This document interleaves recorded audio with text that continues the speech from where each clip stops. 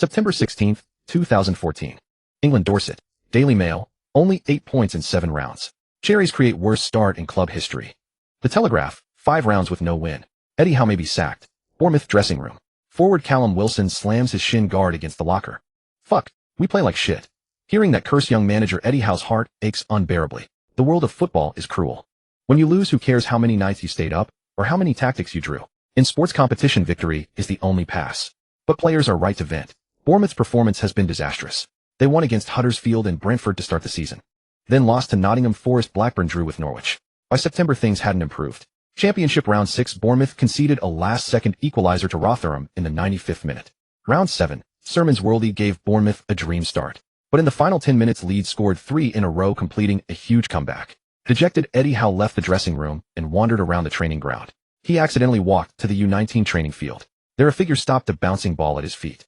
The 47th free kick. That kid seemed to be in a bad mood too. He kept cursing. Eddie knew this boy. U19 squad, 17-year-old Chinese-British youth, Lee Goodwin. Absurd. This world is so fucking absurd. Absurd to the point of no logic. Time travel. You think this is a movie? Playing The King's Return. Where the hell is my cheat? Goodwin stared at the ball at his feet, eyes complex. He had confirmed these days. No system. No golden finger. In his previous life in football, he'd never heard of an English star named Goodwin. Lesu King Goodwin. That's an Australian. I can't be him. Yesterday, when seeing off Jack Simpson, who was loaned to Portsmouth, Goodwin caught a key piece of information. The contract had no recall clause. Only a priority purchase option. This meant the youth department was cleaning out players with insufficient potential. The day before, midfield teammate Jordan Green transferred to League 2 Cheltenham. This summer the U19 squad was uneasy. Nobody knew who would stay and who would go. A loan might be an opportunity. Termination is the end. But Goodwin was safe for now because he was one of the U19's aces. He remembered 5 years ago the cold words of Villa's youth director. Goodwin, your name is at the bottom of the list. We have assessed and unanimously believe you are weak in physical duels, lacking potential. So you are cut. Call your guardian and come to my office to sign the termination. The laughter of former teammates still echoed. Huh. Pretty boy got kicked out. Should have left long ago. Your physicality is softer than my kindergarten brother. English football is a game for tough men. Those contemptuous tones and stares were the deepest thorns in Goodwin's heart. After leaving Villa, he drifted like a rootless weed. He bounced around Birmingham, Middlesbrough, Leicester, Peterborough, Fulham, Northampton. Trials, setbacks, more trials. At 14, the Goodwin was admitted to University College London and joined the school team. Most of his teammates were rejects from various club youth systems. There were U17s from Middlesbrough, Crystal Palace, Sunderland, U15s from Cardiff, Newcastle. When filling in the former clubs' column, Goodwin wrote, Villa U15. That was where the dream began, and where the deepest wound was. On the Bucks field, Goodwin exploded. In his first 10 games, 6 goals, 10 assists. This dazzling stat sheet caught the eye of professional scouts. In 2012, he joined the Cherry U17 squad. In 2013, he was promoted to U19. All thorns, stumbling steps. Fame must come early. Zhang Ailing's famous quote flashed through Goodwin's mind. The Chinese are absolutely the best at adapting to any environment. After a brief confusion, that stubbornness in his Chinese blood surged up. Since I'm here, how can I be mediocre? God threw me here not to be unknown. Goodwin vigorously wiped the sweat off his face. So what if there's no system? The theme song Manon people sing all their lives seemed to echo in his ears. 3 parts destiny, 7 parts hard work, only by striving can you win. He used his toe to grind a clear semicircle on the turf, then stepped back. Run up, swing leg power. Boom. The ball scraped the inside of the post and slammed into the net. In the shadows of the training ground, Eddie Howe's gaze locked onto the young man who had just shot. That face under the lights was stunning. Could rival Zhu Enlong. Returning to the first team manager's office, Eddie Howe paces back and forth. Pacing is the catalyst for his thoughts. A few minutes later, he stops abruptly, grabs his phone, and dials Sean Cooper's number. What? Recommend U19 players for the first team? Cooper's voice is full of surprise. He quickly snaps back to reality. This is good news. Rapidly filtering through positions, Eddie Howe might need to fill Gra. He's one of the U19 starting forwards, scored 18 goals in the youth league last season. I've seen Gra, he's not suitable. Sacks. Defensive midfielder can adapt to several midfield and defensive positions. If you need a versatile midfielder forward, Goodwin can. Cooper's tone carries a special recommendation. This Chinese kid has speed, can run, and his ability to disrupt the front line is top-notch. In the last round against West Ham U19, he had 2 shots with 1 goal, completed 1 indirect assist, and succeeded in 3 out of 4 dribbles. Completed 2 tackles, 8 successful ground duels out of 12. In the previous match, he delivered 2 key passes. His potential in attack hasn't been fully released yet. Boss, some players are like springs, the more pressure the higher they bounce. Eddie Howe pinched his forehead. Besides him, who else? Cooper cautiously reported a few more names, and before he knew it, he had recommended half of the U19 starting lineup. This big list left Eddie Howe dazed. At the edge of the training ground, Goodwin, U19 assistant coach Anthony White walked over and patted the young man who was staring blankly at the goal. What are you thinking about? Goodwin snapped back, sorry, Mr. White. Sean is looking for you, go to his office. Anthony's tone was unreadable. Cooper looking for him now. Could it be about his future? Knock, knock, knock, please come in. Cooper's voice came through. Goodwin pushed open the door. U19 head coach Sean Cooper was buried in a pile of player reports and faxes. This former Bournemouth defender started his career at Portsmouth in 2002. After retiring in 2013, he returned to the club to take charge of the U19 team. It was he who facilitated Jack Simpson's loan move to Portsmouth. Cooper lifted his head, revealing his signature, gentle smile. Have a seat. He gestured to the chair opposite him. Your performances in preseason and last season were quite impressive. Cooper cut straight to the chase. I have faith in you, so I recommended you to the first team. What? Goodwin was struck by an overwhelming wave of surprise. Was this the fortune of a time traveler? Thank you, Mr. Cooper. I will give it my all and never let your trust down. Cooper waved his hand, his smile tinged with a hint of realistic caution. Kid, I just built the bridge. Whether the boss takes a liking to you and whether you can stay depends entirely on your own ability. He shifted the topic, picking up 2 faxes from the desk. Also, 2 clubs have sent inquiry faxes expressing interest in you. Talk it over with your agent. This fork in the road of fate was truly sudden. The original Goodwin might have been lost, but Goodwin, with his faint foresight as a man from the future, knew the outcome of this season. Eddie Howe would lead the team to promotion, choose to coast to a title. He urgently needed to hone himself in real combat. Mr. Cooper, my dream of becoming a professional footballer was once almost extinguished. Bournemouth rekindled it. I want to stay here and play for the Cherries. A glint of admiration shone in Cooper's eyes. Good. Since you've decided, give it 10 times the effort. On the pitch, let your strength and performance speak. You can head back now. Stepping out of the office, Goodwin took a deep breath. Fate, it seemed, always loved to play tricks. That evening, Goodwin received a call from U17 head coach Alan Connell. Goodwin, come out for a chat. I'm at the entrance of Bournemouth University. 10 minutes later, Goodwin saw Connell, who was dressed in casual wear with black-rimmed glasses, exuding an aura of scholarly refinement. He looked less like a coach and more like a university professor. Connell gave him a firm hug, patting his back vigorously. Cooper recommended you for the first team. Yeah, we just talked. What do you think? I want to go. Goodwin's answer came without a moment's hesitation. Connell nodded. This answer was what he had expected. Eddie called me. He also wants your detailed evaluation report from the U17s. He's very capable, and I believe he can work miracles. The owner, Maxim, is increasing the investment this season with the goal of reaching the Premier League. The competition in the championship is fiercer than ever and places in the first team are scarce. He ticked off Goodwin's competitors on his fingers. Up front, Kermorgant and the new signing Wilson are nailed-on starters. Experienced players like Pugh and Pittman can play striker, winger, or drop back to the number 10 role to link up play. Randy Stanislas and Ryan Fraser are the main rotational options up front. If you want to play on the wing or as a second striker, you'll have to compete with those guys. The right midfielder Richie overlaps heavily with your position. Richie is the absolute attacking core, capable of playing left, right, or center. Even if he's injured, the responsibility of orchestrating the attack won't immediately fall on your shoulders. In midfield and defensive midfield, Harry Arter and vice-captain Sermon are solid both offensively and defensively. Their starting spots are secure. In defensive midfield, we also have O'Kane and Sean McDonald. Last year's promoted reserve midfielder McCarthy only gets to feature in cup matches. Goodwin, your attacking talent is good, but getting consistent playing time in the first team will be very difficult. Goodwin's heart slowly sank. Every word Connell spoke hit the nail on the head. This was also the reality. Then, coach, what do you suggest? Connell walked in silence for a few steps, as if organizing his words. The rule in the professional world, ideally, is to hire based on merit. Seniority should have been eliminated long ago. But the reality is you have to use your ability, performance, and victories to smash that door open. Having the skill to help the team win and contribute to the team, that's your true foundation for making it in the first team. Yes, you're right, Goodwin agreed. They fell into a brief silence. With your current ability, playing as a substitute for a League One team wouldn't be a problem. So my suggestion is a loan. A loan to a League One club that can guarantee you consistent playing time. That would be far more valuable for your development than sitting on the bench in the first team. What do you think? Goodwin pondered. There are only about 20 slots in the first team, and every year new players are squeezing in. The team needs results, and youth players want to break through. It's really not easy. Unless I have a unique trait or can enrich the team's tactical approach. Cornell looked at him in surprise. It's good that you have this awareness. I have a friend at Bristol City who is a goalkeeping coach. I can ask him to put your profile directly on the desk of head coach Steve Cotterill. Would you consider going? Bristol City. Goodwin was no stranger to the name. They were relegated from the championship last year. This season they are one of the favorites for promotion in League One. Yes. Cornell had clearly done his homework. I've studied Cotterill's tactics. He's a pragmatist, emphasizing ground play and combining the wings with the center. Defensively, he values positional sense and overall coordination with a high defensive line to compress space for the opponent. He usually uses 4-4-2 or 4-3-3. He further explained, the 4-4-2 allows the midfield to control the game with a flat or diamond shape with the two forwards creating chances through cooperation. The 4-3-3 focuses more on attacking width and layers. The interchanging runs of wingers, midfielders, and forwards can create variations.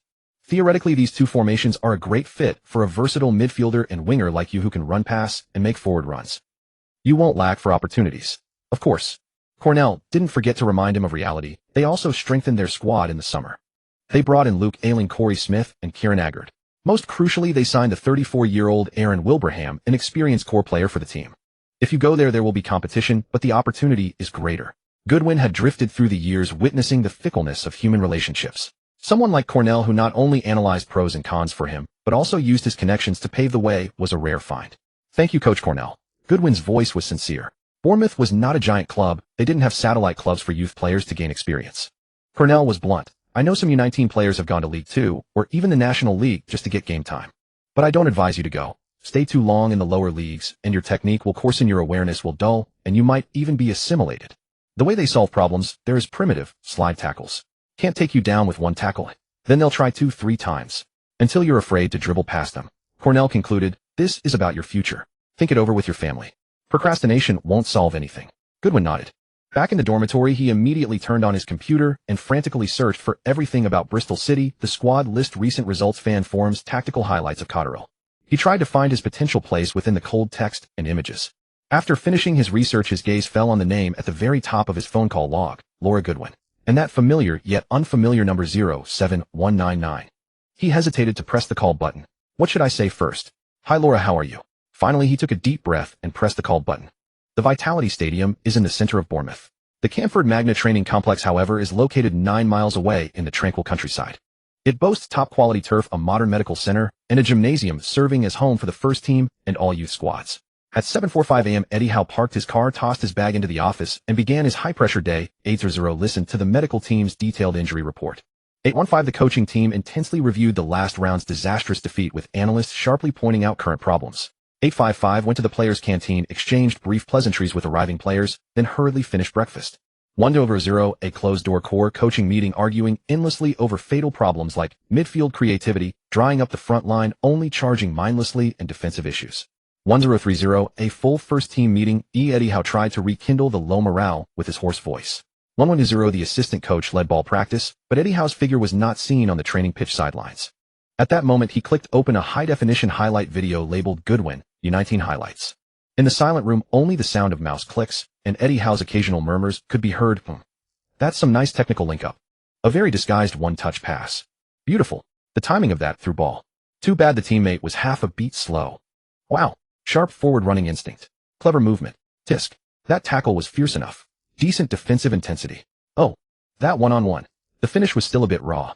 The Goodwin in the video displayed versatility in ball control, passing, escaping defense, and attacking.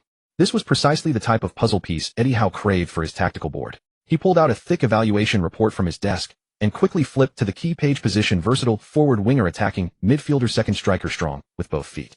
Organizational vision, possesses good game intelligence and passing creativity. Finishing adequate. Forward running instinct, extremely strong. Off the ball movement, highly threatening. Mental attributes, exceptionally strong desire to win. Speed: sprint speed 8.95 milliseconds, surpassing the Premier League average standard of 7.28 milliseconds for a 30-meter sprint. Endurance: excellent with a large running coverage area. Body fat percentage 7.9. Agility and balance, upper middle range for his age group. Successful tackles: 15 successful interceptions, 15 successful clearances, 15 successful dribbles, 25 aerial duels, 110 notable weaknesses: long passing, 65 success rate, poor consistency. Heading weak, aerial ability, needs significant improvement. Emotional control, obvious tendency for retaliation after being maliciously fouled. Physicality rating B grade, injury risk rating A grade, low risk, no significant injury history, current ability assessment League 1 level. Potential assessment, not fully developed, lacks practical experience in higher level leagues. Development suggestion, highly recommend loaning to League 1 or a higher level for consistent playing time.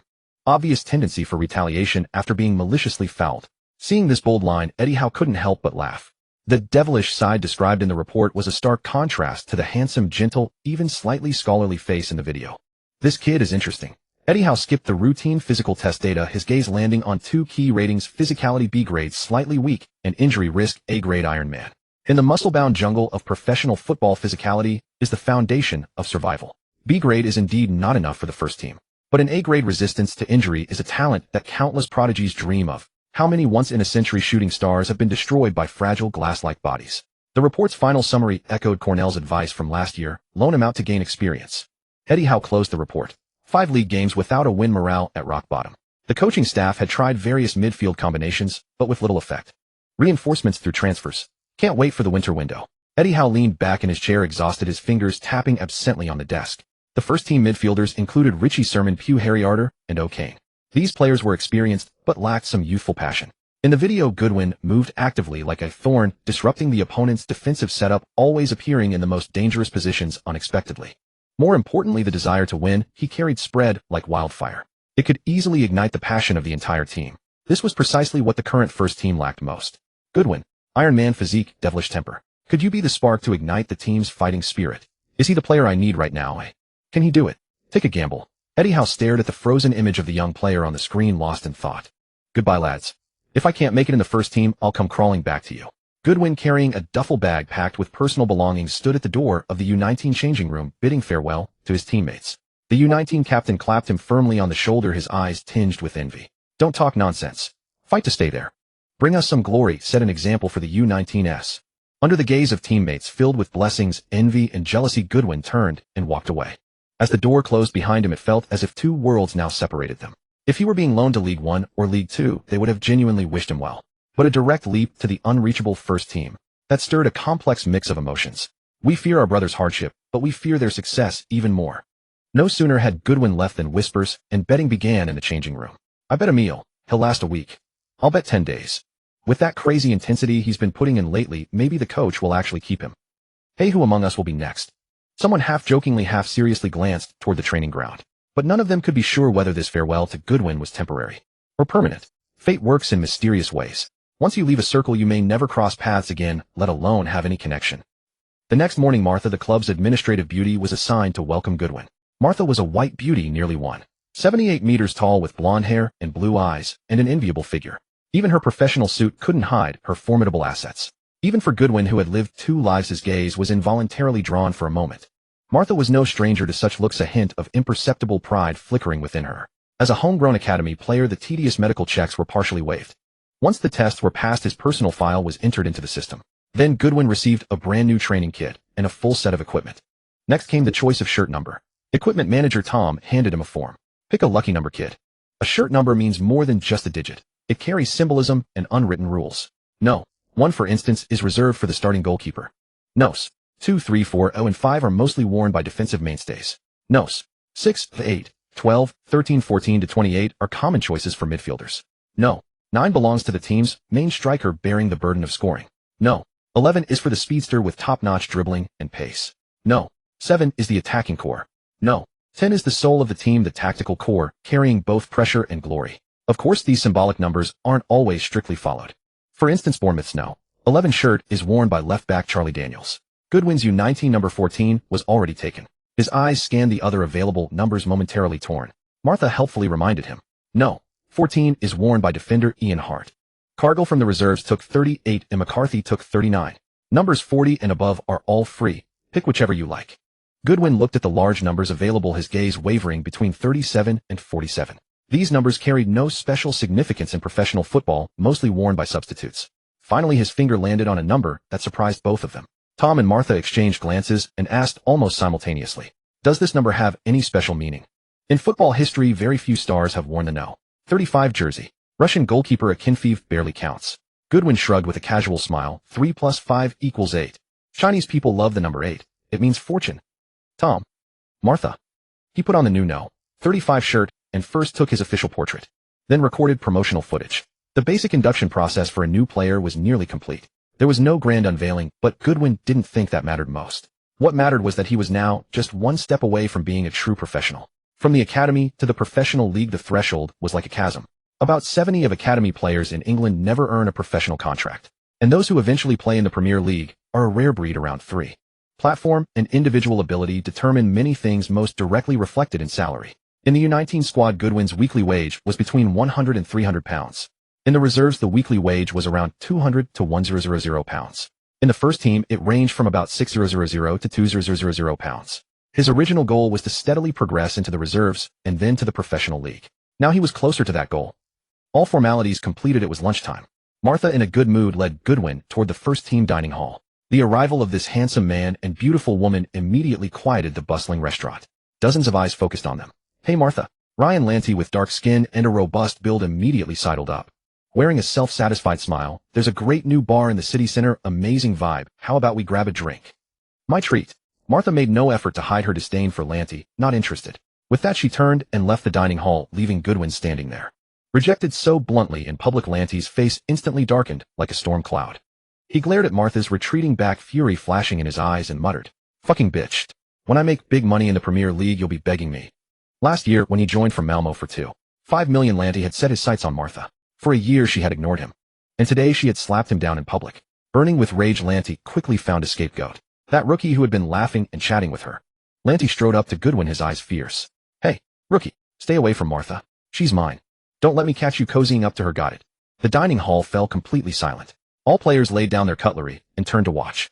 It was normal for a rookie to be put in his place in professional football, but Lanty was arrogant, selfish on the ball, and unpopular in the squad. His teammates almost wanted to see him humiliated. They also wanted to see how this kid who had been fast-tracked by the coach would handle it. Goodwin met Lanty's intimidating gaze with a cold sneer. "Who the hell are you? You don't even know me." Lanty was stunned. He couldn't believe his ears. Wait, was this rookie actually talking back to him? What gave him the nerve? Lanty was furious. Goodwin stepped forward, his tone aggressive. "Are you famous? Does everyone in England, everyone in Bournemouth have to know you? Look me in the eye and tell me. And why should I care who you've got your eyes on?" With undisguised mockery, Goodwin added, "I think you're element 51 on the periodic table, antimony." This barrage of soul-searching questions, paired with his upright posture and fearless gaze, made the players' eyes widen. It was the complete opposite of the timid rookie they had expected. Someone couldn't help but laugh, then quickly covered their mouth. Lanty was left speechless, his face dark with rage. He didn't get the chemistry joke, but the merciless humiliation drove him into a violent fury. Another public slap in the face. Lanty's veins bulged on his forehead, his fists clenched with a crackling sound. "Fuck you. Kid, you've got guts. We'll see about that." He spat out his threat. Like a wounded beast, he slumped back heavily into his seat. Goodwin ignored Lanty and calmly walked to the buffet counter to get his meal. Grilled chicken, pan-seared salmon, mixed vegetable salad, quinoa, whole wheat bread, fresh fruit. This was the standard meal for a professional player. As he turned with his tray, a steady voice came from behind. "Hey rookie, come sit over here." It was Vice Captain Andrew Sermon. Sermon smiled and waved Goodwin over, indicating the empty seat beside him. This gesture silently signaled the Vice Captain's stance. "Thanks, Captain." Goodwin walked over and sat down. Vice Sermon corrected with a smile, extending his hand for a firm handshake. "Welcome to the first team." "That was pretty bold of you just now." He lowered his voice, offering advice from experience. "When you come up against an idiot like that on the pitch, don't go head to head. Protect yourself, just pass the ball to a teammate. Going head on will only get you hurt." Goodwin nodded seriously. "Understood. Thanks for the advice, Captain. I'll keep that in mind." "Hey kid." Mark Pugh leaned over, sizing up Goodwin. "With a face like yours, you should be in Hollywood. What a waste to play football and get all wind beaten." Sermon laughed. "Ignore him. Pugh can't stand any man who threatens his title as the fourth best-looking guy in the squad." "Oh." Goodwin raised an eyebrow, looking at Pugh with an expression of understanding. "So, Pugh is a man with stories. Everyone who walks the world has stories." This teasing remark immediately bridged the distance between them. Pugh chuckled and raised his water glass to clink with Goodwin. Goodwin thought for a moment, then added with a straight face. "Putting facts aside, Pugh's looks are definitely the ceiling among ordinary people. Even I wouldn't dare claim a sure win. Just a narrow victory." "Uffed. Ha ha ha. Putting facts aside. That's brilliant." The dining hall erupted in laughter, the atmosphere instantly lightening. Callum Wilson chimed in from behind. "You're much more charming like this than before. If you've got more to say, I'd love to hear it." Wilson instantly took a liking to this new teammate who was neither humble nor arrogant and had a great sense of humor. Sermon also teased, "I think you've got the potential to be the team's spokesperson at press conferences. Top-notch wit and reactions." Goodwin's confident and composed demeanor, laced with a touch of humor, quickly won him the favor of many teammates. Confident without arrogance, sharp yet tactful. "This rookie is interesting." Just then, Captain Simon Francis returned from Eddie Howe's office. He formally presided over a brief welcome ceremony in the dining hall. He said a few polite words, then asked Goodwin to introduce himself. After that, the senior players took turns stating their names and positions. Bournemouth's squad was a multinational coalition: English, Scottish, Irish, French, South African, Zimbabwean. Most could speak some English, so language was not a barrier. "Welcome Lee Camp, goalkeeper. Darius Flahaven, goalkeeper. Artur Boruc, Polish goalkeeper. Steve Cook, center back, welcome. Tommy Elphick, center back. Charlie Daniels, no. 11, a left back. I used to play for Leyton Orient too. Let's train together sometime. Okay, no problem. Goodwin readily agreed. Ian Hart. Adam Smith. Elliot Ward. I'm Bailey Cargill, center back, reported a bit earlier than you. As a fellow newcomer with no position conflict, Cargill was friendly. Mark Pugh, the officially recognized fourth handsomest man in the squad. Welcome. Have some shame. Pugh's statement drew boos and jabs from his teammates. Thanks, fourth handsomest. Goodwin played along. Dan Gosling. Ewan O'Kane. Matt Ritchie from Scotland, welcome. Sean MacDonald, Scottish midfielder. Harry Arter. Jack McCarthy, promoted from the reserves, brother. When it was Lanty's turn, he deliberately straightened his back, his tone arrogant and provocative. Listen up, rookie. My name is Ryan Lanty. From South Africa. 2 years ago, I won 3 titles at Orlando Pirates. 3. Last year, I won the league title at Malmo. Lanty deliberately ignored his embarrassing record of just 3 goals in 29 appearances for the Cherries last season. He tried to overwhelm Goodwin with past glories. Ritchie curled his lip to one side. That black bastard had wasted countless of his assists. Goodwin turned directly to the player next to him as if Lanty were air. This sent Lanty into a rage again. Stanislas.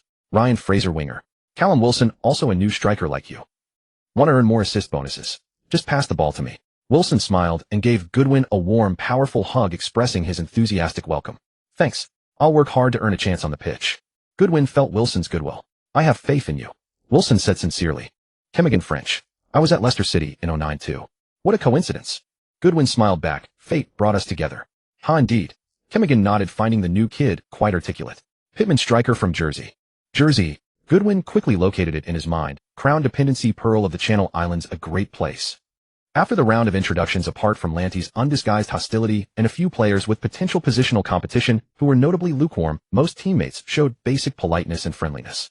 Vice-Captain Sermon's eyes flickered with approval. This kid was composed and seasoned beyond his 17 years. He had handled the self-introduction with ease, even able to catch and return jokes. This composure far beyond his age was the confidence Goodwin had built from living 2 lives. Goodwin's smooth integration into the first team only made Lanty feel more wounded. Eddie Howe gave the entire first team squad a thorough dressing down, then left the training ground with a grim, iron-gray face. The players silently put away their training equipment. Every player felt deeply frustrated. Morale had taken a severe blow, not because of the boss's reprimand, but because they had once again failed to secure a victory in yesterday's match. On September 20th, 2014, the 8th round of the championship, Bournemouth faced Watford away. In the 4th minute, Ian Hart blasted the penalty kick created by Wilson high over the bar. In the 63rd minute, Ritchie assisted Harry Arter, who scored, giving the Cherries the lead away from home. In the 67th minute, defender Cook slide tackled Tazer at the edge of the box, sparking a major melee. Vice-Captain Sermon and Harry Arter were caught in the pushing and shoving. The referee only managed to calm the dispute after brandishing for yellow cards. In the 83rd minute, Cathcart equalized for Watford. In the dying moments of the match, forward Wilson and defender Elphick each received a yellow card. The game ended in a 1-1 draw. This fiery battle, marked by 7 yellow cards, left the Cherries enduring a 6-match winless streak in the league. After Eddie Howe left, assistant coach Steve Fletcher organized the players for recovery training. It was his daily routine. Captain Francis beckoned to Goodwin, who immediately jogged over. Let me tell you the first team rules, Francis said rapidly. Arrive at the club before 9 a.m. every day. The daily routine for the first team is basically training preparation, matches, training preparation. There are training sessions every week, each lasting between 60 to 90 minutes, with the content decided by the coaching staff in meetings. Open training sessions allow for free play. Targeted training mainly involves small tactical combinations, individual techniques, weak foot training, angles, power center of gravity, anticipation, creating space, accelerating and decelerating while dribbling, changes of direction, ball control, shooting, and more. Occasionally there are 7v7, 9v9, or 11v11 simulation matches, and you can request to try a new position. Physical and tactical training is scheduled from Monday to Thursday. The day after a match, come to the base for simple physical recovery, followed by a summary and training session.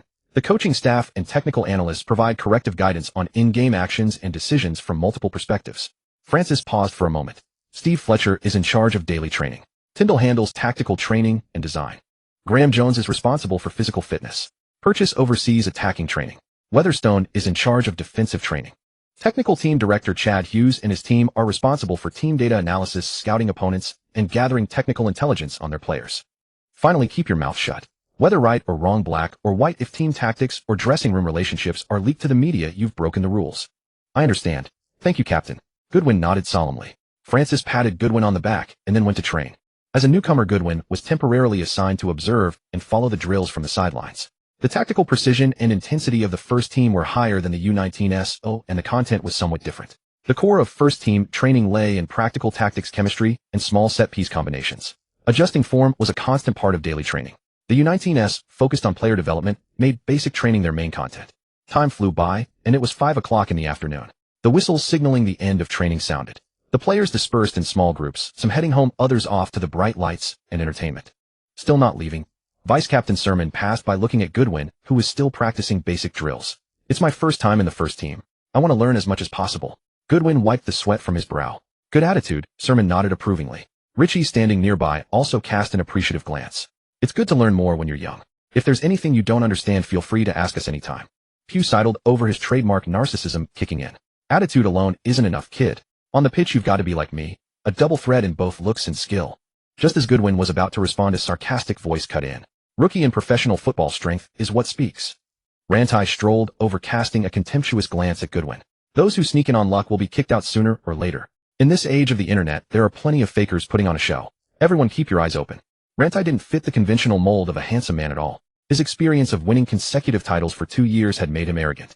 He had landed in England with high ambitions, only to find to his dismay that the defenders and goalkeepers in the championship were utterly clueless. They were always getting in his way. In the 13-14 season, Bournemouth finished 10th in the league, missing out on the promotion playoffs. A lack of firepower up front was one of the reasons. In January of this year, Frenchman Kermorgant joined Bournemouth from Charlton, turning Rantai into a rotational player. In July, Bournemouth spent €3.7 million to bring in Wilson, the top scorer for Coventry in League One. During the preseason, Wilson demonstrated strong adaptability and goal-scoring ability, quickly securing a starting spot and further reducing Rantai's playing time. For a striker to score more goals, he needs teammates who can deliver good passes. This was why Wilson had proactively shown goodwill to Goodwin in the cafeteria. The two were, so to speak, mutually attracted as newcomers. Rantai was already deeply unhappy about Wilson taking his starting spot, yet he lacked the ability to win it back. So he could only vent his impotent rage through verbal abuse directed at the newcomer. Sermon, Richie, and Pugh remained silent. Goodwin suppressed his irritation, silently reciting, "Don't argue with a fool about right and wrong, don't discuss right and wrong with a petty person. Forgive others, liberate yourself." Beep. Eddie Howe's whistle cut through the oppressive atmosphere of the training ground. 11 versus 11 scrimmage match, 90 minutes. Assistant coach Steve Fletcher began reading out the lineups. Red team goalkeeper Camp U, defenders Cargill, Adam Smith, Francis, Captain Cook. Midfielders O'Kane, Sean MacDonald, Pugh, Goodwin. Forwards Wilson, Ryan Fraser. Yellow team goalkeeper Flahaven, defenders Daniels, Ian Hart, Elphick, Jack McCarthy. Midfielders Sermon, Harry Arter, Richie. Forwards Kermorgant, Randy Pittman. Even in an internal training match, the key players dared not take it lightly. A poor performance could mean a spot on the bench for the next game. Both teams were a mix of starters and substitutes. To add motivation, the two teams agreed. The losers treat the winners to a night at the bar. With this small wager, the atmosphere immediately changed, replaced by a fierce will to win. "Fletcher, I'm leaving the red team in your hands. A soldier who doesn't want to be a general isn't a good soldier." Similarly, an assistant coach also aspires to become a head coach. An internal team training match was a perfect opportunity to test an assistant coach's command abilities. "Everyone watch your tackles, don't injure anyone. We have to travel to Cardiff City on Wednesday for the League Cup. When you get the ball, pass it to Goodwin as much as possible. Goodwin, you need to release the ball quickly, be careful not to get dispossessed, and when the time is right, join the attack." Fletcher's instructions made it clear to the red team players that the coaching staff wanted to assess Goodwin's abilities. Wilson patted Goodwin on the shoulder and raised his eyebrows at him. Beep. The red team kicked off first. Wilson passed the ball to Fraser, who played it back to O'Kane. O'Kane initially thought about passing to Goodwin, but after a moment's hesitation, he passed it to Pugh instead. By the time O'Kane had the ball, Goodwin had already moved into a good position. But O'Kane didn't trust him and habitually chose to pass to a more familiar teammate. Pugh was under close pressure from Sermon. O'Kane's pass wasn't the most optimal one. Goodwin ran over to provide support, but O'Kane was ahead, raising his hand to call for the ball. Pugh then passed it back to O'Kane. Harry Arter charged in. O'Kane hurriedly lifted the ball forward, and it struck Arter, going out for a throw-in. "O'Kane, watch your teammates' runs." Fletcher roared from the sidelines, extremely displeased with his failure to execute the tactics. O'Kane launched a long throw-in into the box, aiming for Fraser, but the ball was headed clear by Elphick. The yellow team launched a quick counterattack. The yellow team's three midfielders, Harry Arter, Richie, and Sermon, played a fluid 1-2 combination in the middle of the park. Reaching the attacking third, Arter suddenly unleashed a through ball that sliced through the red team's defense. "Beautiful." "Oh." The cheers instantly turned into sighs. It turned out Rantai was a half-step slow in his run, and the wily Francis stepped in to intercept the ball. Attack. The red team's counterattack was swift as lightning. Francis immediately distributed the ball wide to Smith. Pittman moved to intercept, but Smith feinted and swiftly dribbled past him, then immediately knocked the ball square towards Goodwin. Sermon cut in from the left to intercept. Goodwin calmly assessed the situation. With a sharp feint and a drag back, he executed a clean V-drag, deftly evading the challenge. He then immediately accelerated forward, instantly creating distance from Sermon. Pass it to Pugh quick, Fraser yelled. Eddie Howe watched Goodwin from the sidelines. Pugh wasn't fast enough. If Goodwin passed to him now, it would squander the opportunity. Goodwin didn't pass. His eyes caught a red phantom making a run. It was Wilson. Wilson feigned a forward run to draw the defense, then suddenly checked his run and darted into a gap in the defensive line. Thump. A perfectly weighted, timed, and angled low diagonal through ball. The ball sliced through the gap between Elphick and Hart with surgical precision. Wilson understood the intention perfectly and arrived on cue. Facing the on-rushing Flahaven, he unselfishly squared the ball, allowing McDonald to tap it into the empty net. Red team takes the lead. See. Fraser was stunned. He had just thought the rookie was acting on his own, who was there to receive his pass up ahead. But the next second, he was proven wrong. Yes. Wilson immediately gave Goodwin a thumbs up. That pass was brilliant. Randy couldn't help but glance at Fraser nearby, only to find Fraser also looking at him. Their eyes met, both filled with shock and confusion. A fluke. It must be a fluke. Randy and Fraser couldn't believe U19 had a player of this caliber. Several other players shared their sentiment. Of course, opinions varied. That was a good pass just now. Rich couldn't help but praise. Still have a lot to learn from you. Goodwin smiled and returned the compliment. The yellow team, with possession again, quickly advanced the ball into the red team's half. Randy raised his hand for the ball in the corner of the penalty area. Pittman hesitated for a moment before chipping it over. Randy leaped with effort, but Cargill behind him struck him viciously with his elbow. A sharp pain shot through Randy's waist. He lost his balance and fell to the ground, losing possession. The temporary referee, Dindar, signaled to play on. O'Kane got the ball and immediately launched an attack. FK. Randy cursed through the pain, struggling to his feet to chase back. O'Kane passed to Sean McDonald, who, seeing Sermon closing and didn't hesitate, and launched a long ball towards Fraser at the edge of the box. Bang! Fraser tried to use his pace to get past Daniels. But the veteran Daniels, rich in experience, made a precise tackle to poke the ball away. Trying to get past me. Dream on, Daniels sneered. The ball rolled to McCarthy, who, without adjusting his feet, unleashed a fierce volley.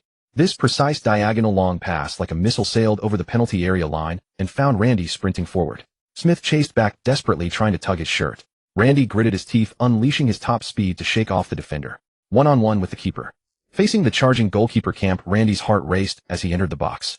I am the hero. Right at this moment, Randy suddenly swung his right foot. The shot was clean and decisive, giving the goalkeeper no time to react. Camp turned back towards the goal in despair, astonished to see the ball whistling over the crossbar.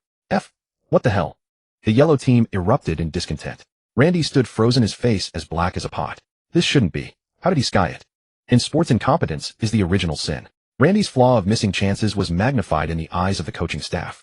The expensive acquisition became a nightmare and a stain on the Cherries transfer department.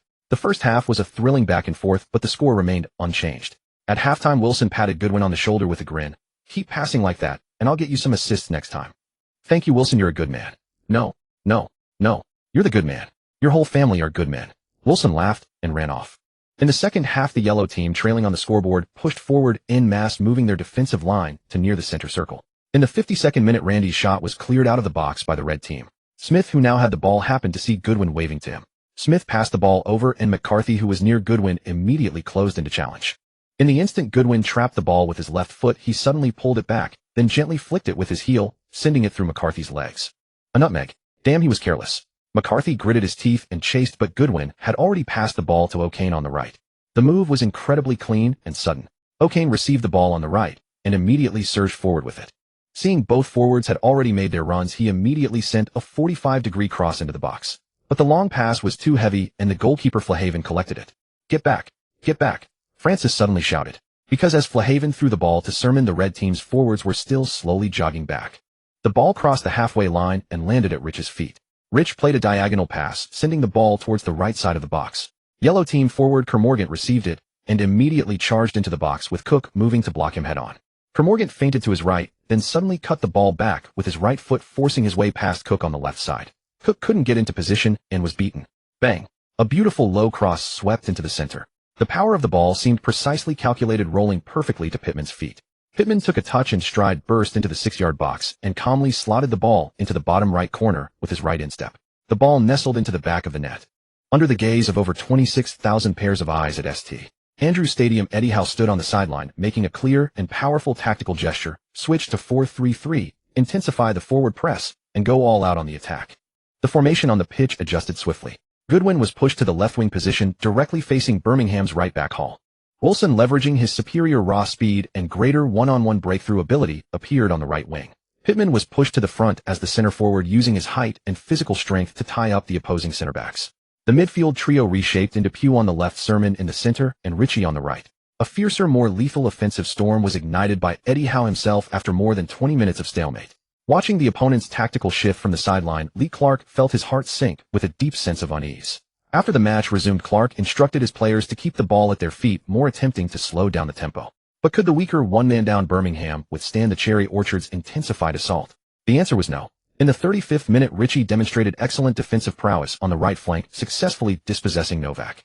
Securing the ball, Ritchie hesitated not a moment, bursting into acceleration instantly. Novak instinctively reached out to grab him, but remembering the yellow card he already carried, his action was delayed by no more than half a second. That half second was all Ritchie needed. He shook off Novak's challenge, dribbling to a position level with the edge of the penalty area. By then, Wilson had already used his speed to shake off left back Grounds, the two running almost parallel. If Ritchie passed, Wilson could cut inside for a one-on-one with the keeper. But Ritchie made a more astonishing choice. He dragged the ball back with his right foot, executed a sudden stop and turn, then dribbled laterally inward with his left foot, charging straight for the center. Red team scores the winning goal. That pass was absolutely incredible. Wilson roared as he leaped onto Goodwin's back. In this moment, every player understood that those two penetrating passes through the defense were no mere accident. It was the ability to read the game, precise footwork, and a calm mind. The looks Rich Pugh and others gave Goodwin were filled with genuine respect. In the final minutes, Red team players began actively passing the ball to Goodwin to build the attack. He transformed into the midfield commander, running tirelessly, covering vast ground, always appearing at the crucial receiving points. Facing pressure, he would either make a quick pass or change rhythm to break free, organizing Red team's offense with perfect clarity. In the 90th minute, Rich used a Cruyff turn in the backfield to bypass Kiggle, launching a long pass for the final assault. Comagant surged forward at high speed, almost breaking away alone. Francis launched himself in a desperate sliding tackle to clear the ball. Comagant, having missed his golden opportunity, pounded the turf in frustration. Yet he quickly regained his composure, adjusted his shin guards, and swiftly rose to his feet. Because the match had ended. Red team won 2-1. This newcomer is truly remarkable. He's excellent in every aspect except for those high long passes. Assistant coaches exchanged whispers on the sideline, praising Goodwin's performance without ceasing. As soon as Eddie Howe returned to his office, he received the statistics sent by the assistant coach. Landy 5 shots, 2 on target, 0 goals, 0 assists. Goodwin 2 shots, 1 on target, 0 goal, 1 assist, 6 dribbles, 4 successful, 5 aerial duels, 2 successful, 4 tackles, 11 ground duels, 6 successful. Eddie Howe frowned deeply, his eyes brimming with disdain for Randy. As a distinguished coach who had led Bournemouth through 4 seasons, he had personally guided the team from League 2 to the Championship. He held immense authority within the club, who no player dared to challenge his command. Randy's reckless long-range shots and unruly one-on-one behavior had pushed him too far. On the training pitch the next day, Goodwin maintained his usual dedication. His soaked training jersey clung to his back as every sprint and pass carried the sound of wind slicing through the air. He demanded perfection from himself, focusing intently on every movement without a trace of slackness. Many teammates couldn't help but give him a thumbs up at his earnest demeanor. "What a training maniac," you panted with hands on hips, admiration sparkling in your eyes. "If I had been half as serious back then, I might have been a star by now instead of scraping by in the Championship." Suleiman wiped sweat from his brow and sighed. Goodwin not only earned praise from his teammates, but also made a strong impression on the coaching staff. For any player, gaining recognition from the coaching staff was crucial. At the coaching meeting, Eddie Howe pointed at Cardiff City's crest on the tactical board, his gaze resolute. "We need fresh blood to spark the locker room for Saturday's League Cup match." Assistant coach Fletcher reviewed the training reports and nodded in agreement. "That kid's performance in the group stage deserves recognition, but playing him is too risky. Having him sit on the bench to experience the atmosphere of professional football is the safest path for growth," Eddie Howe stated. Technical director Hughes pulled up a data projection and analyzed his running coverage. "Is impressive, his training attitude is solid, and his psychological evaluation shows top-tier stress resistance. However, the League Cup's pressing intensity is far fiercer than internal matches. That's exactly why he needs to witness hell firsthand," Eddie Howe declared firmly. Sitting on the bench in the maelstrom of professional football is the fastest way to grow. On the afternoon of September 23rd, Eddie Howe announced the match lineup in the locker room. Forwards: Wilson, Stanislas, Pittman, Randy. Midfielders: Daniels, O'Keefe, Gosling, Shawn, MacDonald, Pugh, Ritchie, Jack McCarthy. He deliberately paused, scanning the corner of the room. "Goodwin." "What?" Randy looked up sharply, doubting his own ears. Goodwin, seated in the corner, was equally stunned and whispered to Wilson beside him, "Did they include my name?" "I think I made the lineup." Wilson nodded reassuringly and encouraged him. "Yes. Your name's here. Good luck." Soon Goodwin's mother, Laura Goodwin, heard the news. Her voice trembled with excitement. "Son, I'll take leave right away. A ticket to Cardiff only costs 79. I want to witness your professional debut with my own eyes. Goodwin gripped his phone, gazing at the lights of the first team training facility outside his dorm window, his tone calm, yet firm. Don't come. I'm not playing this time. But what if? Or what if the team needs a surprise? Or what if it's the final minutes? There's no what if. My name is simply the last on the midfield list. If you come here, I'll lose focus. After a long silence, a sigh came through the line. All right, you child. Goodwin smiled softly. Having lived 2 lifetimes, he was long past the age of deluding himself with fantasies. September 24th, 2014 Saturday. Bournemouth faced Cardiff City in the 3rd round of the League Cup. The League Cup, officially known as the EFL Cup, is organized by the English Football League. Participating teams include Premier League, Championship, League 1, and League 2 clubs. A total of 92 professional teams qualify annually. The first round features League 1 and League 2 teams. The second round adds Championship teams to the winners of the first round. Premier League teams enter from the 3rd round onward. The League Cup format involves random draws from the first round, with lower-tier teams hosting home games and matches decided within regular time. Semifinals are 2-legged. If tied, the second leg goes to extra time, followed by a penalty shootout to determine the advancing team. The League Cup winner qualifies for the Europa League, entering at the 3rd qualifying round. Liverpool has won the trophy 8 times, the most in its history. Aston Villa and Chelsea each follow with 5 titles. For most smaller clubs, participating in the League Cup primarily serves to develop young players and earn promotion bonuses. Each additional round in the League Cup brings over €1,000 in prize money. This sum is vital for clubs with tight budgets. Bournemouth's financial situation is stable, so naturally, they hope to play more matches in the League Cup to secure more prize money and development opportunities. Bournemouth's opponent in the 3rd round was Cardiff City. After 8 matches, Cardiff had accumulated 9 points and had not won in their last 4 league games, a situation mirroring Bournemouth's own struggles. Cardiff is the capital of Wales, located on the southern coast of Wales. It is the largest city in Wales and an important hub for commerce, culture, and sports. Cardiff City's home stadium is Cardiff City Stadium. For the first time as a professional player, Goodwin stepped onto this bustling arena from the away team's bench. The roar of 30,000 fans pounded against his chest like physical fists, far more brutal than the sparse applause of U19 league matches. On the field, Bournemouth's half-starter Cherry Army crushed Cardiff City. In the 9th minute, Gosling scored in a chaotic scramble near the goal. In the 22nd minute, Daniels scored with a diagonal pass from Okeane's flank. Goodwin's pupils narrowed. The route was identical to his assist for Wilson in the group stage, but Cardiff's defenders pressed 1 second faster. In the 33rd minute, Gosling scored again, making it 3-0. In the 37th minute, Cardiff City made a substitution, bringing off South Korean midfielder Kim Poo-kyung. This star, signed from Cerezo Osaka for $3 million in 2012, now looked struggling on the championship pitch. Seeing Kim Poo-kyung substituted, Randy suddenly sneered from the bench. Look at that Korean. Substituted before halftime. What a disgrace. Goodwin remained silent. He stared at Kim's trembling back, which overlapped with the memory of himself being kicked out of Villa's youth academy 5 years earlier. Professional football does not sympathize with tears. On September 27th at Dean Court Stadium, despite Goodwin's refusal, Laura eventually showed up at the south stand with her friend Sarah. When the stadium camera panned over Goodwin, Laura grabbed Sarah and screamed excitedly. See that? That's my son. Sarah helplessly held up a hand-drawn banner that read GD win victory. In the 70th minute, Comagant assisted Francis, putting Bournemouth 2-0 up against Wigan Athletic. However, when she noticed Goodwin wasn't among the players warming up on the sidelines, Laura slumped in despair. Why haven't they substituted him yet? Her friend poked her forehead and teased, greedy. Your son is only 17 and made the lineup twice. Don't you know how many championship players never even get this chance? Ultimately, Bournemouth defeated Wigan Athletic 2-0, ending their 6-game winless streak. Wigan had a tough month too, drawing 1 and losing 3 in 4 matches. In the locker room celebration, Goodwin leaned against the wardrobe, feeling he couldn't taste the sweetness of victory without having bled for it. Meanwhile, Randy remained silent in the opposite corner. He came on in the 87th minute and touched the ball only 3 times before the match ended. His share of the victory felt diminished. After the 9th round of the championship, Watford led the table with 19 points and strong attacking power, scoring 21 goals. Norwich followed closely with 18 points, showcasing excellent defense with only 6 goals conceded. Middlesbrough ranked 3rd with 16 points, keeping a clean sheet in their last 5 matches.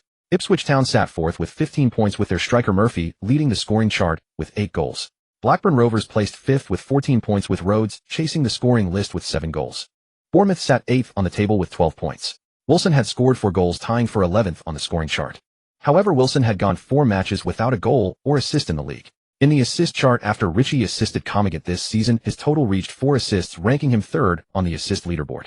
The top 2 assist leaders were Norwich's Redmond, 6 assists, and Watford's Anya, 5 assists. Wilson squeezed beside Goodwin, hooking his neck. What's the rush? The coach has put you on the bench twice. The signal is clear enough. He lowered his voice. Maybe your debut is next match. Derbyshire's left back moves as slowly as a sloth. The right back's defensive ability is weak. Study Derbyshire defenders' defensive habits. Goodwin smiled. Just then Randy's cold laughter suddenly rang out. The championship isn't a children's playground. Don't think you can. On October 1st, 2014, the scorching heat wave of China's National Day Golden Week swept over Britain. Bournemouth, a coastal town, welcomed 2,876 Chinese tourists that day, setting a historical record. The fluttering red flags and familiar hometown accents made Goodwin vaguely recall the grandeur of past holiday celebrations. That evening, the 10th round of the EFL Championship kicked off with Bournemouth set to take on Derbyshire away from home. Derbyshire, nicknamed the Rams, boasts a rich historical legacy. With 13 points accumulated in their first 9 matches this season, they sit in 7th place, scoring 12 goals and conceding 10, a balanced performance in both offense and defense. Before the match, Eddie Howe clearly marked 2 names on the tactical board. England U21 prodigy Will Hughes and the sharpshooter Chris Martin, who has already scored 4 goals. He emphasized, "I want these 2 locked down." In the locker room, Wilson winked forcefully at Goodwin, lowering his voice with confidence. "You're definitely on the lineup today." The 2 fullbacks from Derby. One turns as slowly as a sloth, the other blocks like a noodle. They're tailor-made for you to exploit. Goodwin's heart beat slightly faster. Over the past few days, studying the match videos had indeed confirmed Wilson's assessment. He had rehearsed countless scenarios in his mind of breaking through the opponent's flanks, waiting only for the real match. At that moment, Eddie Howe's voice rang out again, beginning to read the lineup. One name after another came from his mouth. Wilson Comoget. Midfield, Sermon, Richie Daniels, Gosling, Pugh. Goodwin's heart rose bit by bit. Eddie Howe paused, his voice, his gaze sweeping across the locker room. McCarthy. The last name was spoken. Goodwin was not on the list. In the corner, Randy couldn't suppress a smirk, forming a mocking curve on his lips. He turned silently toward Goodwin, his lips exaggeratedly opening and closing, clearly mouthing the words, "Go back to U19, rookie." "Coach," Wilson exclaimed in surprise, his voice piercingly loud in the silent locker room. Eddie Howe's cold gaze swept over them like a blade, plunging the room into an immediate, suffocating silence.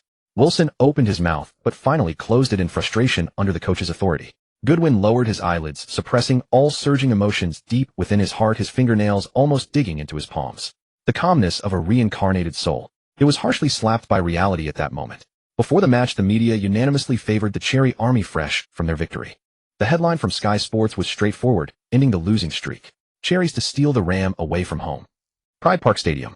In the first half, the Cherry Army took the initiative, their attacks like a surging tide. 28th minute, Wilson went in alone with the ball, but the ball somehow slipped past the goal.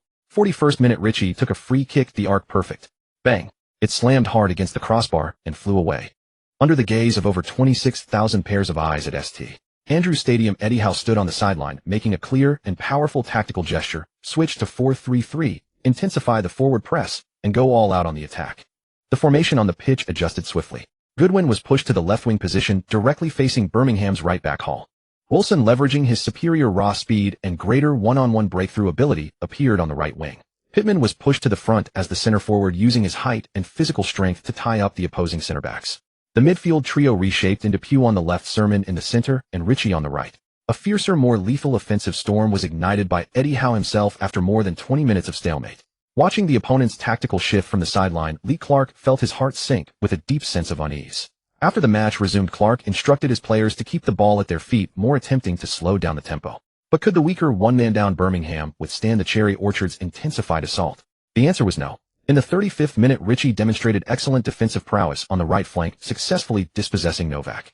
Securing the ball, Richie hesitated not a moment, bursting into acceleration instantly. Novak instinctively reached out to grab him, but remembering the yellow card he already carried, his action was delayed by no more than half a second.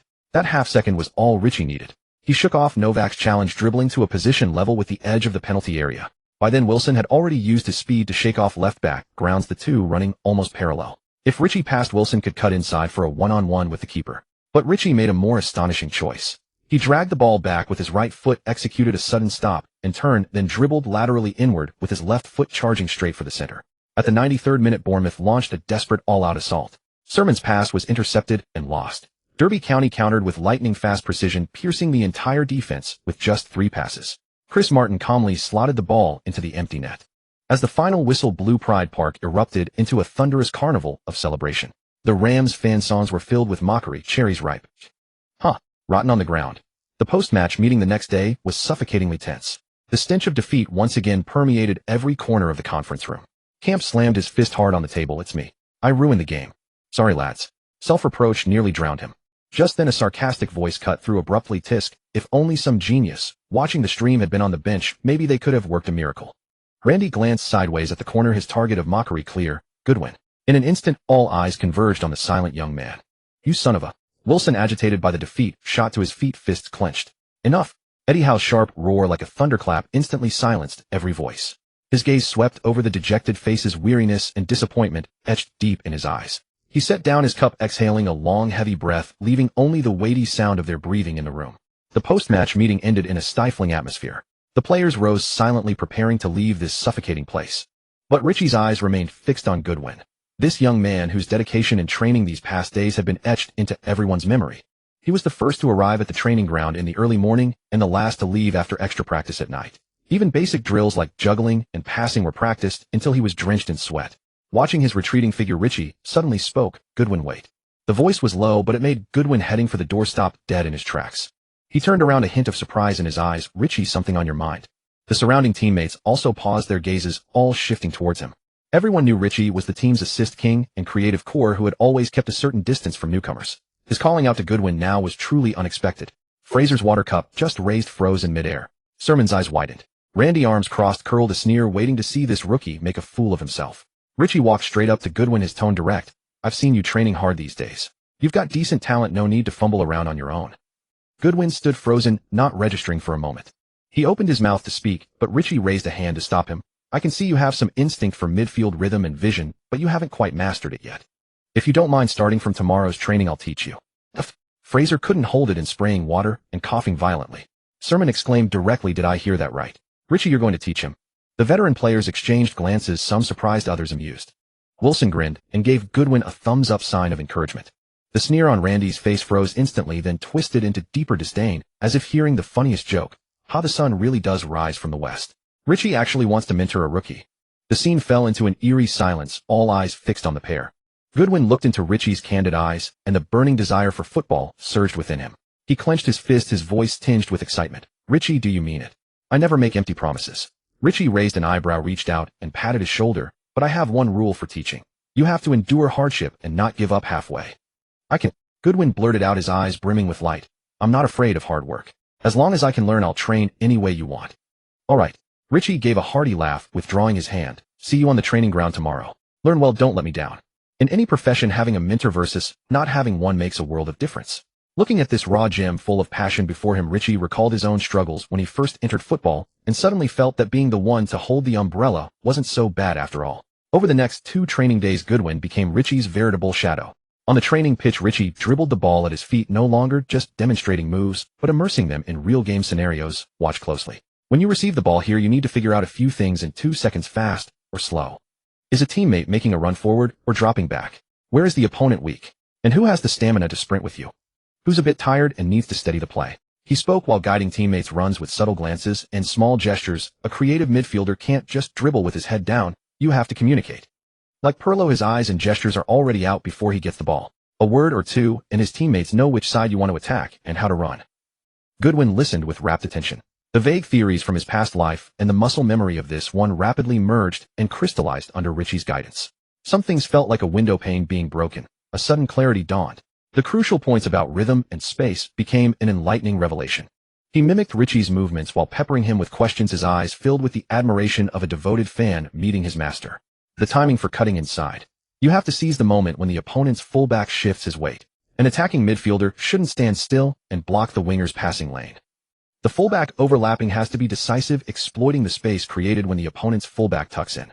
Richie taught meticulously, even demonstrating wrong moves himself, his exaggerated poses drawing laughter from the nearby training teammates. Goodwin laughed along but etched every key point into his memory. During a break, Richie handed him a bottle of water, his tone suddenly serious. You did well in the last practice match because the teammates didn't know you yet. But in a first-team game with tens of thousands of eyes watching, the pressure is deafening. A rookie going on. Forget about beating a man, even controlling the ball can make your legs go weak. You need to be mentally prepared. The feeling is worlds apart from the training ground. He paused, looked at Goodwin's steady eyes and added, but I believe you can handle it. Goodwin wiped his sweat and nodded seriously, then looked at Richie and asked, Richie, against Bolton next game, what do you think their biggest problem is right now? Richie tightened his bottle cap, frowned slightly, and lowered his voice, glancing at a few chatting veteran players. Their attacking desire isn't strong enough, the build-up from the back is too slow, and the defensive intensity isn't there. A lot of guys over 30 think there's no room for improvement, so they just coast. Goodwin silently noted this, his fingers tightening around his water bottle. Coast. He had lived 2 lives deeply understanding that in professional football you either advance or fall behind. There was never a license to coast. Bolton. He gazed in the direction of that city, a glint of determination flashing in his eyes. Opportunity always favors those who are prepared and never give up. As the ancients said, the way should not be lightly taught. People are inherently pragmatic. Regarding Richie's special training for Goodwin, the teammates' attitudes quietly divided into 3 factions. Wilson, Comigant, Sulman, McCarthy, Cargill, and others believed, at home you rely on yourself, away from home you rely on friends. More friends mean more paths. We should help new teammates as much as possible. Randy Fraser and others thought, helping him is harming ourselves. Teaching an apprentice will starve the master. The rest believed, mind your own business and stay aloof. Why bother with extra trouble? After private debates among the factions, the locker room fell into a delicate silence. Every player had their own scale, their own measure of enthusiasm. Finally, Captain Francis spoke. Helping teammates is a kindness, not helping is also one's duty. There's no need to force it. Everyone should just do their best. The 3 attitudes of the teammates were seen by both Richie and Goodwin, but they did not affect them. The cruelty of professional leagues lies in their internal competition. If you don't compete, others will. If you don't compete, you will be eliminated. And the higher you go, the harder it gets, the fiercer the competition, but the rewards upon success are also proportional. At Bournemouth U19, the weekly wage was only £100 to £300. The reserve team barely touched the threshold of £1,000, while the first team ranged from £60 to £200. If you were in a Premier League giant, the weekly income would be staggering. The greater the player's fame, the more commercial endorsements would pour in, and the income would multiply geometrically. Opportunities for advancement were scarce. If you missed one, you might fall behind forever. Now, being able to learn from Richie, Goodwin worked harder than ever before. There was a saying, only by enduring the hardest hardships can you drive a luxury car. Because he saw that hard work could bring tangible rewards, he was more willing to strive. Practice was an excellent way to improve, especially what you observed, thought about, and summarized yourself. Even without Richie teaching him, if Goodwin explored more on his own and observed the survival skills of the seasoned veterans around him, he would still gain something. Many things required personal practice step by step to integrate and truly own. Practice was the best test of theory. For Goodwin, he only awaited a real match to confirm all this. These past few days, Goodwin has been exceptionally hardworking. In the locker room, McCarthy, who was also on the fringe of competition, whispered to Cargill. They had been in the youth ranks for years. At this age, everyone's skill level was actually quite similar. During their time in the reserve team, in U19, they still thought they were geniuses and that the first team was their stage. When they truly stepped onto the first team training ground and compared themselves with the older veterans, they were shocked to realize the gap was quite large. They also wanted to improve, but had always trained routinely. Now someone used actions to tell them that a shortcut existed. McCarthy grew angrier the more he thought. That kid on the surface, he looks honest, but I never expected his mind to be so cunning. Exactly. Cargill nodded in agreement. Both were half newcomers, yet Goodwin had seized the advantage, leaving them only to secretly envy, admire, and resent him. Let Goodwin start. The assistant coaches were greatly surprised. Goodwin's sudden recent performance was astonishing. He seemed more confident and grounded. This drastic change in such a short time nearly overturned the assistant coaches' understanding. They racked their brains, but couldn't figure out what magic Richie had worked in these 3 days to cause such a leap in a player. Was Richie really that miraculous? Goodwin's initial performance upon joining the first team was acceptable. The assistant coaches had attributed it to his solid foundation. But this change clearly exceeded the scope of good fundamentals. Yes, considering his performance during this period, I can confirm he is the player I need. Eddie Howe's tone was certain. He possesses a kind of unpredictable potential. More crucially this, Eddie Howe forcefully tapped the spot over his heart. He has an unceasing drive for improvement. I believe he won't disappoint this trust. Fletcher pondered for a moment, then said, Boss, I still think it's too risky. Eddie Howe fell silent. He recalled some Chinese metaphysics he had casually seen before, which contained a saying, when poor move house. It meant that if you stayed in one place for too long, remaining poor or unlucky, it was best to change your environment, alter the aura, and perhaps new changes would come. Wasn't this the true portrayal of Bournemouth at the moment? When stuck in a long slump without victory, one must actively seek change. Whether environment, strategy, or personnel, one must dare to break the deadlock to bring new opportunities. Rather than futilely struggling on the old path of failure, it was better to boldly try new changes. Moreover, Goodwin's visible progress and fighting spirit during this period made it worth the gamble. Hardworking people should be rewarded. Saturday, October 4th. Championship Round 11, Bolton Wanderers vs. Bournemouth at home. This was the 15th day since Goodwin joined the first team. The U19 teammates who had made the bet all lost. Not only had he lasted more than 2 weeks in the first team, but he had also made the matchday squad again. However, the U19 players were not disappointed. Instead, they were more excited. Goodwin's example showed them the hope of reaching the first team. At that moment, Jack Simpson and Jordan Green, who were fighting for playing time at a League Two club, felt encouraged, yet a seed of doubt about their own choices stirred within them. On October 4th, Laura Goodwin and her best friend once again traveled from London to Bolton Wanderers Macron Stadium. The away fans were allocated to the North Stand. They had a strong premonition that Goodwin's debut moment might be today. Bournemouth really couldn't afford to lose anymore. Including Goodwin in the squad again at this critical juncture was in itself a strong signal. Before the match, Ritchie and Wilson privately advised Goodwin, the coach might send you on when the game is decided to get you used to the pace. Seize every minute. Adapt to the match intensity as soon as possible. Strive for a rotation spot. Stay in the team, and your hopes will be high. Relax just like in training. Communicate runs with teammates, make forward runs actively, and try to put up impressive stats. The bus carrying the Bournemouth players slowly pulled into Bolton's Macron Stadium. The players disembarked one after another carrying their kits. The drop-off point was near the mixed zone. In the distance, reporters had already set up their equipment, but no player approached them. Time was tight. They needed to rest briefly, and then head out for the pre-match warm-up. Goodwin had just followed Wilson off the bus when he heard someone call out from not far away, "Wilson, over here." Wilson looked towards the voice and saw a familiar reporter from Coventry. He hesitated and looked at head coach Eddie Howe. "Boss, he's a friend of mine. Can I go over and say hello?" Eddie Howe shook his head and said, "Wait until we've secured the victory. Wouldn't it be a better topic to talk then?" "What do you think?" "Yes, that's a great idea." Wilson waved apologetically towards the reporter, turned, and quickly caught up with the team. The level of attention for a championship match was naturally much lower than for the Premier League. The match was broadcast live on BT Sport with commentator Andy Gray introducing the players from both teams. As the home team, the Wanderers' starting lineup was given a more prominent introduction: goalkeeper Lonergan. Defenders Herd M. Mills, Dervert Ream. Midfielders Lee Chinglong, Spearing, Mark Davies, Dans. Forwards Beckford C. Davies. Each name the commentator called out was met with cheers and screams from the Wanderers fans. From the volume of the fans' voices, it was clear that Beckford and C. Davies were the crowd's favorites. For the away team players, most names were mentioned in passing. When introducing the key players, commentator Andy Gray did add a few more words. "Wilson, this pacey forward, has already scored 4 goals this season with his excellent dribbling ability. Ritchie, as the midfield organizer, has contributed 4 assists with his creative passing." Wilson stood in the center circle ready to kick off, partnered with Comigant. Wilson was a pacey technical winger while Comigant was a powerful target man.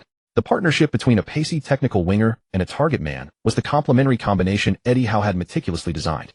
More importantly, the two had the strongest goal-scoring ability in the current squad. Goodwin sat on the substitutes bench, flanked by Adam Smith, Pittman, Gosling, Randy, Ian Hart, and Flahaven. The Macron Stadium stands could accommodate 2,873 fans. Nearly 2,200 fans were in attendance today, the vast majority being Wanderers supporters. In the away section, the North Stand, about 1,500 Bournemouth fans had made the trip. Laura Goodwin and her best friend were among them. The two held up a sign with Goodwin's name on it, the only sign bearing his name in the entire stadium. In the 2 encounters between Wanderers and Bournemouth during the 2013 to 2014 season, each team had won 1 and lost 1. In the 2012 to 2013 season, Bournemouth remained unbeaten with 1 win and 1 draw. Neither side was unfamiliar with the other. They both knew who posed the greater threat on the opposing team. After the match began, the forwards from both sides were subjected to targeted defense. Being assigned a dedicated man marker was the treatment reserved for star players. The first 30 minutes were a tight affair, with both teams attacking and defending in turns, each managing 4 shots. In the 31st minute, Wanderers right center back M. Mills brought down Comigant from behind just outside the box with an extremely rough challenge. This infuriated Comigant. The referee didn't hesitate to show M. Mills the first yellow card of the match and awarded Bournemouth a free kick about 28 meters from goal. Ritchie carefully measured his steps, observed the wall and the goalkeeper's positioning, and ultimately chose to shoot directly. Unfortunately, the ball slammed hard into the defensive wall and bounced away. 5 minutes later, the situation on the pitch changed dramatically. During a scramble in the channel of the penalty area, M. Mills made a covert retaliatory move against Comigant. Comigant's pent-up fury instantly exploded. He turned and shoved M. Mills hard. The latter immediately fell to the ground in an exaggerated fashion. Commentator Andy Gray shouted excitedly, "Goodness me. Comigant has lost his cool. This is a fatal moment of madness." The referee quickly intervened between the two, then unhesitatingly pulled out a red card and sent Comigant straight off. Bournemouth are down to 10 men away from home. The situation is precarious. The Wanderers head coach was on the sidelines, pumping his fists excitedly, loudly urging his players to press home the advantage. Eddie Howe paced back and forth on the touchline, then angrily slammed his tactics board to the ground. The home Wanderers fans erupted in deafening cheers, flags waving even more frantically in the stands. The away fans in the North Stand fell into a deathly silence, many with their heads in their hands, faces full of worry. In the last match against Derby County, it was a red card that led to playing with 10 men and ultimately losing. Today is history about to repeat itself. On the Bournemouth bench, Goodwin's eyes widened in disbelief at what was unfolding on the pitch. Beside him, Randy's eyes flickered with an extremely complex emotion. Comigant's departure was a disaster for the team, but this sudden turn of events also meant an opportunity for him. "Everyone on the bench go and warm up immediately. Hurry up." Eddie Howe virtually roared the order to assistant coach Fletcher. Randy was the first to eagerly rush off the bench, followed by the others. Substitute goalkeeper Flahaven hesitated for a moment before getting up to follow. Fletcher stopped him. Not you. Go back and sit down. Seeing Goodwin and the others warming up, Laura in the stands felt both excited and worried. On the pitch, Bournemouth, down a man, managed to hold on to the 0-0 scoreline until the halftime whistle blew. A deathly silence filled the locker room, broken only by the sound of heavy breathing. The heavy pressure weighed on everyone's hearts. Comigan sat with his head down, a hot towel covering his face, a clear sign of his remorse and self-blame at that moment. He knew that the mess his momentary impulse had created would require the whole team to put in twice the effort to fix. Eddie Howe stood before the tactics board. His face did not show the expected fury, but his icy calm was equally oppressive. He understood that any blame directed at Comigan at this point would be superfluous and would only further dampen morale. The priority was to stabilize the situation, adjust the tactics, and strive to escape unscathed from this extremely disadvantageous position, or even snatch a glimmer of hope. Listen up. Eddie Howe's voice wasn't loud, but it made everyone look up. The red card has happened. We can't change it. Complaining and regretting are useless now. We still have 45 minutes. There are still 10 fighters out there. We face a difficult situation, but it's by no means hopeless. Eddie Howe's sharp gaze peers towards the left back, Daniels. In the second half, I don't want to see that Korean player strolling around in your zone like he's in a park. Stick to him like glue. If necessary, foul him to keep him away from the penalty area. Do you understand? Daniels straightened his back with a jolt, a look of desperate determination in his eyes. Understood, boss. He won't get another easy touch. Eddie Howe nodded, his gaze sweeping over the others before finally settling on Pugh, his tone carrying an unwavering decisiveness. Pugh, you worked very hard in the first half. Well done. But tactically, I will substitute you at the start of the second half. A flicker of disappointment passed over Pugh's face, but it was mostly understanding. Playing with one less man, the team had to sacrifice an attacking threat to strengthen the midfield shield and control. He nodded silently without argument. We need a more compact formation, stronger midfield bite. Eddie Howe spoke rapidly while drawing new positions on the tactics board. Second half, we switched to 4-3-1-1. Francis and Cook sit in the middle. Tighten the defense. Richie pushed slightly forward to link the midfield with Wilson. Wilson, you lead the line. Your job is to occupy defenders, harass them, and seize every possible counterattacking chance. Everyone remember, defense comes first. Starting from the forward, set up layers of resistance. Eddie Howe's words were like battle commands, clear, cold, and full of power. The players' taut nerves were pulled back slightly by these clear objectives and deployment. After laying out the core tactics, Eddie Howe's gaze swept over the substitutes bench again. His eyes passed over Adam Smith, Pittman, Gosling, Ian Hart, Randy. All eyes in the locker room followed the head coach's line of sight. Everyone's gaze finally settled on the corner. It's him. Why him? Is he up to it? Goodwin. Here. Almost reflexively, Goodwin shot to his feet. Get ready to go on, replace Pugh. When defending, press like a madman and cover your zone. On the counter, use your speed to attack decisively. If you see a chance, take the shot. Remember, pour everything you've trained onto the pitch without holding back. Don't overthink today, just fight. Understand? Got it, boss. Goodwin's reply was firm, the surging heat in his chest nearly bursting through his throat. After 11 years of waiting, the moment of reckoning had finally arrived. The wheel of fate, the instant he was named, began to turn with unstoppable momentum. After the halftime break, both teams returned to the Macron Stadium. Goodwin stood by the sideline watching the electronic substitution board in the fourth official's hand, waiting for his number to light up. At that moment, Laura Goodwin in the stands suddenly grabbed her friend Rosie Huntington-Whiteley's wrist, nearly causing the famous British actress to spill her drink. That's my son, he's about to go on. Quick, record it for me. My son's professional debut. Laura's voice trembled with excitement, her eyes fixed unblinkingly on the figure by the pitch. Rosie swiftly pulled out her camera, aiming the lens at the tall figure on the sideline. Darling, he looks fantastic. In the commentary box, the experienced Andy Gray said, Bournemouth make a substitution. Off goes left midfielder number 7, Pugh. On comes number 35, Edge. Andy Gray's voice carried clear surprise. Number 35, Lee Goodwin. Wait. He quickly flipped through the dossier at hand. Ladies and gentlemen, can you believe it? I have no detailed information on this player here. As Andy Gray eased the awkwardness with humor, the stadium director's camera precisely captured Goodwin on the sideline. A sharply defined face with sword-like brows and starry eyes, handsome and dashing, appeared on the big screen above the pitch. Wow! A considerable stir arose from the stands, especially among the female fans, with murmurs growing louder. Look at that number 35. God, he's so handsome. Who is he? In the North Stand, the away fans also exchanged whispers. I've seen him in the club's U19 squad list. Eddie Howe. Is he out of his mind? Sending in a U19 kid at a time like this. We're a man down, you know. That number says it all. He's just a bench warmer to fill the squad. It's over, it's over. Bournemouth fans' spirits plummeted, some slumped back in their seats in despair. A few older fans let out deep sighs, already foreseeing the outcome. Then came Andy Gray's voice. I've just received the latest info. Number 35, Elite Goodwin promoted from the U19 squad to the first team on September 19th. This is his first appearance for Bournemouth in the championship. To debut under such difficult circumstances, Eddie Howe has placed immense trust in him. Let's see what surprise this young man can bring. After Goodwin came on, he roamed the left midfield zone, directly marking the South Korean international Lee Chung-yong. Lee Chung-yong rose to fame in the K-League and joined the Premier League's Bolton in 2009. Goodwin recalled the analyst's notes on Lee Chung-yong's technical traits: predominantly right-footed, excellent dribbling, precise crossing, and tireless running, a key wide threat for the team. Annyeonghaseyo, hello. The first time he approached Lee Chung-yong, Goodwin greeted him in standard Korean. Lee Chung-yong was visibly taken aback, a look of surprise and a hint of kinship crossing his face as he instinctively replied in Korean. Annyeonghaseyo, do you have Korean blood? Goodwin flashed a grin, showing a row of white teeth. Sorry, that's all I've got.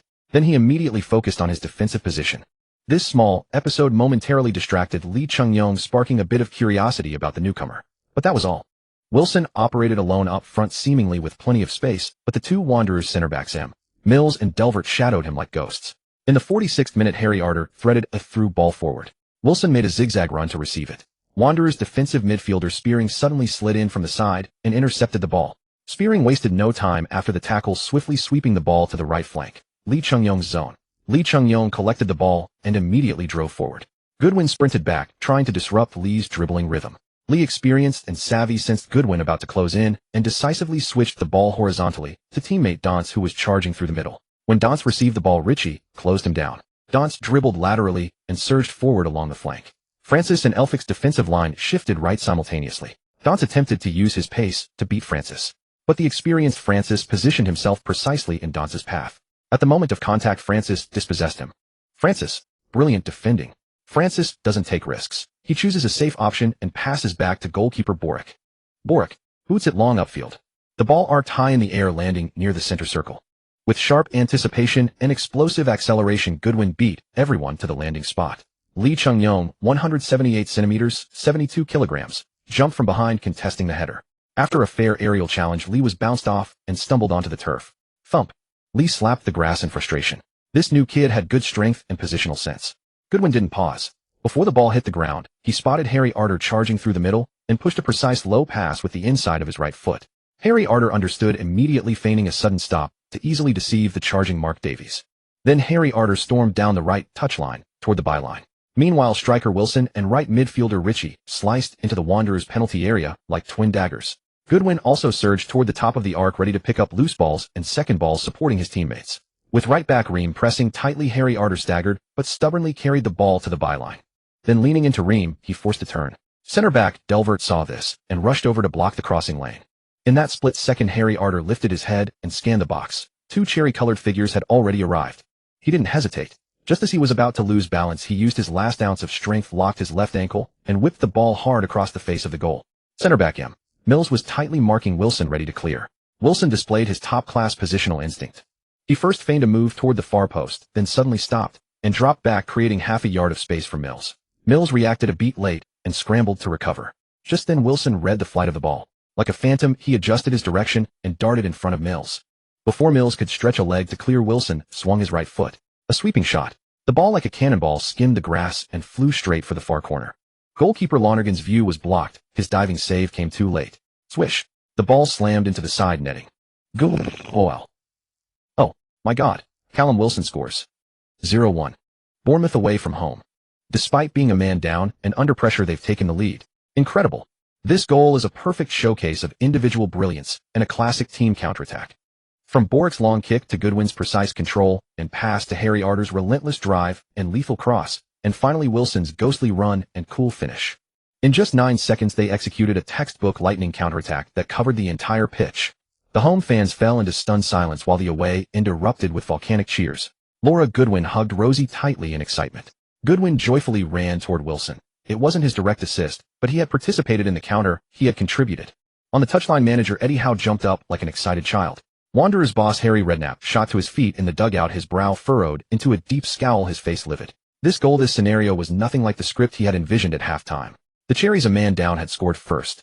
Redknapp reacted swiftly. He gestured with a dark face, beckoning forcefully Beckford. He called striker Beckford over and issued new tactical instructions. Beckford ran back onto the pitch, quickly found C. Davies, Lee Chung-yong, and Spearing, and relayed the manager's orders. widen the attack, increase crosses, and exploit the numerical advantage. Simultaneously, Redknapp made a decisive substitution, bringing on midfielder Pratley for Mark Davies, who had lost his position during the goal. The match restarted, and Wanderers, like an enraged lion, clearly intensified their attacking tempo and intensity. The entire formation pushed high, both fullbacks advancing past the halfway line. Being a man up at home, yet trailing, was nothing short of a disgrace to them. Eddie Howe waved his arms on the sideline, signaling the team to drop back, set up layers of defense, and hit on the counter. The Cherries' formation compacted quickly, the three lines drawing close together.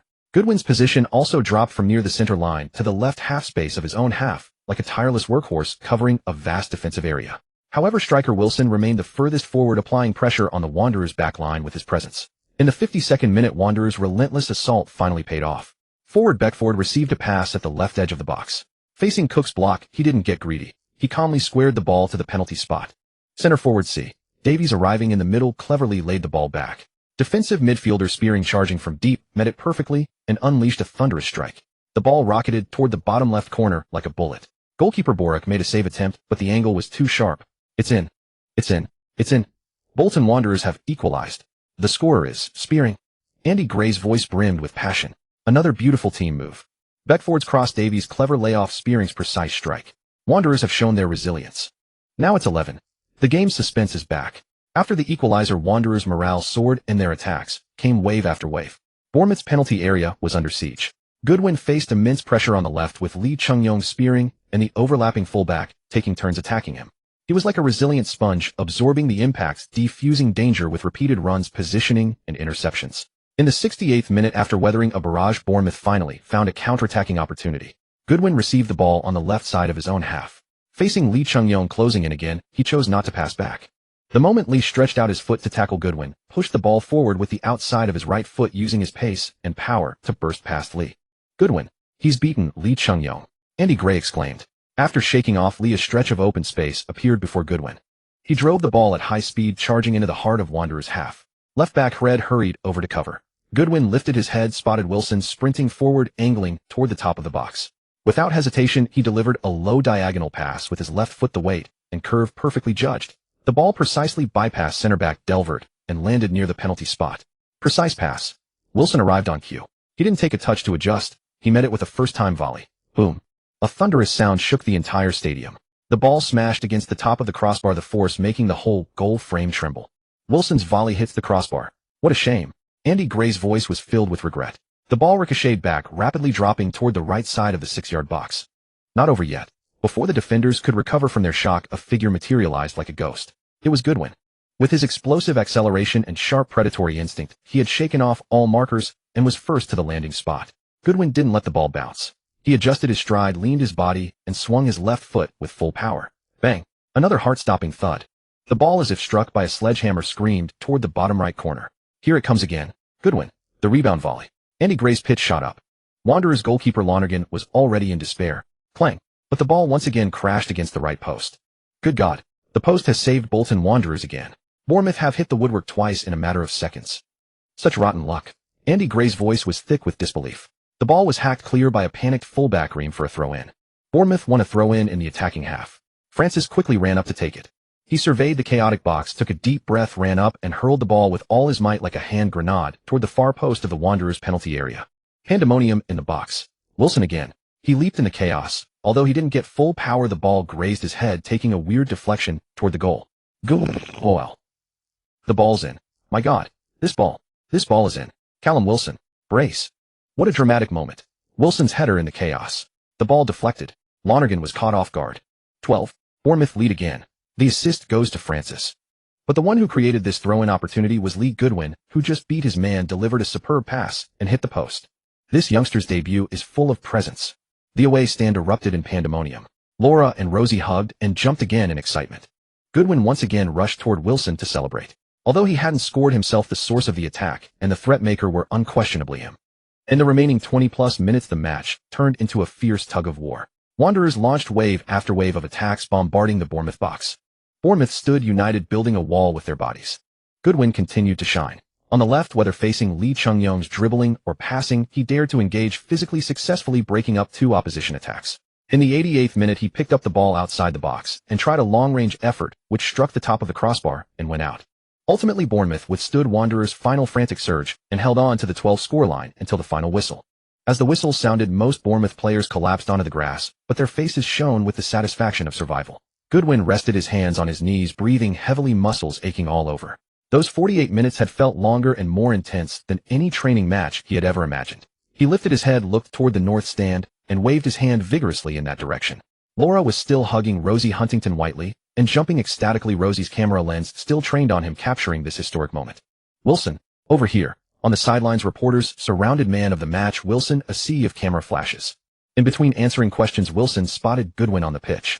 He grinned, pointed in Goodwin's direction, and shouted into the microphone, "Hey, don't forget that kid. Goodwin. He was brilliant today. His tackling, his dribbling, his passing on the left. They deserve everyone's applause." Goodwin smiled shyly, not stepping into the spotlight, knowing he still had a long way to go. He turned and exchanged shoulder slaps and high-fives with his teammates. Then they walked together toward the tunnel, ready to return to the dressing room and savor the joy of victory. His battlefield had temporarily concluded, but the storm outside was just beginning. At the post-match press conference, the camera flashes were mostly focused on Eddie Howe and Callum Wilson, who sat side by side. A reporter from the Telegraph fired the first question. "Mr. Howe, congratulations on securing this crucial victory. What do you believe was the decisive factor?" Eddie Howe's gaze was unwavering as he replied, "The victory belongs to the entire team. Every player, whether in the starting 11 or coming off the bench, gave their all on the pitch and executed the tactical plan flawlessly." At that moment, a reporter from the Daily Mail raised their hand and was granted a question. "The 17-year-old newcomer you brought on at halftime delivered a stunning performance. How high do you think his potential can reach?" Eddie Howe paused for a moment, then countered, "What do you think?" "I don't know, that's why I'm asking you," the reporter replied honestly. Howe leaned forward, tapping his fingers lightly on the table, and offered a faint smile. "England has never lacked for geniuses. But how far a genius can go is anyone's guess." The reporter pressed on, "Do you think he can establish himself in the Premier League in the future?" Eddie Howe's smile widened. "It's far too early to discuss that now. He needs to adapt to the championship first. If he continues to work hard and avoids major injuries, he might just surprise us all." After patiently answering more questions about tactics and player form, the press conference finally concluded. Meanwhile, the atmosphere in the away team's locker room was exuberant. Captain Francis clapped Goodwin firmly on the shoulder. "Well done, lad." Center back Cook tossed him a sports drink with a grin. "That Korean guy will be dreaming of you all night." "Ha ha." The rest of the team roared with laughter. Richie teased, "Not bad, but you forgot your shooting boots. Practice more when we get back. Stop hitting the crossbar and posts." Compton walked over, grateful. "Thanks, Goodwin. I nearly became the villain." Pugh chimed in, "I told you this kid was a genius. From now on, we better stick close to him." In the corner, Ranty muttered under his breath with a pout, "TCH, just a stroke of luck. His shooting is terrible. Wilson is the real star." Just then, Eddie Howe entered the locker room, a barely perceptible trace of joy on his face. He looked around and said, "Well done, lads. Enjoy tonight. But remember, this is just one game in a long season. Training tomorrow, as usual. We need to prepare for the next battle." "Yes, boss." A unified and spirited response echoed through the locker room. Soon after, the entire Bournemouth squad boarded the bus for the journey home. 15 minutes into the bus ride, Goodwin's phone lit up. It was a call from Rosie Huntington-Whiteley. "We've booked a table at Rivington Grill to celebrate you becoming a real professional player. We have to pop some champagne tonight." "Another time, Sister Rosie. The bus is heading back. We're almost at the highway entrance." "What a shame. And call me Annie. Let's keep our own terms." Goodwin replied playfully. After a brief chat, he hung up. Wilson, who had been resting with his eyes closed, suddenly opened them and asked curiously, "Your girlfriend?" "She's Gwida." "Gwida? Who's that?" Wilson looked bewildered. "Jason Statham." Oh. Wilson suddenly perked up, a blaze of gossip burning in his eyes. "Come on, tell me, how did you two meet?" With no other choice, Goodwin explained his mother's relationship with Rosie. Wilson listened intently. "You have to get me an autograph next time. If I could be friends with a Victoria's Secret angel." He then began to chuckle to himself. Almost as the bus was heading back, the media exploded. The headline in the Bournemouth Echo blared, "Tin Man Cherries triumph over Wanderers away. Wilson bags a brace. New star shines in debut." Bournemouth's official website quickly posted a match photo of Goodwin with the caption, "Welcome to the championship, Goodwin." Sky Sports post-match analysis read, "Wilson's brace was brilliant, but the 17-year-old youngster Goodwin was the Cherries' biggest surprise. Thrust into the fray, he displayed maturity beyond his years. A key pass, a dribble past Lee Chung-yong, and 2 shots that hit the woodwork. His energy and talent were evident. He was the decisive X-factor." The Daily Mail wrote, "Eddie Howe's bold halftime substitution proved to be the game-changer. The unknown Goodwin enjoyed a dream debut with impressive attacking and defensive stats, helping Tin Man Bournemouth secure all 3 points and making a stunning entrance to the championship." A pinned post on the Bournemouth fan forum, Cherry Pie, read, "Lee Goodwin. Remember that name. Debut rating 8. A new hero is born." The thread quickly amassed hundreds of replies. "A 17-year-old U19 kid playing like this is insane." That dribble past Lee Chung-yong was brilliant. Pace and passing were perfect. If he'd scored, it would have been legendary. I heard he's of Chinese descent. Who cares, as long as he wins games, he's a good cherry. I'm getting the number 35 shirt. On Twitter, hashtags like Wilson brace Goodwin debut and championship new star were trending. However, internet buzz fades as quickly as it flares. Within just 2 days, the talk about Goodwin had cooled down. Back at the training ground, the Bournemouth team was intensively drilling their attacking tactics. Impressed by Goodwin's stunning debut, Eddie Howe paid him special attention, giving him a more significant role in the tactical system. Although they had only practiced the new tactics for 2 days, the chemistry between Goodwin and his teammates was already beginning to show. Compact the formation. Increase the tempo. Get the ball into the box within 3 touches. Eddie Howe's shouts echoed across the training ground. He was meticulously honing his fearsome 4-4-2 counterattacking system, with twin wingers, a formation that would terrorize the championship. Up front, Wilson and Campo formed a double spearhead. The ghostly assassin Wilson used his movement and finishing to lead the charge, while the disruptive tank Campo roamed the box to occupy defenders. In midfield, the defensive anchor Sermon and the tempo setter Harry Arter controlled the transitions. On the flanks, Richie provided precise crosses from the right, while Goodwin, temporarily deputizing for Pugh on the left in the next game, was granted special permission by how to cut inside freely. When their fullback pushes up, your dribbling is the blade that tears their defense apart. Eddie Howe pulled Goodwin aside, pointing at the tactical board as he explained in detail. A devotee of the 4-4-2 formation, he was determined to execute his fast break tactics to perfection. October 18, 2014, at the Vitality Stadium. The 12th round of the championship was back in action. Bournemouth hosted Charlton Athletic. For older Chinese fans, Charlton was a familiar name. Because of him, many older Chinese fans had taken a special interest in Charlton. Charlton had had an average start to the season, with 4 wins, 3 draws and 4 losses in their first 11 games, placing them 12th with 15 points, a true mid-table side. Their recent form had been inconsistent. In their last match, they lost 1-2 away to Millwall, leaving their morale somewhat low. But this team had a solid foundation and several talented players. It would not be easy for Bournemouth to secure a home victory. For Goodwin, however, this match held immense significance. It was his first career start. The clamor of the Vitality Stadium, a tangible wave of sound, echoed through the player tunnel. Goodwin stared at the brightly lit exit, his expression dazed. His first career start had come so suddenly. Goodwin. Richie's booming voice yanked him back from his reverie. Richie strode over, his strong right hand habitually landing on Goodwin's shoulder. Don't overthink it, just relax and play. Treat it like a training match, buddy. Goodwin took a deep breath, forcing a smile. Yeah, I'm not nervous. It just feels like a dream. Richie squeezed his shoulder firmly, his eyes full of encouragement. Trust me, the boss never gets it wrong. If he dared to start you, he must have his reasons. Show them what you've got in training. Come on, lads. Let's go. Captain Francis shouted from the front, his voice cutting through the noise. Richie immediately let go and hurried to catch up. As they neared the exit, the light grew blindingly bright, and the fans' chants converged into a surging, deafening torrent. The Cherry faithful sang their battle hymn with all their might, the entire stadium trembling slightly under the force of their voices. When Goodwin's boots first truly touched the sacred turf, a scent mingling fresh grass and the tang of battle filled his nostrils. He straightened his back, his gaze sweeping across the surging red and black tide in the stands. The match began with the familiar voice of Sky Sports commentator Martin Taylor. The home side Bournemouth continue with their signature 4-4-2 formation. Goalkeeper Boric guards the final line. In defense, Daniels, Cook, Elphick, and Captain Francis line up. In midfield, all eyes are on the 35-year-old youngster making his first start today, Goodwin. He takes up the left wing, facing Charlton's Icelandic flyer number 7, Gudmundsson. Gudmundsson, who won the Dutch Cup with Almere City, joined Charlton on a free transfer this July. He's strong in attack, but weak in defense, decent with set pieces and long balls, but his tackling and goal scoring are average. In central midfield, it's Harry Arter and Sermon, with the energetic Richie on the right. Up front with Kermorgant, suspended Pittman partners Wilson. The away side Charlton set up in a very pragmatic 4-4-1-1 defensive shape. Vidakiel leads the line with Callum Harriott lurking behind him. The midfield line is Cousins, Jackson, Bynes, and Gudmundsson. The defense consists of Wiggins, the towering Amugu Ben Hyam, and Solly with the experienced Henderson in goal. Beep. The whistle of referee Frank was the starting gun. Wilson nudged the ball to Pittman, who swiftly knocked it back to Harry Arter near the center circle. Arter scanned the field, and without hesitation played the ball wide to the left, where Goodwin stood ready. As the ball rolled to his feet, Goodwin's heart skipped a beat. Gudmundsson immediately charged at him. Goodwin calmly used the inside of his right foot to pass the ball precisely back to Harry Arter, then sprinted past Gudmundsson, driving straight into the opponent's half. Just as he found his space in the attacking third, Richie delivered the ball to him. Goodwin lifted his left foot, bringing the ball down steadily in front of him. In the instant he controlled the ball, his peripheral vision had already mapped out the runs of his teammates ahead. Pittman was making a run to distract, Wilson was circling back. Without a moment's hesitation, he swung his right leg, sending a lofted through ball. Goodwin, lobbing it straight into the box. Martin Taylor's voice rose. The ball traced a high arc flying like a precision-guided missile into the heart of Charlton's penalty area. Pittman sprinted to the near post, while Wilson dropped back to the far post trying to draw the defense. But this cross ultimately exposed Goodwin's rawness and long pass accuracy. The ball's landing spot was too close to the keeper, easily plucked out of the air by the leaping Henderson. Charlton's counterattack was swift. The ball quickly moved through midfield and found its way to Goodmanson's feet.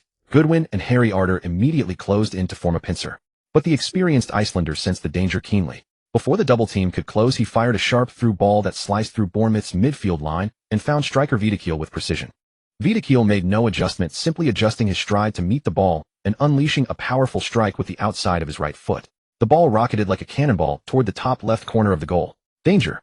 the commentator exclaimed. At the critical moment, goalkeeper Bourek displayed Polish international class. He fully extended his body like a drawn bow, palming the ball away with a desperate one-handed save.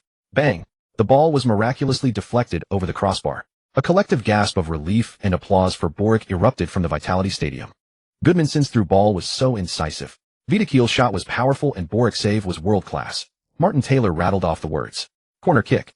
Charlton's corner went to the back post where Captain Francis out-jumped everyone to head the ball clear of the box. Beep. The whistle blew unexpectedly. Francis fouled. Taylor wondered. Replays showed Charlton's cousins had clearly pushed Francis during the aerial duel, committing the foul first. A potential counter-attacking opportunity vanished as a result. The match soon descended into a stifling deadlock. The visiting Charlton, aiming for a draw and a potential win, perfected the art of the parked bus in the first 30 minutes with 8 outfield players forming an impenetrable wall. They waited patiently and, upon winning the ball, tried to hit Bournemouth on the break with simple quick passes. Though the Cherries enjoyed nearly 70% possession, their attack was like a blunt knife cutting through meat against the packed defense. Wilson and Pittman found it impossible to move in the box, sandwiched between the towering Charlton centre-backs Amugu 193m and Ben Hyam 188m. Goodwin and Ritchie's crosses from the flanks were cleared time and again. The occasional long-range shots from Harry Arter and Sermon were equally ineffective. On the sidelines, the young manager Eddie Howe paced restlessly. A home win was a must, but that objective was now blocked by Charlton's defensive wall. Assistant coach Fletcher leaned in to suggest, maybe we need someone who can hold the ball up in front of the box to draw their fire. Push Ritchie and Goodwin up at the same time. Eddie Howe frowned, shaking his head as he looked at the tactics board. Pushing the wingers too high leaves too much space behind if we lose the ball. Sermon has to protect the back and Harry Arter can't leave the center easily. He pointed to the area in the middle of the pitch, the hub of transition, which could not be compromised. Bournemouth excelled at counterattacks, but today they faced a more cautious and determined Charlton side. Time slipped away with each fruitless attack. The deadlock seemed destined to last until halftime, the second minute of first-half stoppage time. Referee Frank was already checking his watch, the whistle in his mouth, waiting for this attack to end. Ritchie attempted another cross from the right, but the ball was again headed high out of the box by Charlton's aerial fortress Amugu. The ball fell towards the arc of the box. Sermon leaped for the header, but under pressure the ball skewed awkwardly into the vacant space on the left side of the penalty area. The referee hadn't blown his whistle yet. A chance. There's still a chance. Martin Taylor's voice suddenly brimmed with anticipation. Goodwin is there. Goodwin, like a panther scenting its prey, quickly stepped towards the falling ball. Charlton's defensive midfielder Bynes charged at him, trying to block any shooting angle with his body. In a flash, Goodwin made a choice no one expected. Instead of attempting a difficult volley, he met the descending ball and gently flicked it with the outside of his right foot. The ball obediently rose, tracing a small back-spinning parabola over the head of the grounded Bynes. My God, what an imaginative pass! Taylor's exclamation was filled with disbelief. The ball floated delicately into the gap between Charlton's two centre-backs, Wiggins and Amugu. Watch your backs. The experienced Ben Hyam screamed a frantic warning from the goal mouth, but it was too late. A red and black blur arrived. Callum Wilson, ghost-like, sliced in from behind Wiggins, arriving perfectly at the ball's landing spot. With almost no adjustment, he smashed his right foot through the descending ball. Bang!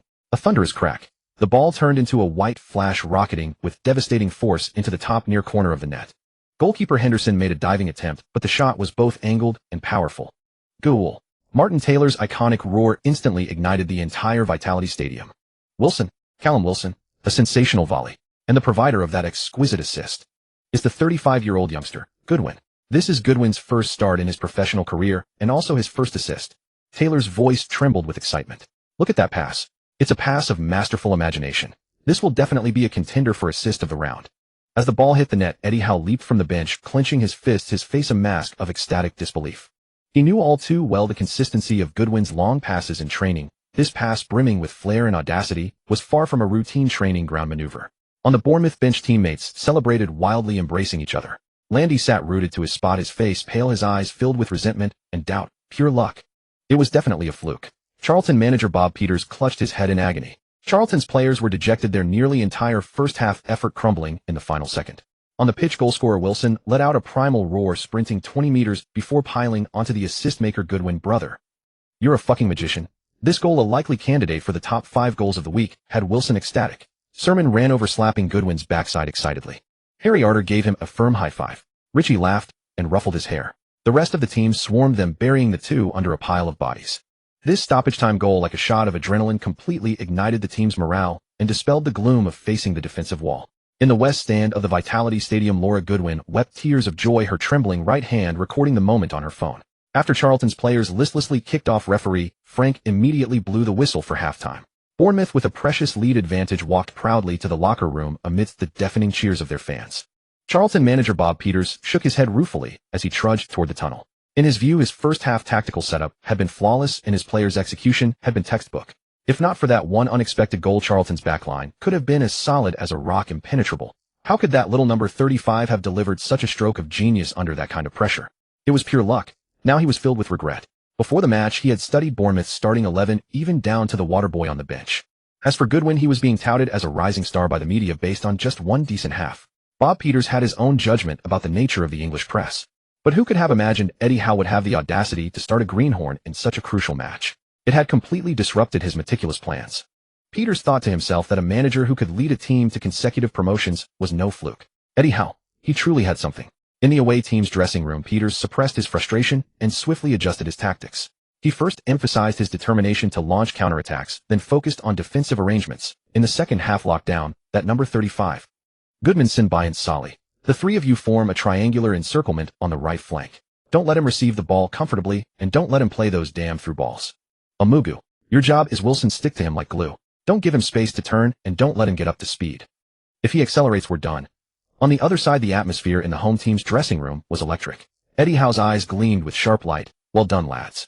But we can't be satisfied with just one goal. Charlton will definitely come out attacking in the second half, and that's our chance. He swiftly adjusted the tactics. Goodwin, Richie, you two switch positions flexibly to disrupt their defensive setup. Sermon, Harry Arter, you are the hub of the midfield. Support the attack, but always be mindful to cover the gaps left by the fullbacks when they push forward. Everyone remember this: Charlton's most likely counterattacking periods will be the start of the second half and the last 10 minutes. We must hold firm, then exploit the space behind them and deliver the killer blow. As both teams stepped back onto the pitch of the Vitality Stadium, the live broadcast camera captured the focus of the female fans. The camera locked onto Goodwin. His face, still carrying a hint of youthful immaturity, appeared on the stadium's giant screen for the first time. It was a privilege reserved for star players. The southwest and north stands of the Vitality Stadium erupted with the screams of female fans. Oh, he's so handsome. A blonde girl sitting next to Laura Goodwin excitedly grabbed her friend's arm. God, he's 100 times hotter than my ex-boyfriend. Another girl's voice pitched high, almost breaking. If he proposed to me right now, I'd say yes immediately. I'd even bear him a football team. We can't waste genes like that.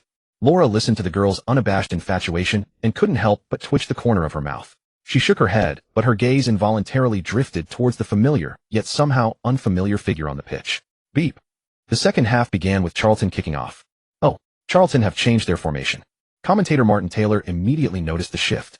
From a 4-4-1-1 to a more aggressive 3-5-2. Left-back Wiggins is pushing forward, clearly an attempt to bolster the attack. By shedding their defensive shell, Charlton increased the defensive pressure on Richie and Francis on the right flank. But with left-back Wiggins pushing up, it also left a vast expanse of space behind him. Eddie Howe's eyes lit up on the sidelines.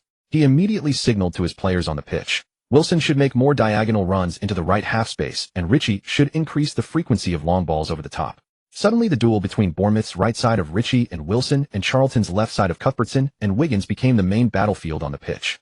Every attack and tackle was explosive. In the 62nd minute, Eddie Howe's tactical adjustment paid off. When Wiggins, once again getting carried away, surged forward to support an attack, Goodwin, who had switched to the right flank, received a pass from center-back Cook. Without a second thought, Goodwin played a crisp low-through ball into the space behind Wiggins. Wilson moved wide to collect the ball, forcing a flustered Wiggins to turn and chase back. Within 10 minutes, Bournemouth's midfielders repeatedly targeted Wiggins, leaving the usually energetic left-back gasping for air. Brilliant. Eddie Howe has seen through Peters' plan. Whenever Wiggins pushes forward, Bournemouth attacks the space behind him. Goodwin and Richie's positional interchange has been executed perfectly. Taylor praised. The score remained deadlocked, but Bournemouth were firmly in control. In the 78th minute, Goodwin showed his flair again on the left flank. Receiving a sharp through ball from Daniels in defense, he faced Goodmanson's challenge. With a simple, brutal burst of acceleration and a change of direction, he left the Icelander a full body length behind. Charlton's right back Solly saw the danger and in desperation launched into a sliding tackle. Thud. Goodwin hit the ground, and the ball rolled out of play. The referee unhesitatingly showed Solly a yellow card. Bournemouth were awarded a free kick about 37 meters from goal. Sermon stood over the ball, took a deep breath, and whipped a low-driven pass into the box. Pittman made a clever run, collected the ball, cut inside, and unleashed a fierce shot. Charlton goalkeeper Henderson reacted superbly, palming the ball over the crossbar. Corner kick. Ritchie sprinted towards the corner flag. He took a run-up, struck the ball, and sent a curling delivery arcing precisely towards the far post. Pittman shoved Charlton's centre-back, Ben Hyam, with all his might, but the defender wouldn't let him have an easy touch. They leaped simultaneously, colliding heavily in mid-air, the sound of clashing muscles audible. As a result, neither man could control the ball. Bang! The ball hit the turf and bounced towards the left side of the 6-yard box. Wilson was quick to react and moved to stab it home, but Charlton's aerial presence Amugu got there first, stretching out a leg to clear. However, the hurried clearance struck teammate Jackson from a meter away with an unlucky deflection. The ball took a bizarre trajectory, looping towards the right side of the arc of the penalty area. Goodwin, who had been ostensibly holding his position with Bynes outside the box, but was actually lurking for a long-range shot, instantly accelerated and darted towards the ball's landing point. Danger! Bynes was a fraction of a second too slow to realize the peril, and by the time he gave chase it was too late. Goodwin arrived on the scene, planted his left foot firmly in the turf for support, cocked his right leg high behind him, and turning his body sideways, smashed the bouncing ball with all his might. Boom! The ball transformed into a white streak, whistling through the air and rocketed towards the top left corner of the goal. Charlton right back Solly threw himself desperately in an attempt to block it. Oh no! Solly's heart sank as he failed to make contact. Just as the ball was about to nestle in the back of the net, an unexpected figure appeared. Pittman, positioned near the goalpost, instinctively jumped. The ball struck his head and rocketed into the net at an even faster speed. It's in. It's in. It's in. The Vitality Stadium was instantly flooded with the ecstasy of the Cherry fans. Pittman spread his arms and sprinted towards the corner flag. Beep. The referee's sharp whistle was like a bucket of ice water. The linesman's flag was raised high, pointing decisively at the spot where Pittman had been standing. The goal is disallowed. Taylor's voice was filled with immense regret. The linesman has his flag up. The slow-motion replay shows it very clearly. At the moment Goodwin struck the ball, Pittman was in an offside position. The decision is correct. It's just a shame for Goodwin. Judging by the trajectory of the ball, it would have been a spectacular world-class goal. What a pity that his teammate's touch meant he didn't even get an assist. This happened before in 2010, when Ronaldo's wonder goal was ruined by Nani in front of goal. The moment the linesman raised his flag, the deafening roar of the Vitality Stadium ceased instantly, plunging the ground into a desolate silence of disappointment.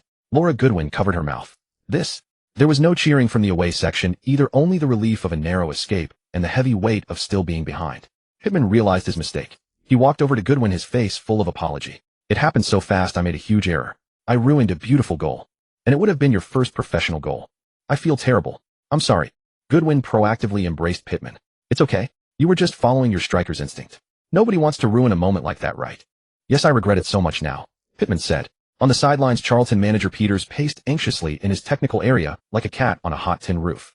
Trailing was driving him frantic, but seeing Bournemouth's still vibrant attack, he couldn't think of a better way to break the deadlock.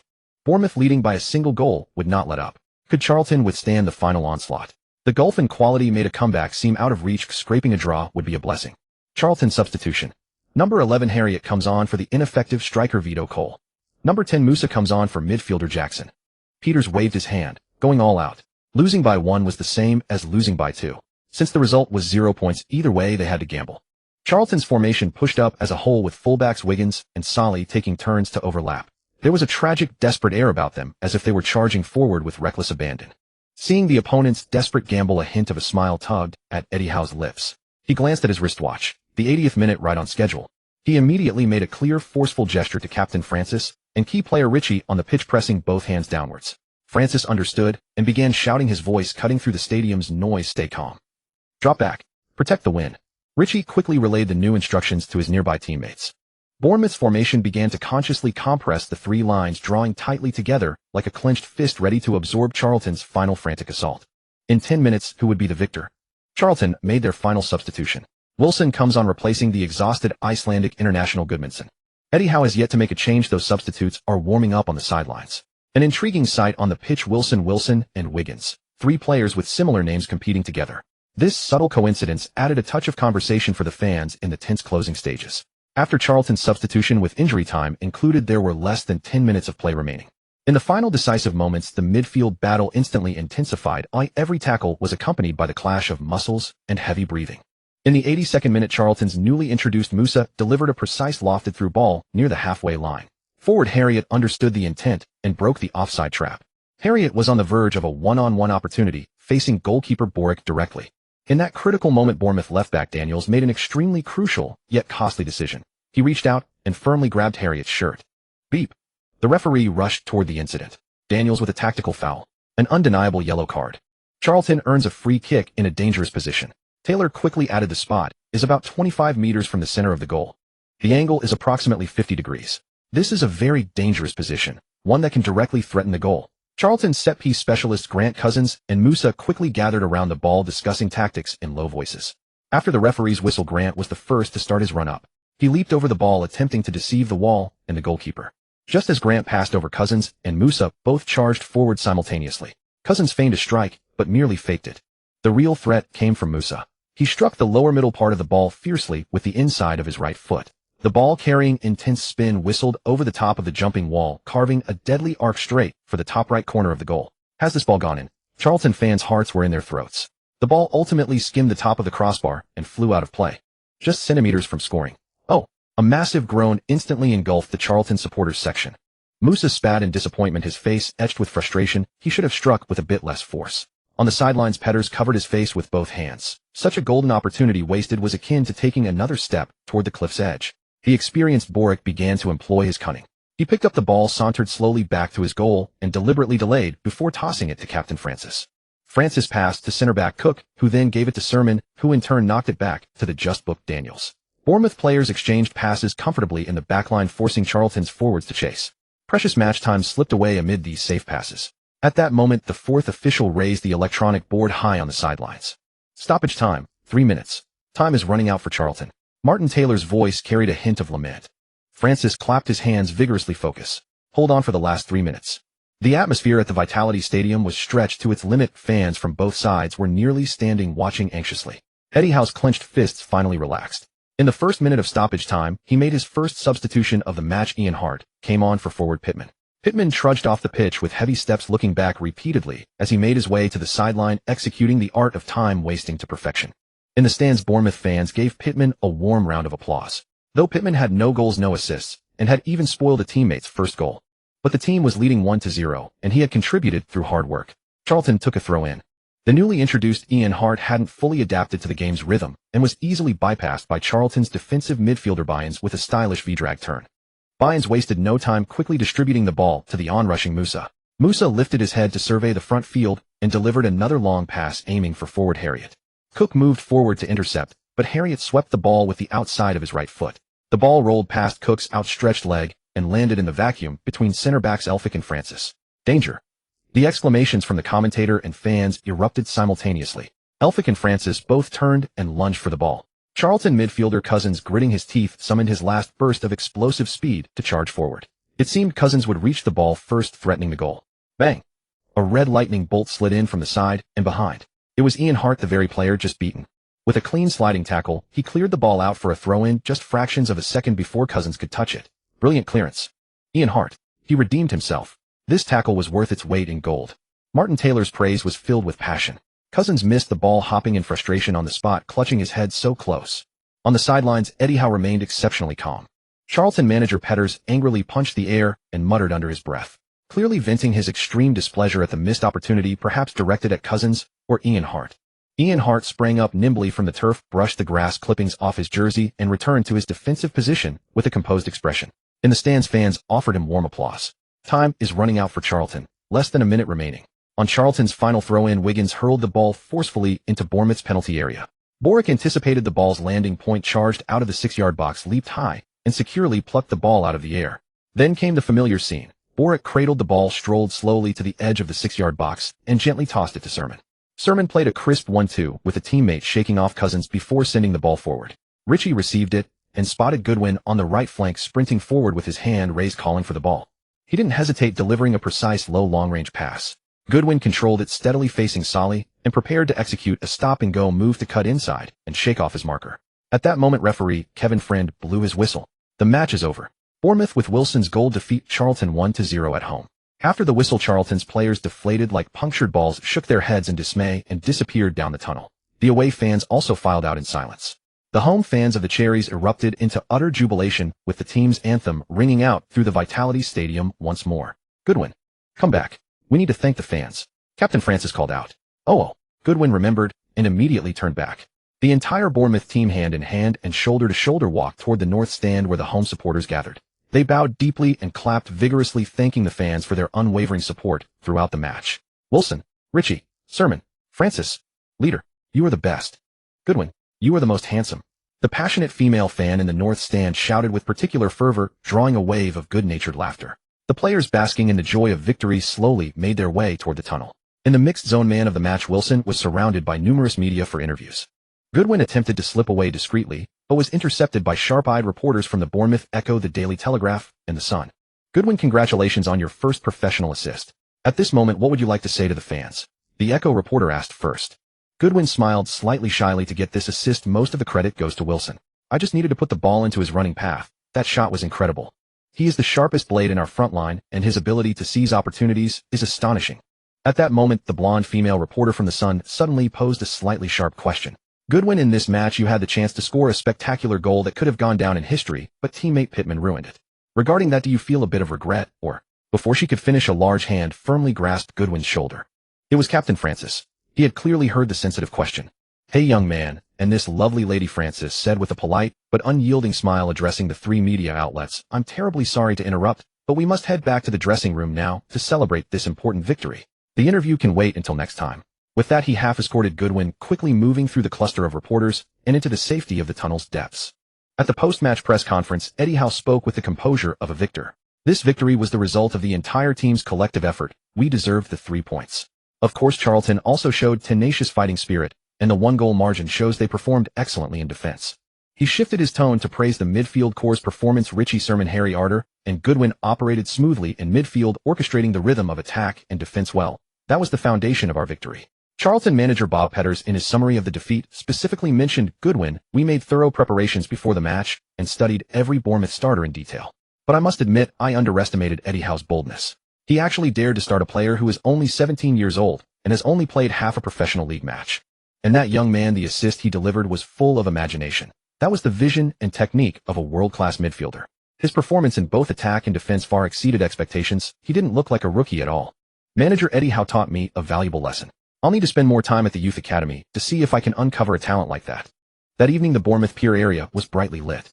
Goodwin and Laura chose a seafood restaurant popular among locals, the Crab at Bournemouth. Laura ordered the signature dock seafood platter, which included plump oysters, sweet large prawns, plump mussels, and perfectly grilled sea bass fillet. Mother and son ate with great relish.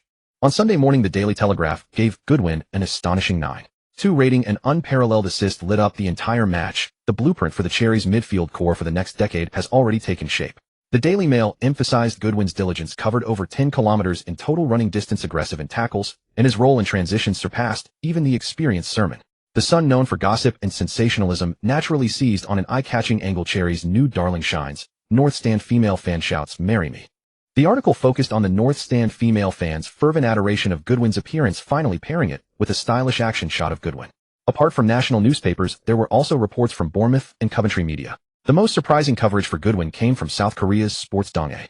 3 days earlier, Lee Chung-young had mentioned Goodwin in an interview with Korean media, praising his potential and revealing a small detail: Goodwin is the first player aside from Koreans to actively greet me in Korean.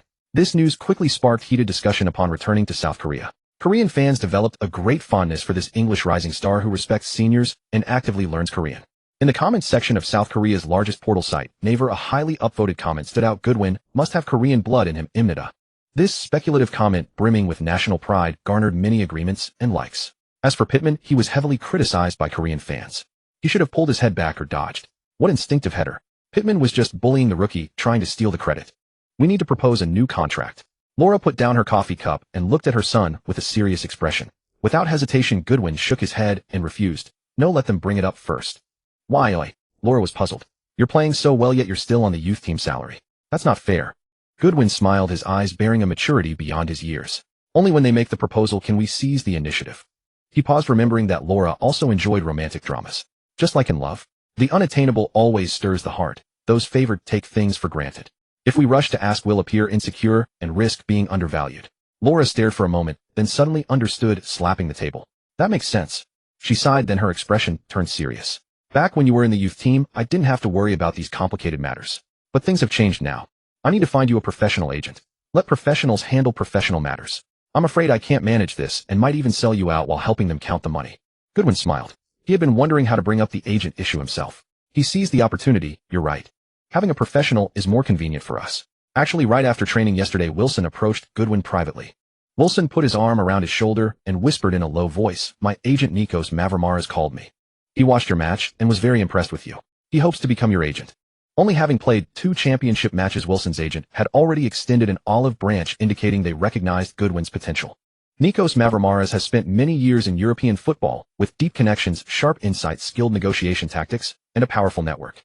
For a championship newcomer to be noticed by Nikos Mavromaras is in itself an affirmation. The essence of an agent's profession is to live off the players. Their main source of income is a 5 to 10 commission on transfer fees and a 3 to 5 commission on annual salaries. Driven by such huge profits, agents often play a double-edged role. Encountering a good long-sighted agent can become a solid support and accelerator for a player's career. Just like Jorge Mendes, who helped Cristiano Ronaldo climb step by step from Sporting Lisbon to the world's peak, and also built Jose Mourinho's top coaching career. Like Jonathan Barnett, who meticulously planned Gareth Bale's career. They not only negotiate contracts, but also map out development paths and build commercial empires. But unfortunately, if a player encounters a greedy, short-sighted, profit-driven agent, they risk becoming a mere money-making tool. Just as Ashley Cole clashed with Arsenal and transferred to Chelsea due to secret meetings with his agent. There was also the complex relationship between Tevez and Horobuchin, leading to long-term conflicts with Manchester City. Anelka's agent brother gave him a reputation as a football rogue and troublemaker. His brother kept forcing transfers solely for commissions without considering Anelka's development. Additionally, Robinho's agent Ribeiro was involved in multiple complex transfer disputes and even suspected money laundering, causing great trouble for the player. These vampire agents constantly urge players to transfer and demand high salaries, damaging the relationship between players and clubs, all for the commissions in their own pockets. Goodwin was currently on a youth team contract earning only £300 per week. But he was well aware that given his demonstrated ability and potential, the club would soon be unable to sit idle. He had privately learned his teammates' salaries. Solman earned £350 weekly. Dan Gosling earned £200, starting defender Charlie Daniels £130, and Adam Smith £100. Polish goalkeeper Borek earned just £100, while Kargil, the lowest paid first-team member, still earned £600. The total weekly salary for the 25-player squad was approximately £600, averaging £2,400. His own £300 was practically charity. Goodwin told Laura, I once read a book that mentioned money-making has different levels. The first level is purely physical labor. The second level is making money through skills. I'm just touching the edge now. The third level is making money through resources, connections, and information, like professional agents. The fourth level is making money through capital. I'm now leaping from the first level to the second, and a good agent can help me stabilize on the third level more quickly, even touching the threshold of the fourth. On October 22, 2014, round 13 of the championship, Bournemouth hosted Reading, who were in poor form. Reading had only won 4 matches, drawn 3, and lost 5 in their first 12 games this season, scoring 17 goals and conceding 22, ranking 15th. But they had recently fallen into a slump, and worse, they had gone 5 matches without a win. Reading was experiencing a severe injury wave, including starting centre-back Alex Pearce, Sean Morrison, defensive midfielder Danny Williams, and forward Glenn Murray. Reading's attack and defense were both stretched thin. Goodwin had started in consecutive matches, continuing to play in the left midfield position.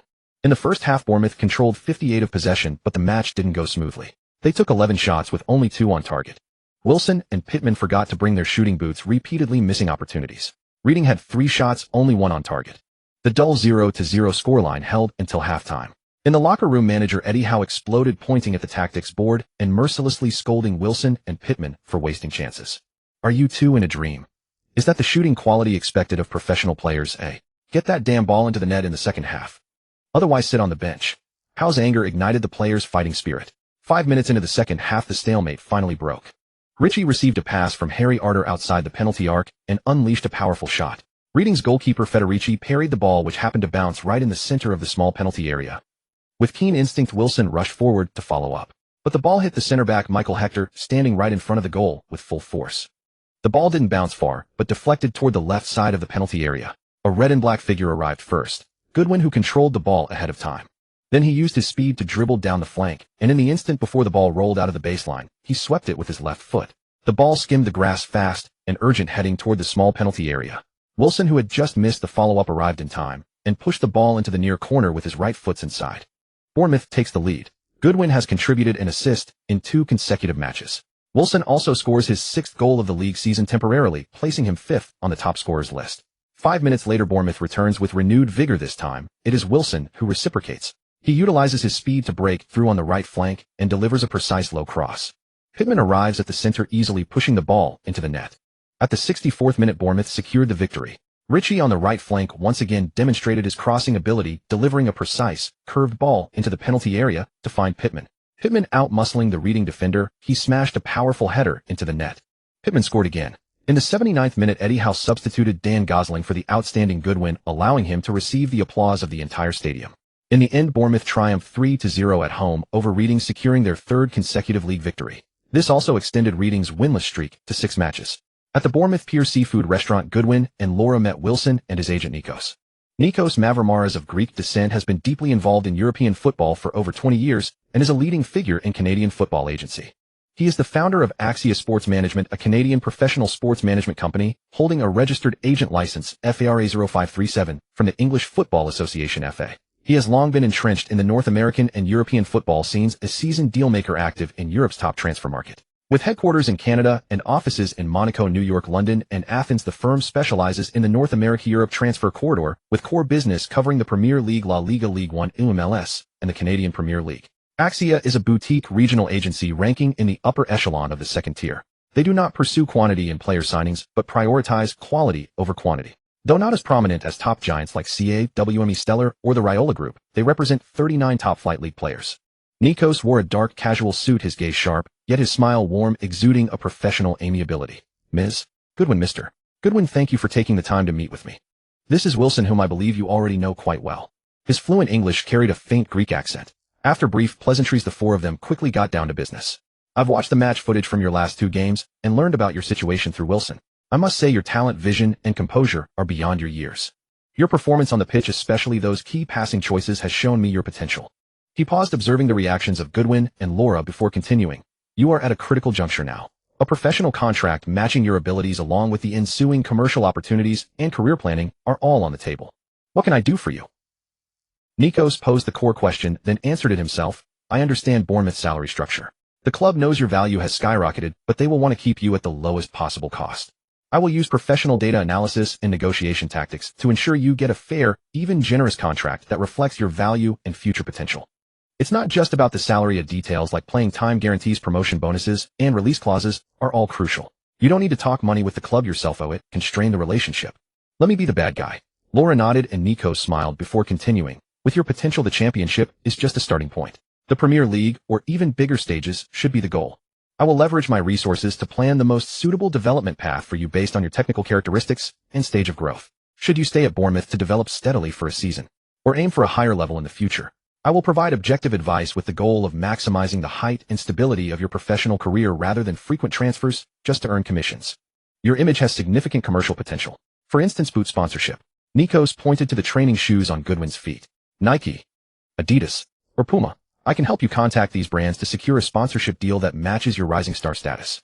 There are also opportunities for local, national, and even global commercial endorsements. I have extensive connections in English and European football. Club managers, scouts, coaches, media. These resources can provide intangible help when you need a transfer, handle public opinion, or even solve off-field issues. Greedy agents will bleed players dry.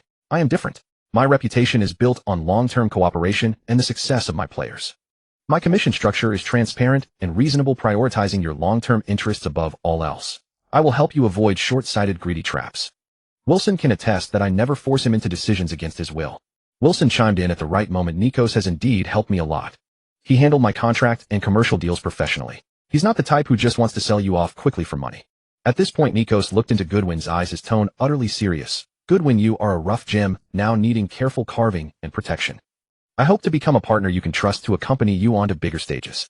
You don't have to decide right away. Discuss it with your family, or take your time to meet other agents. But I believe I am currently the one who best understands your value and can best help you realize it. Having said this, he smiled and handed over a business card with a simple yet textured design. Here is my contact information. I look forward to hearing from you. On October 25, 2014, the 14th round of the championship reignited. The entire Bournemouth squad traveled by bus to England's second-largest city, challenging the struggling Blues Birmingham. St Andrew's Stadium, located in the small Heath district of Birmingham, is surrounded by factories, railway lines, and residential areas, exuding the tough atmosphere of an industrial city.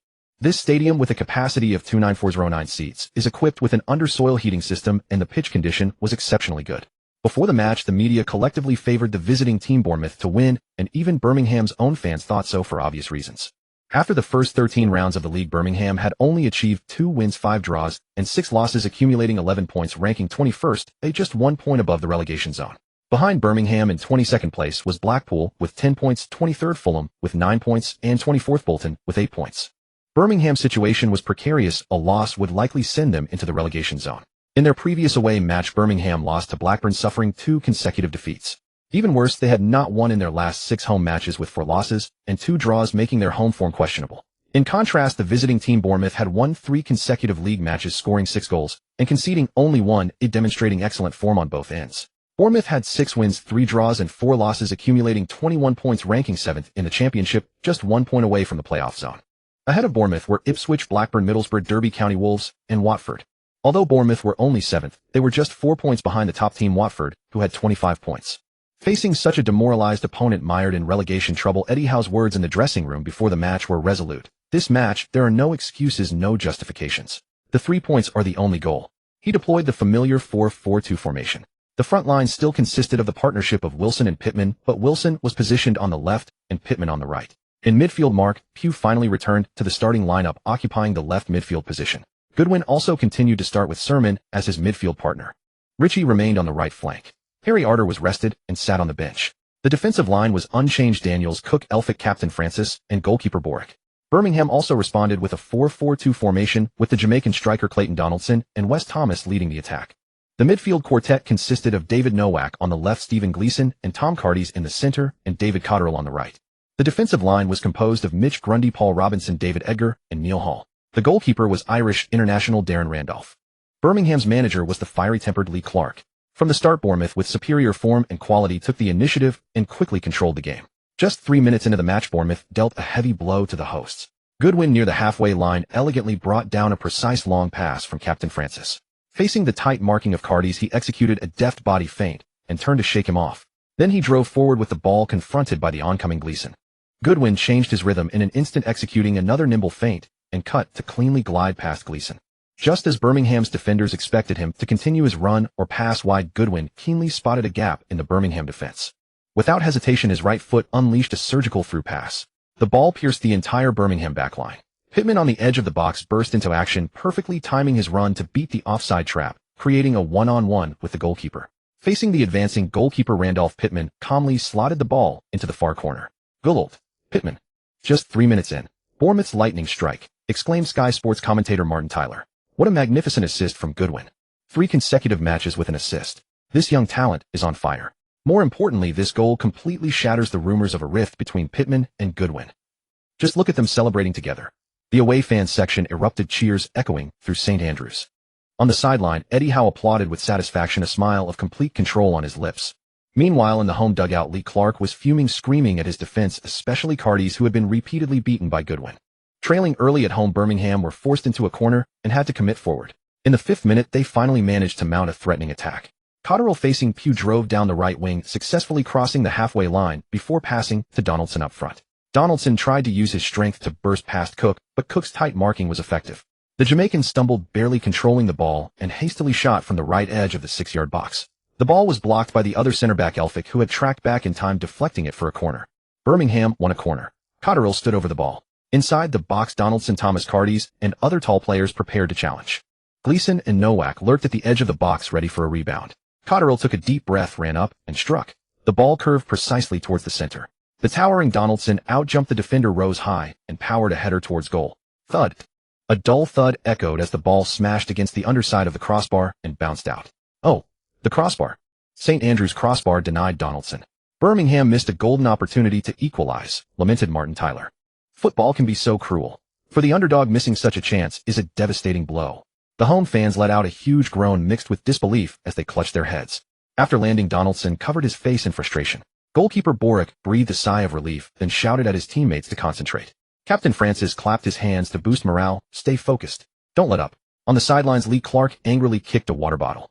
Nearby, Eddie Howe breathed a quiet sigh of relief. Boric took the goal kick, passing to right back Francis. Francis, experienced and composed, did not rush to attack, but patiently played the ball around the back with his teammates firmly controlling the tempo and dampening the opponent's renewed spirit. After a few passes, the ball reached holding midfielder Sermon. At this moment, Goodwin began his display in midfield. He first feigned a drop back to receive the ball, then suddenly made a sharp turn and accelerated, instantly shaking off the marking Cardis. Just as he sprinted forward, Sermon read his run perfectly and delivered a precise through ball into Goodwin's path. Goodwin received the ball and turned without any hesitation, sending a diagonal through ball to find Wilson, who was making a run into the box. Center back David Edgar was glued to Wilson. Before the match, Clark and Edgar had studied the informed duo of Wilson and Goodwin, identifying them as Bournemouth's sharpest weapons.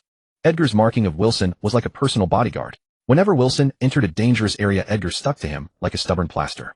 However, Birmingham's pre-match plan seemed flawed, or perhaps Eddie Howe had anticipated Clark's strategy. Clark had originally instructed right midfielder Cotterill and right back Hall to pay special attention to Goodwin. The day before, he had barked in the dressing room, "Mark that number 35 tightly. Let him feel the intensity of the championship." But Eddie Howe's decision to start Pugh on the left meant that the responsibility of marking Goodwin fell on Cardis, who was originally supposed to mark Harry Arter. The problem was that Cardis was clearly unprepared for Goodwin's technical skills. Now, as Goodwin delivered another threatening pass, Cardis' face turned pale and read a mix of embarrassment and frustration. Center-backs Edgar and Robinson looked at him with questioning and dissatisfaction, as if saying, "Can't even handle a young lad." Edgar had no time to blame his teammate. He was in big trouble. Wilson was too clever. Upon receiving the ball, he used his body to shield. Edgar turned and charged into the box. In desperation, Edgar slid in from behind. Beep. Referee Anthony Taylor's whistle sounded. He immediately ran towards the edge of the box where the incident occurred. Dive, dive. It's a dive. Birmingham manager Lee Clark nearly stormed onto the pitch, pointing at the referee and shouting. Eddie Howe stood relatively calm on the sideline, more like a commander orchestrating the game. Referee Anthony Taylor, whose consistency in decision-making was often questioned, listened to the assistant referee's advice and inspected the foul location. He then decisively showed a red card to Edgar. His reasoning was clear. Edgar, as the last defender, had made a tackle that denied Wilson a clear goal-scoring opportunity. Edgar held his head in his hands, disbelief and regret written all over his face. He knew what this meant. Amidst the resigned looks of his teammates and the loud boos from the home fans, he hung his head and walked towards the tunnel. On the sideline, a grim-faced Clark forced himself to briefly embrace the departing Edgar. Edgar's figure quickly disappeared down the tunnel. Birmingham, now down to 10 men, not only trailed, but also conceded a dangerous free kick. Ritchie's delivery was superb, curling towards the far post. Pittman leapt high. Goalkeeper Randolph made a brilliant save, punching the ball away with one fist. Sermon won the first ball outside the box, looked up, and searched for a teammate. Goodwin raised his hand in the center, calling for the ball. Sermon immediately passed it across. Birmingham midfielder Gleason quickly closed down to intercept. Under pressure, Goodwin showcased his delicate footwork, executing a light dragback and cut, then accelerating past Gleason. Birmingham's box was suddenly in chaos. Wilson and Pittman interchanged runs to stretch the defense. Ritchie surged forward from the right channel, and Pugh on the left raised his hand to signal space. Birmingham's defensive shape was becoming disorganized as Goodwin drove forward with the ball. Goodwin approached the edge of the box, feigning a pass to a teammate, making a run into the channel, fooling the covering Cardis into shifting his weight and sticking out a leg. Just as Cardis committed, Goodwin used his left foot to gently cut the ball, changed direction, and accelerated past Cardis' right side, bursting into the box. The goal was closer. "Stop him," screamed Lee Clark in desperation from the sideline. At that moment, center-back Paul Robinson, who had abandoned Pittman, rushed to block Goodwin's shooting angle. Robinson's movement left Ritchie behind him and Pittman on the other side exposed to deadly spaces. In the blink of an eye, Goodwin flicked his right foot and delivered a sublime ground through ball. "Oh, nutmeg.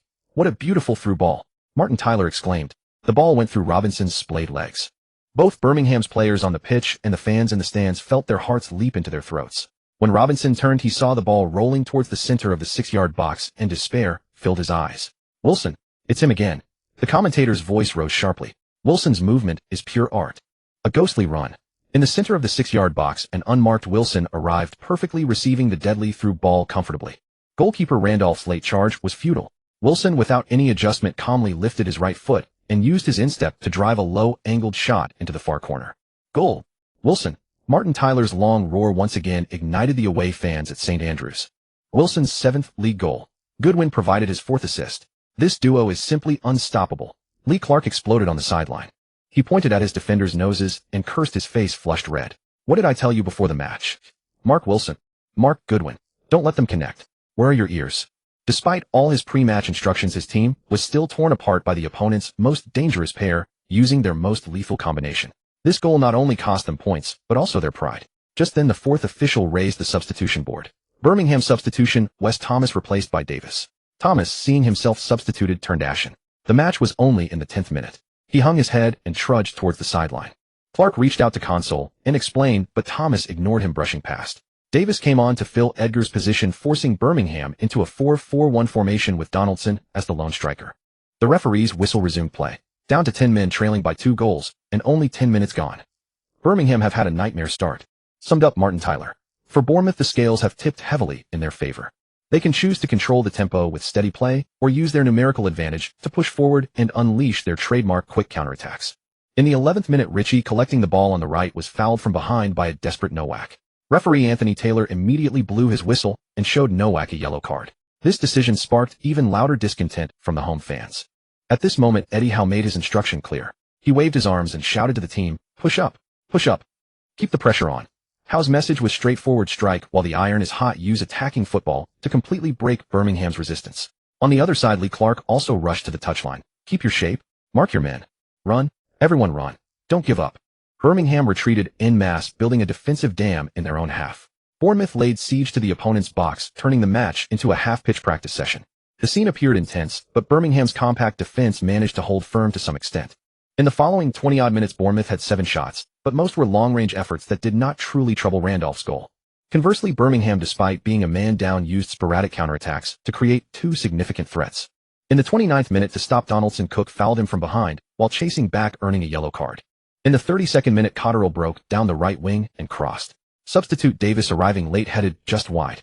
This counterattack originated from a miscommunication between Pugh and Goodwin. To cover the error, Sermon committed a tactical foul on a ball carrier in midfield, also receiving a yellow card. Within 3 minutes, 2 key defensive players for Bournemouth, Cook and Sermon, had picked up yellow cards. These 2 threatening counterattacks by Birmingham were like cold water thrown on Bournemouth, and Eddie Howe's brow furrowed on the sideline. He realized that the opponent had not completely given up. Lee Clark's team demonstrated the tenacity and grit typical of a relegation-threatened side. They were still fighting, still trying to find a glimmer of hope. As the saying goes, the more you resist, the more excited the opponent becomes. Then a terrifying scene unfolded. Under the gaze of over 26,000 pairs of eyes at St. Andrews Stadium, Eddie Howe stood on the sideline, making a clear and powerful tactical gesture: switch to 4-3-3, intensify the forward press, and go all out on the attack. The formation on the pitch adjusted swiftly. Goodwin was pushed to the left wing position, directly facing Birmingham's right back Hall. Wilson, leveraging his superior raw speed and greater one-on-one breakthrough ability, appeared on the right wing. Pittman was pushed to the front as the center forward, using his height and physical strength to tie up the opposing center backs. The midfield trio reshaped into Pugh on the left, Sermon in the center, and Ritchie on the right. A fiercer, more lethal offensive storm was ignited by Eddie Howe himself after more than 20 minutes of stalemate. Watching the opponent's tactical shift from the sideline, Lee Clark felt his heart sink with a deep sense of unease. After the match resumed, Clark instructed his players to keep the ball at their feet, more attempting to slow down the tempo. But could the weaker one-man-down Birmingham withstand the Cherry Orchard's intensified assault? The answer was no. In the 35th minute, Ritchie demonstrated excellent defensive prowess on the right flank, successfully dispossessing Novak. Securing the ball, Ritchie hesitated not a moment, bursting into acceleration instantly. Novak instinctively reached out to grab him, but remembering the yellow card he already carried, his action was delayed by no more than half a second. That half second was all Ritchie needed. He shook off Novak's challenge, dribbling to a position level with the edge of the penalty area. By then, Wilson had already used his speed to shake off left back Grounds, the two running almost parallel. If Ritchie passed, Wilson could cut inside for a one-on-one with the keeper. But Ritchie made a more astonishing choice. He dragged the ball back with his right foot, executed a sudden stop and turn, then dribbled laterally inward with his left foot, charging straight for the center. Used passes to keep the opponents moving and maintain possession. Avoid injuries and suspensions, and be mindful of the opponent's movements. Keep up the pressure and look for opportunities. If the opponent gives up resistance, you can try some combinations and shots, but don't force it. On the other side, the home team's locker room was a different scene. Clark, his face ashen, hoarsely laid out an almost impossible task: defend. Nail down their 2 most dangerous players. Those 2 have tricky runs, they're fast and agile on their feet. My requirement is to anticipate their movement routes in advance and block their passing lanes. As soon as they get the ball, get tight to them, immediately use physical contact to disrupt them, don't let them turn comfortably or start dribbling. Cut off the connection between them. In attack, take a bold chance if you have one. But the primary task is to stop conceding more goals. At the start of the second half, Birmingham made a like-for-like substitution. Gleeson off young midfielder Riley on. Just 7 minutes after coming on, Riley brought a glimmer of hope for Birmingham. In the 53rd minute, he played a brilliant 1-2 combination with Caddis in the middle of the pitch, successfully tearing through Bournemouth's slightly lax midfield defense. The ball arrived in the attacking third and Donaldson made a well-timed run to receive it. Riley's through ball was perfectly weighted. Donaldson received the ball on the edge of the box. Facing the on-rushing Elphick, he cleverly feinted with his right foot, creating space to burst into the area. Elphick stuck out a leg to block, there was contact, and Donaldson went down in the penalty area. Beep. Elphick made a big mistake, tripping Donaldson in the box. Elphick was furious, arguing with the referee, claiming Donaldson had dived. Referee Anthony Taylor was unmoved and pointed to the penalty spot. He showed Elphick a yellow card. Elphick tried to protest further, but Francis pulled him away. St. Andrews Stadium erupted in a huge cathartic roar. A penalty. A chance to salvage some pride. The Birmingham players huddled together, eventually deciding that midfielder Caddis would take it. Caddis took a deep breath and placed the ball on the spot. He ran up and struck it. He chose to power drive it into the bottom right corner. Goalkeeper Borek, the veteran Polish international, showed his experience and anticipation. He dived low to his left and palmed the ball away with one hand. Saved? Borek. A heroic save. He has extinguished Birmingham's last flicker of hope. Caddis fell to his knees in front of the penalty spot, his head in his hands, his face a mask of disbelief and anguish. The other Birmingham players stood frozen, the faint flame of hope cruelly snuffed out. Borek beat his chest, accepting the congratulations of his teammates. In the 54th minute, Eddie Howe made a swift adjustment. He saw that Sermon, who was on a yellow card, had become hesitant in defense. He decisively substituted him for Harry Arter. Within a minute of coming on, Arter clashed heavily with Riley in midfield and received a yellow card. Eddie Howe's face froze instantly. For the next 15 minutes, the game settled into a tacitly agreed slower pace. The score remained unchanged, still 0-4. On the left wing, Goodwin was being double-teamed by Hall and Cottrell. Whenever he got the ball, they closed him down, using physicality to make it difficult for him to turn or dribble. Seeing this, Goodwin only touched the ball 6 times, mostly playing safe passes back to his teammates. Eddie Howe and his assistant coach Fletcher both noticed this. Birmingham are marking him very tightly. The space is compressed. Goodwin is being neutralized, Fletcher said. Eddie Howe's eyes were deep. This is a test for him. A true star needs to learn how to find solutions in tight spaces and under close marking. In the 63rd minute, Goodwin received a pass from Harry Arter on the left. This time, he didn't choose to play it safely back to Ritchie, because he keenly sensed that only Hall was marking him from behind. He shielded the ball with his back against Hall. Just as Hall pushed against him, Goodwin cleverly backheeled the ball with his left foot while swiftly turning to his right. Hall's turn was far too slow to match Goodwin's agility. In desperation, he grabbed Goodwin's shirt. Goodwin went down near the touchline. Beep. The referee awarded a free kick and gave Hall a verbal warning. Goodwin got up quickly and ran into the box to position himself for the cross. Harry Arter jogged over and stood over the ball. Instead of shooting directly, he knocked the ball square to the edge of the penalty area. Ritchie met the ball without adjusting his feet, cleverly flicking it with the outside of his right boot to Captain Francis, who was charging down the right flank. Unmarked, Francis calmly sent in a cross. The ball flew towards the center of the box with heavy spin. In the crowd of players, an unmarked mark, Pugh rose highest and powered a header. Swish. The ball hit the back of the net. Goal. Pugh. 0-5. This goal was the final straw that broke the camel's back. The homestands erupted with a deafening chorus of boos filled with anger and despair. The boos were not for the away team, but for their own players who looked like zombies on the pitch. What the hell are you doing? Disgrace. Losing 5 at home. No fight at all. Clark. Forget the damn defending. Attack. We're losing anyway. The fans' chants were clearly audible to Lee Clark. The immense pressure was suffocating. If he pushed out, wouldn't they just concede more? But the fans' fury was unstoppable. He yielded. He walked to the touchline, waving his arms, instructing the 2 fullbacks to push forward boldly. Attack. Cross. Shoot. Even if you don't score, show me some spirit. He knew the fans just wanted to see a final shred of fight and ambition from the team. But this desperate change in tactics brought an even greater disaster just 5 minutes later. In the 69th minute, Birmingham's left midfielder Novak tried to dribble down the wing, but was cleanly tackled by the experienced Francis. Francis won the ball and saw a vast expanse of open space ahead. He drove forward with the ball running unchallenged. Reaching the byline, he delivered a precise cutback pass. At the edge of the box, an unmarked Pugh met the ball with a thunderous strike. The ball rocketed into the net, beating Randolph again. Goal. 0-6. Pugh. Scoring a brace. Hall and Cottrell exchanged glances, then looked towards the sideline, their eyes seemingly explaining to the manager, "We strictly followed your orders and shut down Goodwin. Defending Pugh wasn't our job." At this point, the game was decided. Eddie Howe substituted the match's heroes Wilson and Goodwin, bringing on Rantai and Gosling to receive the applause of the traveling fans. To their surprise, the cheers and applause from the home fans were even louder. The home fans seemed to be expressing their displeasure with the Birmingham players. Perhaps this is what they mean by "the love is deep, the hate is deep." After coming on Rantai was particularly lively up front, constantly raising his hand for the ball. Bournemouth continued their attacking momentum. In the 84th minute, Pugh received a through ball from Gosling and calmly slotted it home to complete his hat-trick. Birmingham 0-7. In the 86th minute, Ritchie crossed from the right, and substitute Rantai poked the ball home from a close-range scramble in the 6-yard box. Birmingham 0-8. In the final minutes, Bournemouth slowed the pace with only Rantai still buzzing with energy, seemingly determined to destroy Birmingham. Beep, beep, beep. The game is over. This crushing defeat is a historic disgrace for Birmingham. They have broken the record for their biggest ever defeat, surpassing the 0-7 loss to Liverpool in the 2006 FA Cup. This is the most goals Birmingham have conceded in a single league game in the club's 139-year history. Similarly, this is the first time in Bournemouth's 115-year history that they have scored 8 goals in a single league match, creating a new club record for the biggest victory. After the final whistle, the Birmingham players fled down the tunnel like refugees. This devastating defeat sent Birmingham tumbling into the relegation zone. In the mixed zone, a swarm of reporters crowded in, creating a bottleneck.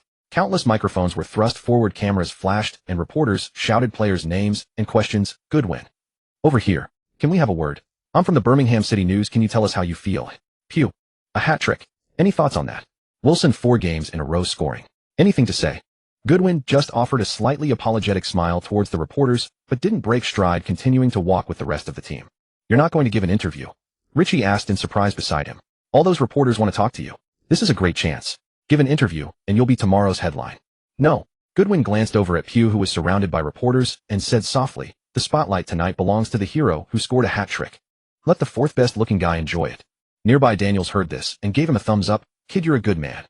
I wouldn't have been able to resist going over there. Me neither.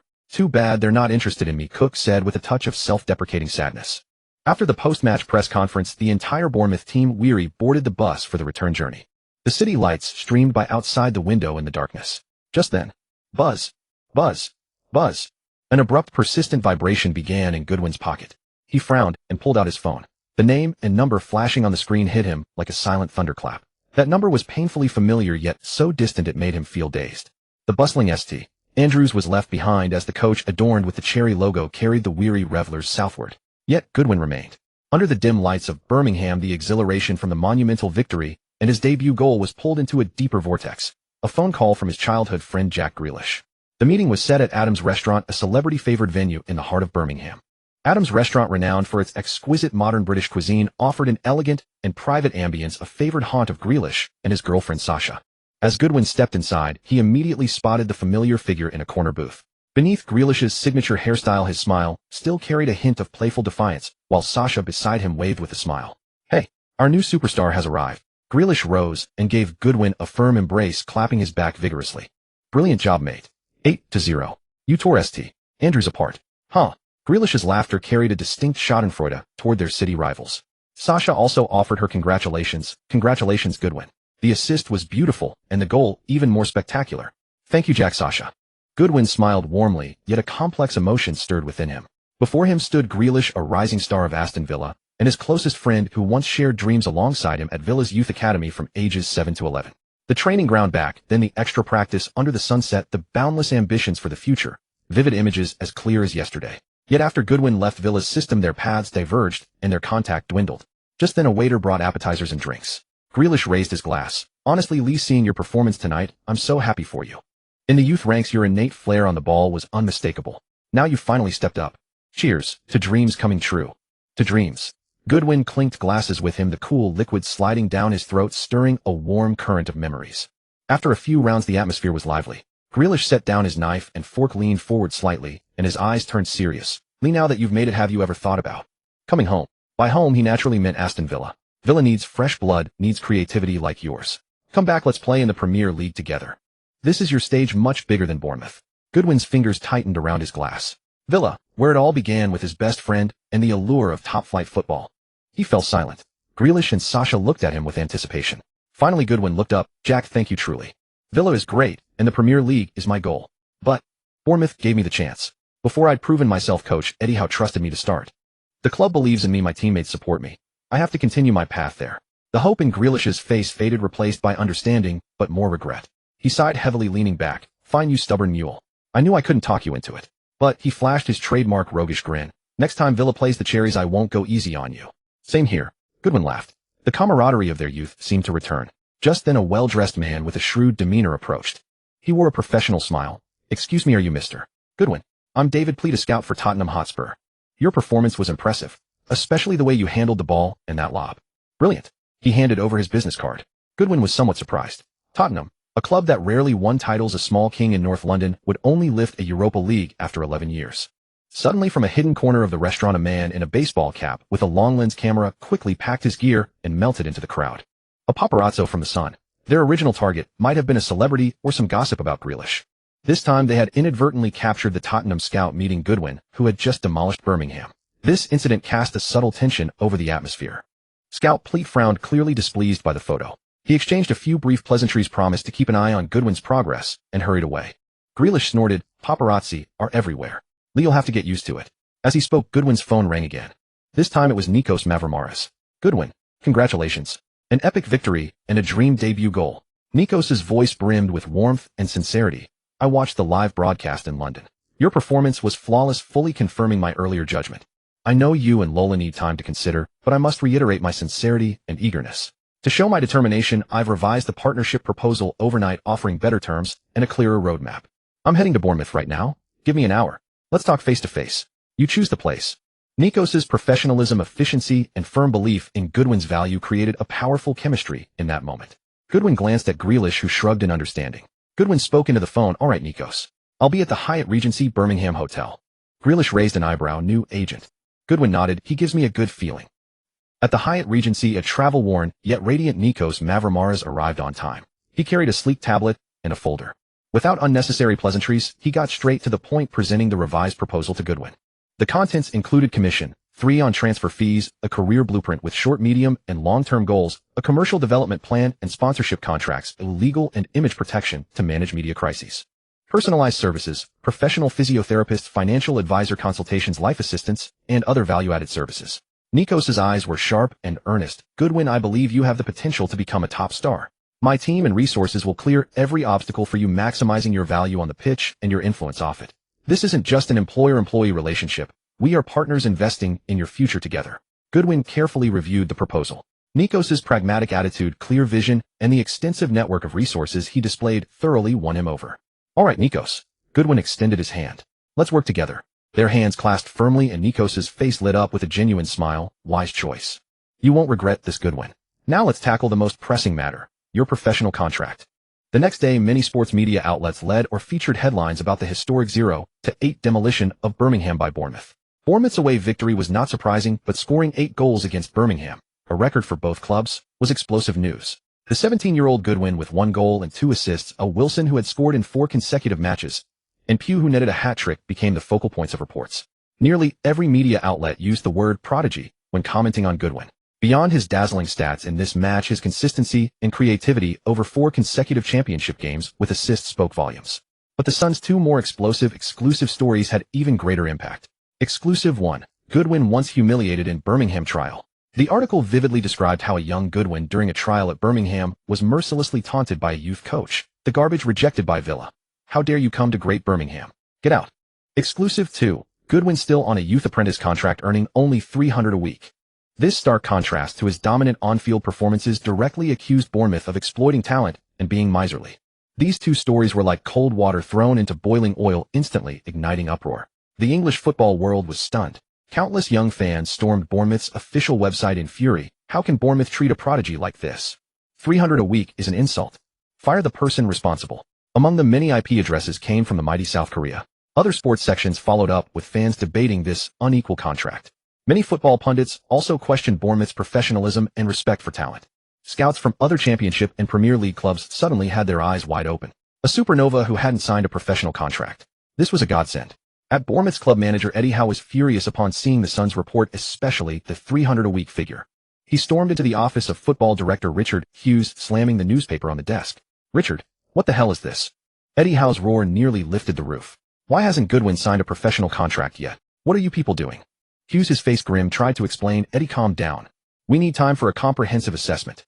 The original plan was to wait until November, when his performance stabilized further, then determine the contract tier based on evaluation." "Bullshit," Eddie Howe interrupted rudely. "Comprehensive assessment. He's got 4 assists and 1 goal in 4 games. He turned Birmingham into a sieve. Isn't that stable enough? What else needs evaluating? Whether he can score a single goal in a game. Sign him for 10. Now all of England knows he's only on £300 a week. If you don't sign him now, I bet Premier League offers will flood your fax machine tomorrow. You should know how many are watching him now. Villa, Tottenham, maybe even Manchester United and Liverpool are keeping an eye. Eddie Howe's concerns were far from unfounded. Goodwin's recent brilliance was too dazzling. Poaching was inevitable. I don't want any surprises. He must stay with the team. Now. Immediately.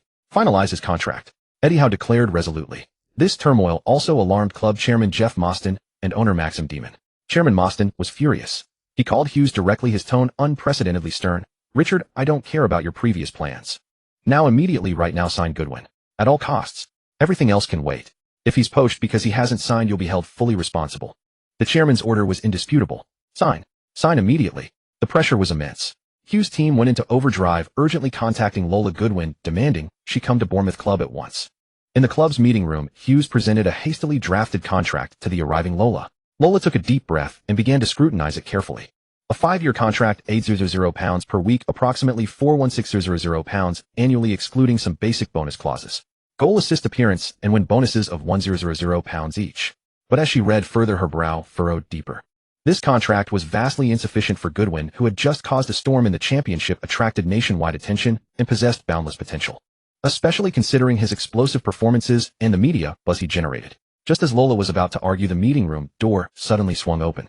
Richard Hughes was about to lose his temper. He saw Nikos Mavromaras, impeccably dressed and exuding authority, enter calmly with an assistant lawyer. Hello, Miss Goodwin. Mr. Hughes, we meet again. Richard Hughes was bewildered. Why was Wilson's agent here now? Was he here to negotiate a pay rise because of Wilson's consistent goals? Nikos smiled and said, I apologize for the interruption. I am Mr. Goodwin's exclusive agent. Regarding this contract. He glanced at the draft on the table, his tone carrying an undeniable negation. With all due respect, this is severely mismatched with the identity, ability, and market value Mr. Goodwin currently demonstrates. Richard Hughes felt a pang of guilt. Of course he knew. This contract was designed for Lola because she was unprofessional. But now with Nikos's arrival, the atmosphere at the negotiating table shifted instantly. Nikos took command, clearly outlining a new contract framework. 1. Weekly wage of £2,200.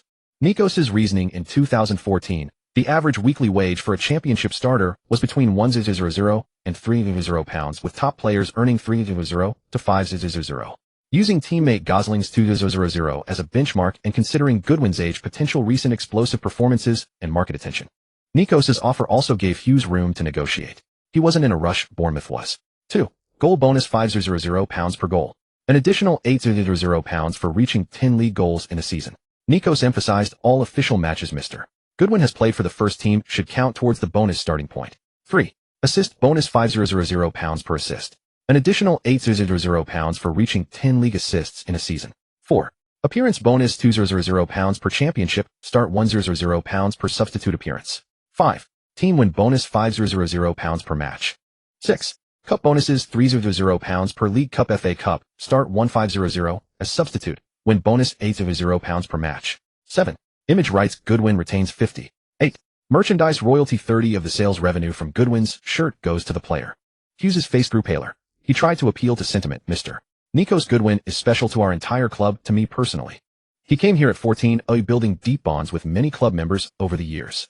His attitude, passion, and desire to win have inspired not only his teammates, but also the entire staff. He has never played just for himself. He always puts the team first. Nikos remained unmoved, interrupting elegantly. Mr. Hughes, we greatly appreciate the club's nurturing of Goodwin and the emotional bond. But sentiment cannot replace value, nor can it replace a contract that is responsible for the player's future and conforms to market principles. My client has feelings for the club, but this does not conflict with his right to fair compensation. On the contrary, a generous contract better demonstrates the club's appreciation and long-term commitment, allowing him to focus wholeheartedly on striving for team honors. Faced with Nikos's impeccable professional negotiation, Hughes's team suffered repeated setbacks. Step back, one step back again. Nikos precisely controlled the pace and bottom line. Ultimately, with Chairman Mostyn's direct involvement and Eddie Howe's strong support, an agreement was quickly reached. Core terms were slightly adjusted on minor details. Contract signed for 4 years. Weekly wage £1,800. Goal and assist bonuses £5,000. Appearance bonus £2,000 per match. Win bonus £5,000 per match. Image rights 20. Merchandise royalty 10. Release clause £15 million. Cup victory bonus of £3,000. Promotion to the Premier League bonus of £5,000. Winning the league title bonus of £6,000. The last two items were specifically requested by Goodwin, and the club naturally had no reason to refuse. To avoid any last-minute complications, the signing ceremony was scheduled for that evening. The venue was the club's media conference hall. Due to the short notice, the club only notified local and major regional media reporters from the Bournemouth Echo, Southern Daily Echo, BBC, the Daily Telegraph, as well as a few national outlets like the Daily Mail and Daily Mirror, who caught wind of the event. Under the flash of cameras, the somewhat simple signing ceremony began. Goodwin, accompanied by his agent Nikos and Lola, signed several thick contracts alongside technical director Richard Hughes. After signing, Hughes forced a smile and shook hands with Goodwin, Nikos, and Lola in turn. Chairman Mostyn and manager Eddie Howe also stepped forward to offer their congratulations. Goodwin picked up a brand new Bournemouth home shirt in red and black with the prominent number 35 and the name Goodwin printed on the back. He stood with the chairman, technical director, and manager, holding the shirt up for the cameras. A smile blossomed on Goodwin's face. This was his milestone moment. A brief press conference followed. Eddie Howe said, "For any player, the first professional contract holds special significance. For the club, young players like Goodwin are the future, the hope. His talent, hard work, and team spirit are deeply impressive. I am genuinely delighted that he has officially signed."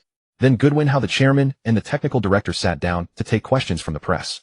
A reporter from the Bournemouth Echo stood up. "Now that you've signed your first professional contract, how do you feel? Any special thoughts?" Goodwin's expression was one of calm assurance. "To be honest, I've already played a few games for the first team, and I think I've done all right. So getting a professional contract feels quite normal to me. Like it was overdue." He paused, a sly grin spreading across his face. Of course, if the contract said £3,000 a week, the excitement would be a bit stronger. Laughter and good-natured banter rippled through the audience. A BBC reporter asked, "Can you share your thoughts on the future and the competition within the team?" Goodwin replied, "The future is about getting better every day, winning more games with the team, and aiming for a higher league position. Internal competition is good. It pushes everyone to improve. The goal of competition is to meet the coach's requirements and then deliver on the pitch." A reporter from The Sun asked, "Many fans, especially female fans, are curious about your personal story. Were you really discovered playing for a London college team?" Goodwin glanced warily at the Sun reporter. "My football journey started at Villa. I went on many trials at various clubs. Joining Bournemouth was a crucial turning point. I'm grateful to the club for giving me this opportunity." A Daily Mail reporter inquired, "After signing this important contract, what is your personal goal for this season?" Goodwin answered almost without thinking, "To help the team win the league tit." He stopped mid-sentence, immediately noticing Eddie Howe's soft cough and a kick under the table. Goodwin realized instantly that shouting championship ambitions was too flashy. He quickly corrected himself. To achieve the highest possible league position. And to fight for a promotion playoff spot. Of course, we'll also strive to go further in the cups. Despite the correction, his fearless, audacious spirit was fully revealed. After a few more questions from other reporters, the press officer announced, "All right, due to time constraints, today's press conference is concluded. Thank you to all the media friends." As the conference ended, the cameras once again focused on Goodwin holding his professional contract. Nearby, his agent Nikos wore a smile that suggested everything was perfectly under control. On the official homepage of Bournemouth Football Club, a prominent announcement was swiftly pinned following the signing ceremony. "Bournemouth Football Club is delighted to announce that we have signed a 4-year professional contract with the exceptionally talented young attacker, Lee Goodwin." Club chairman Mostyn also shared his thoughts on the renewal. "Goodwin is an outstanding representative cultivated by our youth academy. His growth perfectly embodies the club's philosophy of youth development first. Welcome Lee Goodwin to continue donning the red and black jersey and bring us more stellar performances at the Vitality Stadium. Let us all look forward to this rising star's shining moments on the championship stage." The accompanying image was the photo from the signing ceremony. Goodwin, holding the new red and black jersey emblazoned with Goodwin 35, beamed with a radiant smile, flanked by the smiling chairman Mostyn, director Hughes, and head coach Eddie Howe with the club's iconic building in the background. The comment section below the announcement was swiftly inundated with a cacophony of voices. There were ecstatic young fans celebrating the retention of their future core, rational fans analyzing the pros and cons of the contract, and a deluge of skepticism and mockery. Goodwin's name was firmly nailed to the epicenter of the storm. Goodwin stared at the new weekly wage deposit notification displayed on his mobile banking app, a chill creeping into his fingertips. Excitement. Of course there was. It was validation of his ability, a key to a better life. But accompanying it came a heavy sense of duty and pressure, along with a subtle, indescribable feeling of alienation. He tried to keep his life as usual, training extra drills, the gym. He arrived at the training ground earlier than ever and left later. Sweat was the only remedy that could momentarily make him forget the turmoil. He yearned to prove himself worthy of it all through his performances on the pitch, hoping his efforts could dilute the subtle changes in his teammates' eyes. But the changes were palpable. In the locker room, the once casual and easy greetings had become somewhat formulaic. When he walked in, some lively discussions would instantly drop a few decibels or simply change the subject. On the training ground, when he made a brilliant run into space, some passes would deliberately bypass him, opting for seemingly safer but less optimal choices. The looks from his teammates were no longer pure admiration or encouragement, but were laced with scrutiny, comparison, and even a hint of barely concealed envy. Goodwin was well aware that the root of all this lay in that contract. In 2014, the Cherries' wage structure was far from its later Premier League standards. Captain Simon Francis, the defensive stalwart, earned €0 a week. As captain, he was supposed to be the glue in the locker room. But now looking at Goodwin, this young upstart who had just signed a contract nearly matching his own weekly wage, his internal balance teetered violently between a sense of duty and a profound feeling of inequity. His congratulations were noticeably curt, his smile tinged with reluctance. He needed time to process it all. Midfield linchpin Harry Arter, the team's engine, tenacious in tackles, earned €150 a week. His gaze held a more direct scrutiny, and his challenges in training seemed to carry a bit more edge. Starting left-back Charlie Daniels, steady and reliable, earned €130 a week. He remained relatively calm, but when looking at Goodwin, the thought, "This kid's really lucky," was hard to completely conceal. Substitute Adam Smith, earning €100 a week. His feelings were mixed. On one hand, he admired Goodwin's talent, but on the other, he couldn't help thinking, why him? Why oi? Polish international goalkeeper Borek experienced, yet his weekly wage was only €100. The unique nature of his position kept him somewhat aloof, but the vast wage gap still added a layer of profound silence to his demeanor. Cook, the starting defender, earned €120 a week. Other squad players' wages ranged between €800 and €100. Goodwin's contract seemed astronomical to them. The most glaring contrast was Richie, the team's assist king and set-piece specialist, whose stellar season earned him a mere €160 a week. Goodwin's contract was like a bolt from the blue. Ranty's reaction was the most direct. This winger had previously basked in the reflected glory of Goodwin's gift of a pre-match interview. But now his animosity towards Birmingham seemed to have partially morphed into a prickly resentment towards Goodwin. In a training scrimmage, when Goodwin dribbled past him, Randy's tracking back and disruptive challenges were visibly fired up. A vicious, albeit pulled, tackle from behind drew a sharp whistle and a warning from Eddie Howe. When contesting for the ball, he barely looked up to see his teammates' positions. Upon gaining possession, he tended to either force a solo run or pass to his old mates, blatantly ignoring Goodwin's runs into space. Occasionally, he would let slip a sarcastic remark like, "Oh, Mr. 18000, not feeling it today, eh?" This would plunge the atmosphere to freezing point. Only a few like Sermon Wilson and Kermorgant managed to maintain a relatively normal attitude, though they too seemed cautious. Before a training session, Pugh specifically sought out Goodwin and gave him a sincere pat on the shoulder. "Goodwin, thanks for that interview opportunity last time. Ignore all that noise. Let your feet do the talking." It was a sliver of warmth in the gloom. Goodwin strived to block out the undercurrents in the locker room, focusing on training. But his agent Nikos keenly perceived it all. In a private room of a cafe in Bournemouth city centre, Nikos slid a proposal across the table to Goodwin. He said, "This is the storm you deserve. Now we need to do two things: consolidate your value and protect your image." Goodwin flipped through the proposal quickly. "Nike and Adidas regional reps have already expressed preliminary interest. That chip shot for your debut goal and your handsome looks are excellent selling points. But I'd lean towards first signing a quality local sportswear brand that won't overly distract you to build a foundation. Local high-end car dealerships, even a new shopping center, are on the contact list. Endorsements aren't about quantity, but quality. They must fit your prodigy persona. Next week, the best image consultant in London will come for a day to teach you how to dress for the cameras and handle interviews. Remember the media traps for questions about salary, teammate relationships, or future transfers. The standard answer is focus on the pitch, grateful for the club's trust, united with teammates towards our goals. Smile but maintain distance." Nikos added, "The sun might be digging up any minor thing from your past or watching you in Rantai. Any public place, watch your words and actions." Nikos leaned forward, his tone intensifying. "Goodwin, 180 a week is not the finish line, it's the starting line. It brings attention, but also multiplied expectations and pressure. Subtle shifts in the locker room. Normal. That's human nature. Your response isn't to explain or appease, but to silence them with undeniable performances. The sweat on the training ground, the goals and assists in matches. That's your language. Wealth changes your standard of living, but it must never change your hunger and pure love for the game. Remember where you came from, remember who gave you the opportunity, and then go conquer." Nikos's words were like a shot of adrenaline. Goodwin took a deep breath and nodded. He knew the battles off the pitch were just as important as those on it. Sandwell Metropolitan Borough, West Bromwich Albion training ground. The atmosphere on the training pitch was also tense, charged by the upcoming League Cup clash. English journalists naturally never missed a chance to stir up pre-match controversy. A reporter from the Daily Mail pointed his microphone at West Brom's midfield enforcer Jakob for an interview. "Jakob, what are your thoughts on Bournemouth's red-hot rising star Goodwin? He's been quite explosive in the championship." Jakob's expression was blank, his tone cold and hard. "The championship? We're talking about a Premier League team. It's good for a youngster to have drive, but here," he pointed to the training ground beneath his feet, "it's a different level. We'll show him what real professional intensity means." The reporter then turned to another midfielder, Malumbu. Malumbu grinned, a hint of disdain in his voice. 8-0. That's great, but the opponent was Birmingham, a struggling side. The Vitality Stadium will bring Premier League tempo to the game. Youngsters need to experience setbacks to grow. Maybe this match will be his wake-up call. Afterwards, fullback Gamboa was stopped. Gamboa said confidently, I've seen his highlights. He's fast, has some fancy footwork. But Premier League defenders and Championship defenders are two different things. I'd be happy to have a word with him on the flank, let him know how congested the top-flight touchline can be. Veteran centre-back Gareth McCauley stepped forward for an interview. Eddie Howe's team plays well, full of energy. As for their rising star, cup competitions are breeding grounds for upsets and also places to test one's true mettle. Premier League experience and overall quality are our biggest assets. Youngsters need to learn to face different defensive strategies. Goalkeeper Ben Foster declined an interview, but backup keeper Myhill was asked. Myhill shrugged, we respect every opponent. But at the end of the day, we're a Premier League team, and they're a Championship team. The cup objective is to advance. If that young lad plays, I'll be ready to welcome him. The West Brom player's comments, swiftly circulated online by the Daily Mail, reached Bournemouth. The condescending tone of a Premier League side towards a Championship one, along with the personal reminders and warnings for Goodwin, was thick with provocation. This undoubtedly added more fuel to the upcoming match and to Goodwin himself. Bournemouth.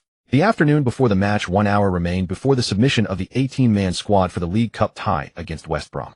After training, Eddie Howe called over Goodwin, who was doing extra shooting practice. Goodwin come over for a chat.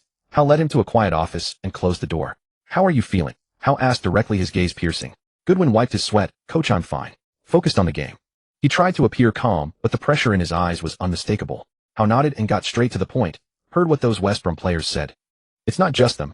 The 8-0 win over Birmingham plus that contract of yours. You're now a target for everyone.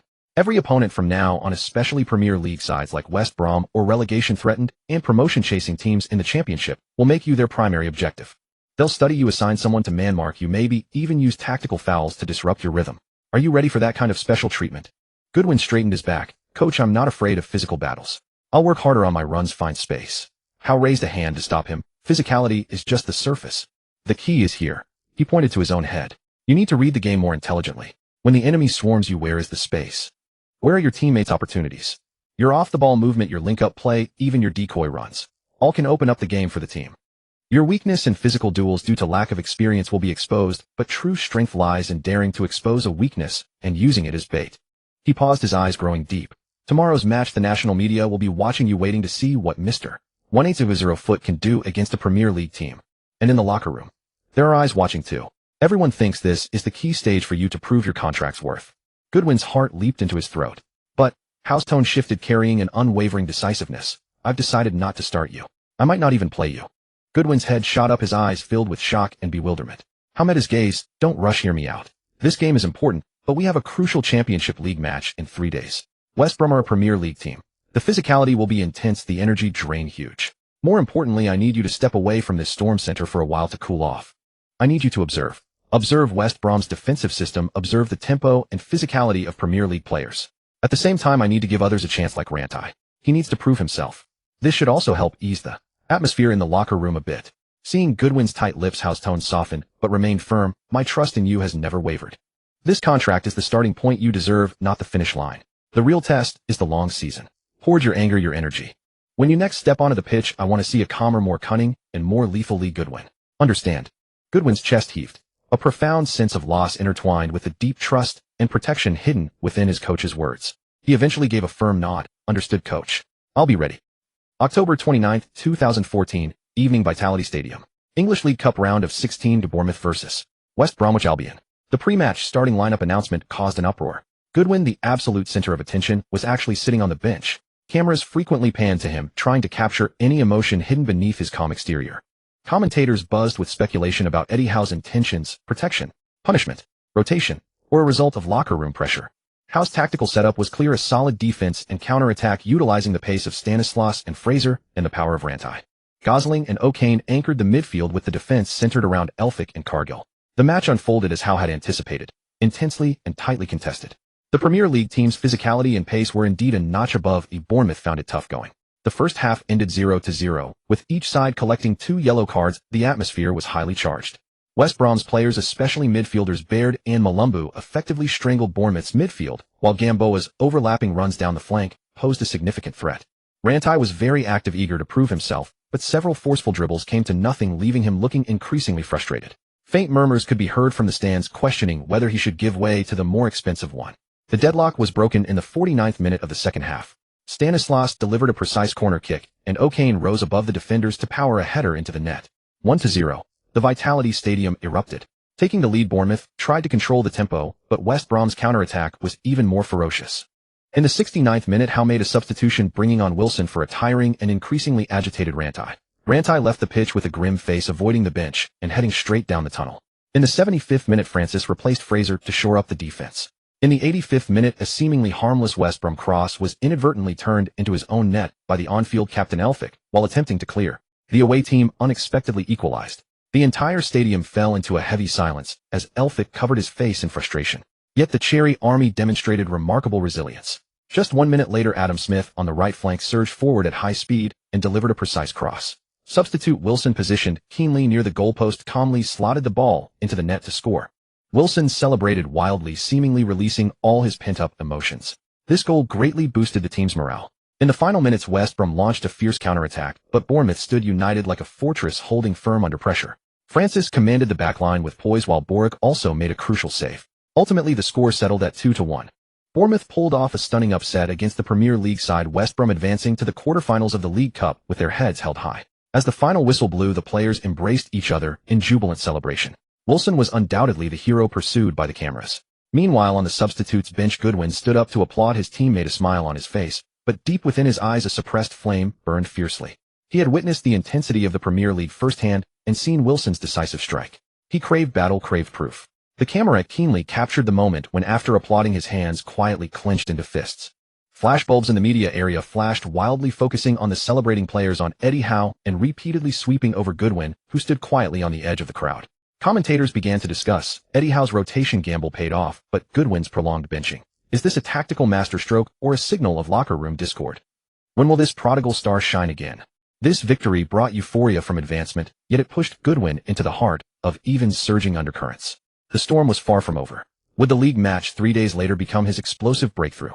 The clamor of the Vitality Stadium dressing room had yet to fade, the ecstasy of advancing in the EFL Cup mingling with the exhaustion of a hard-fought battle. The scent of sweat, disinfectant, and excited whispers blended together. Suddenly all eyes were drawn to the large screen on the wall where the results of the other EFL Cup round of 16 matches were scrolling. Liverpool 2-1 Swansea. Balotelli saves the day at 86. Lovren scores a stoppage time winner. Coutinho's killer pass. Chelsea 2-1 Shrewsbury. Drogba scores an own goal gift from the opponent. Fulham 2-5 Derby County. Tottenham 2-0 Brighton. Manchester City 0-2 Newcastle. Milton Keynes Dons 1-2 Sheffield United. Stoke City 2-3 Southampton. Once the quarterfinalists were confirmed, the draw began immediately.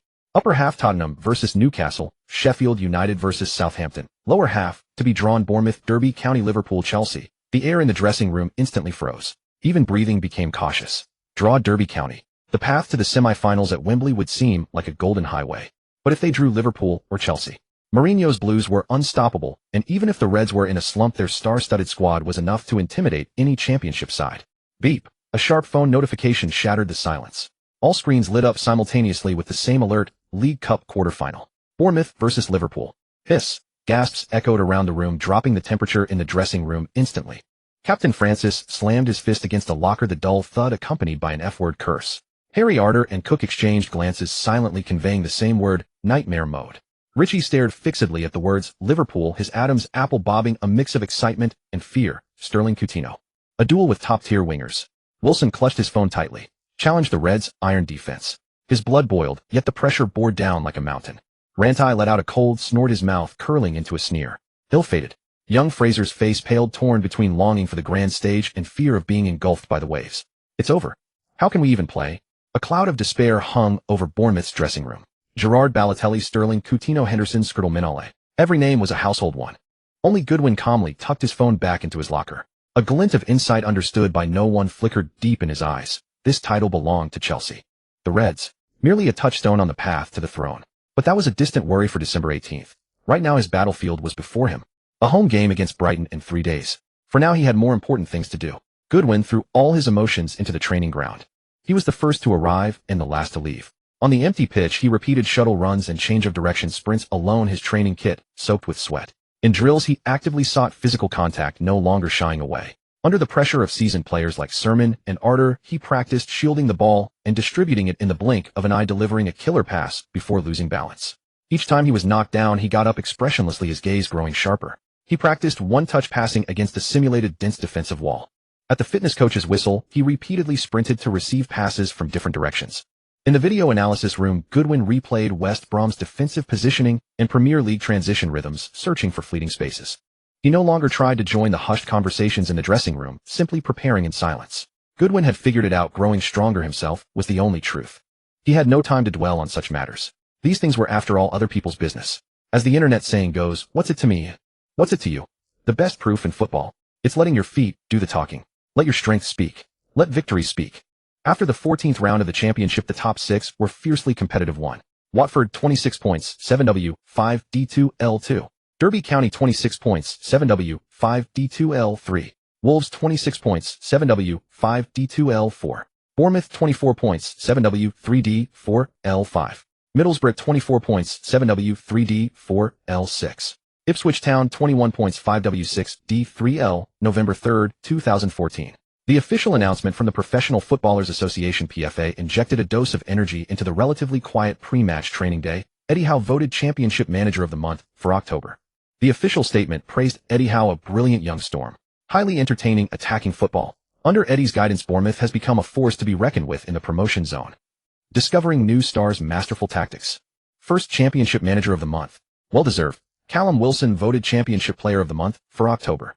This was the first time Wilson had won the Championship Player of the Month award in his personal career. He had been the PFA National Apprentice of the Year in 2010.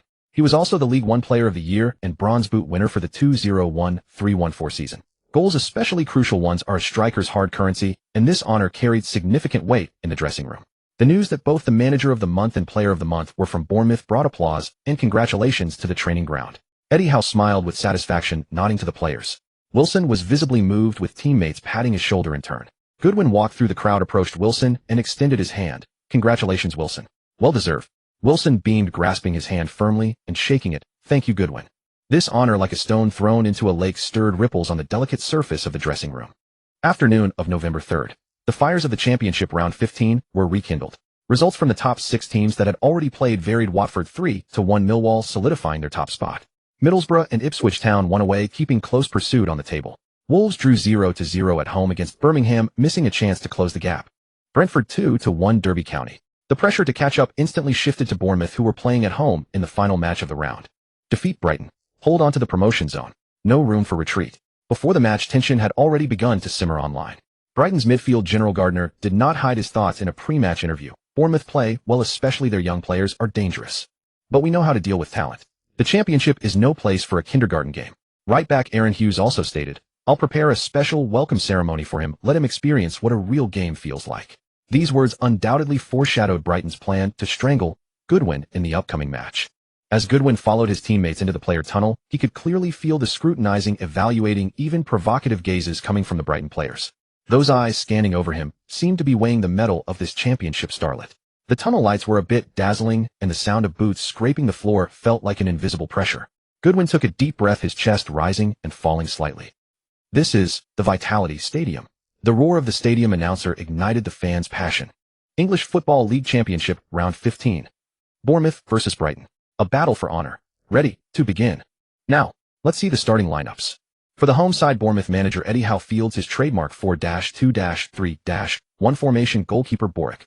Defenders Francis Elphick Cook Daniels. Double pivot Sermon Harry Arter. Attacking midfielders Richie right, Pew Goodwin left. Forward Wilson. The much publicized Goodwin starts on the left midfield. What kind of pressure will he face? Let's wait and see. For the away side, Brighton manager Sami Hyypiä sets up in a 4-3-3 formation. Goalkeeper Ali Al-Habsi. Back four Bennett Dunk Greer Aaron Hughes. Midfield Kaski Hala Gardner. Forwards Kalunga Bakto Texera. Brighton's midfield trio excel at interceptions, and central defender Dunk is experienced and tough. They vowed pre-match to give Bournemouth's young star special attention. Tonight, Goodwin faces a severe test. Can the Cherries playing at home withstand the pressure and climb further up the table? Brighton Seagulls are coming fiercely determined to cause an upset. Let's look forward to this pivotal match together.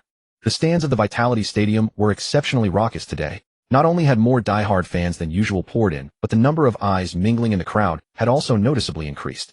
The notebooks and binoculars of scouts from all directions were discreetly aimed at the pitch. Of course, the most sharp-scented media reporters had also arrived in considerable numbers.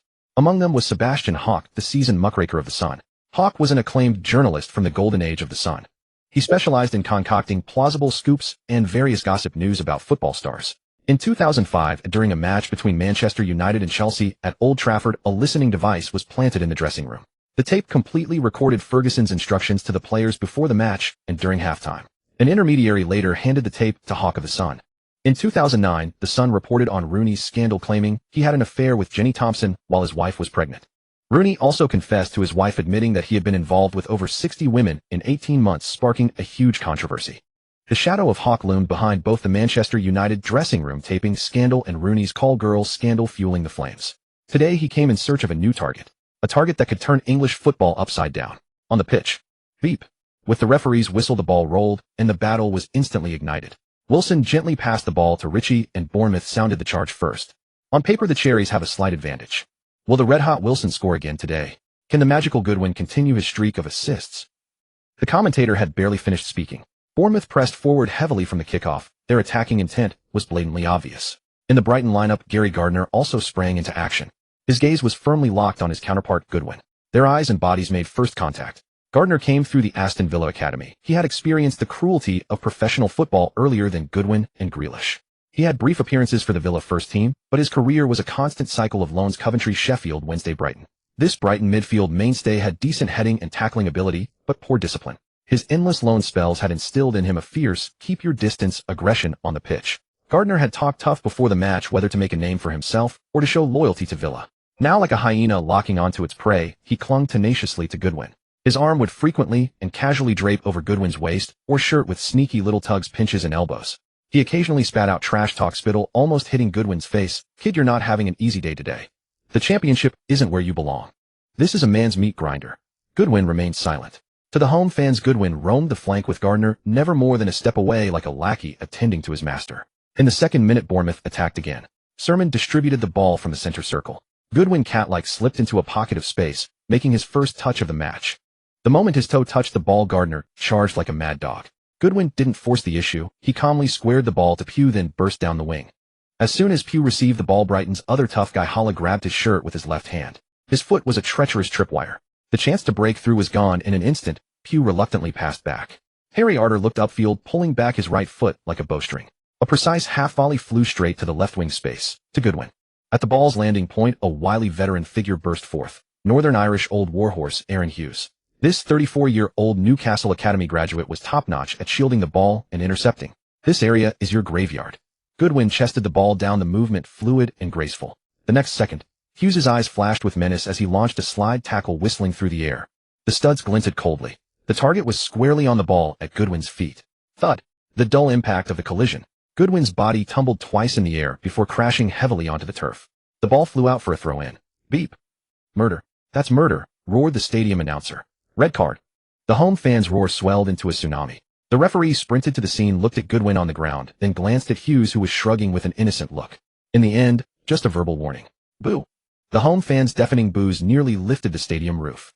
They were protesting the referee's standard. The live camera locked onto Goodwin, gritting his teeth, pushing himself up from the turf, getting to his feet with a blank expression. He pulled up his sock, coldly brushed the grass clippings from his shirt, his gaze sweeping over Hughes. Was that necessary? Hughes grinned, baring his teeth. Whether it's necessary or not, I decide. Kid, this is just the beginning. Today I'm going to make you crawl off the pitch. A frigid smile curled at the corner of Goodwin's mouth. A silent curse rolled from his throat. Fuck, you just wait. In the stands, someone scribbled quickly in a notebook. Goodwin suffers vicious tackle, referee soft. Almost sparks a brawl. Daniels came up to take the throw in. Goodwin passed it back. Daniels hoofed the ball into the box. Wilson ran to the landing point, but the ball was powerfully headed away by the tall center-back Dunk. Brighton were playing cautiously at the start, their formation compact in midfield and defense. At the ball's landing point, midfielder Kasky moved like a shark scenting blood. Trapped the ball. Turned. Counterattack. Pedal to the metal. He sprinted down the left corridor. Harry Arter cut across to intercept. Kasky swerved past him with a nimble feint, then drove hard into the soft spot between Bournemouth's midfield and defensive lines. Pugh and Goodwin in midfield chased back frantically. Panic gripped the Bournemouth defense. Give me the ball. Up front, striker Baldock raised his hand for the pass. Kasky glanced, then slotted the ball into the right wing space. Their Scalado ghosted into the gap. If he got the ball, it would create a deadly chance.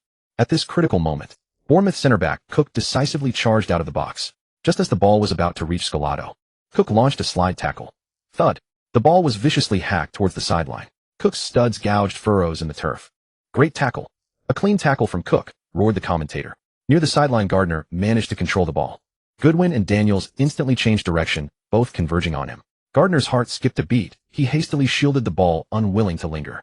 He squared the ball into the middle. He's wide open. Sermon, stop him, yelled Elphick. Holla reached the ball a step ahead. Within a 2-meter radius, he was unmarked. 25 yards from goal. Holla, shoot, exclaimed the commentator. Holla wound up his right foot, locking his ankle. He struck the ball fiercely just below its center. Thud. The ball turned into a roaring cannonball, screaming towards the top left corner. Goalkeeper Boric dived, but it was too late. Bang! A dull thud. A full half-meter over the crossbar, the ball smashed into the advertising hoardings. Oh! Brighton fans held their heads in despair. Boo! The home fans, still shaken, erupted in a massive sigh of relief mixed with jeers. Brighton's counterattack was sharp, but Holla shot high, missing a golden opportunity. Goalkeeper Boric breathed a sigh of relief, got up, slapped his gloves vigorously, and roared at his defenders, "Don't give them space to shoot so easily. Stay focused. Mark your men."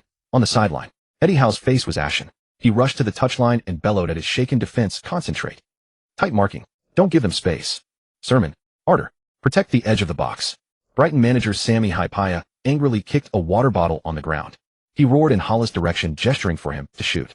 "Keep it down. Next time, get into the box before you shoot." Goodwin constantly observed the spaces in Brighton's formation. They were playing a 4-3-3, packing numbers in midfield and attack, trying to control the game by attacking. But Bournemouth's 2 holding midfielders made Brighton's attacks less smooth than they had anticipated. They could only try to break through Bournemouth's defense with 1-2 passing combinations to get the ball forward. In the first 12 minutes, Brighton's 3 forwards were utterly frustrated. Bournemouth's midfield and defense were excellent. The 2 teams combined for 8 shots, 3 on target, and the score remained 0-0. Wilson was isolated up front. His 2 shots were both saved by the goalkeeper. Goodwin was stuck in the mud. The most direct feeling was that he had too few chances to receive the ball. The passing lanes from his teammates were repeatedly cut off by the combined efforts of Gardner and Hughes. Gardner was 5 centimeters taller than Goodwin and had a bigger frame. Whenever Goodwin got the ball, he charged like a mad bull, using his strong body to slam into him. Goodwin was knocked off balance several times, a sharp pain shooting through his ribs. After a few clashes, he felt his ribs groaning in protest. Gritting his teeth, he fiercely shoved his own elbow back into Gardner's ribs during the physical battle. Gardner grunted in pain, but was secretly growing more alarmed. Damn, who said this kid was a pushover in physical battles? His frame is actually not bad. Goodwin's weakness in physical play was relative to his other abilities. After intense extra training, the muscle definition on his body was impressive, far from ordinary. Goodwin's stats in this phase were unremarkable. In fact, he had a few errors that broke down attacks when the ball came to him. In the stands, Hawk of the Sun scribbled in his notebook, "Struggles with basic physical challenges." Scattered, dissatisfied boos and discussions mixed with the home support. Goodwin is in terrible form today. Don't panic. Be patient. Keep moving. Chances will come. On the sideline, Eddie Howe's brow was furrowed, but he suppressed his anxiety, refusing Richie's request to switch flanks. Instead, he made emphatic gestures towards Sermon and Arter on the pitch. Protect. Support. Spread out. He chose to trust. He believed Goodwin could break through his struggles.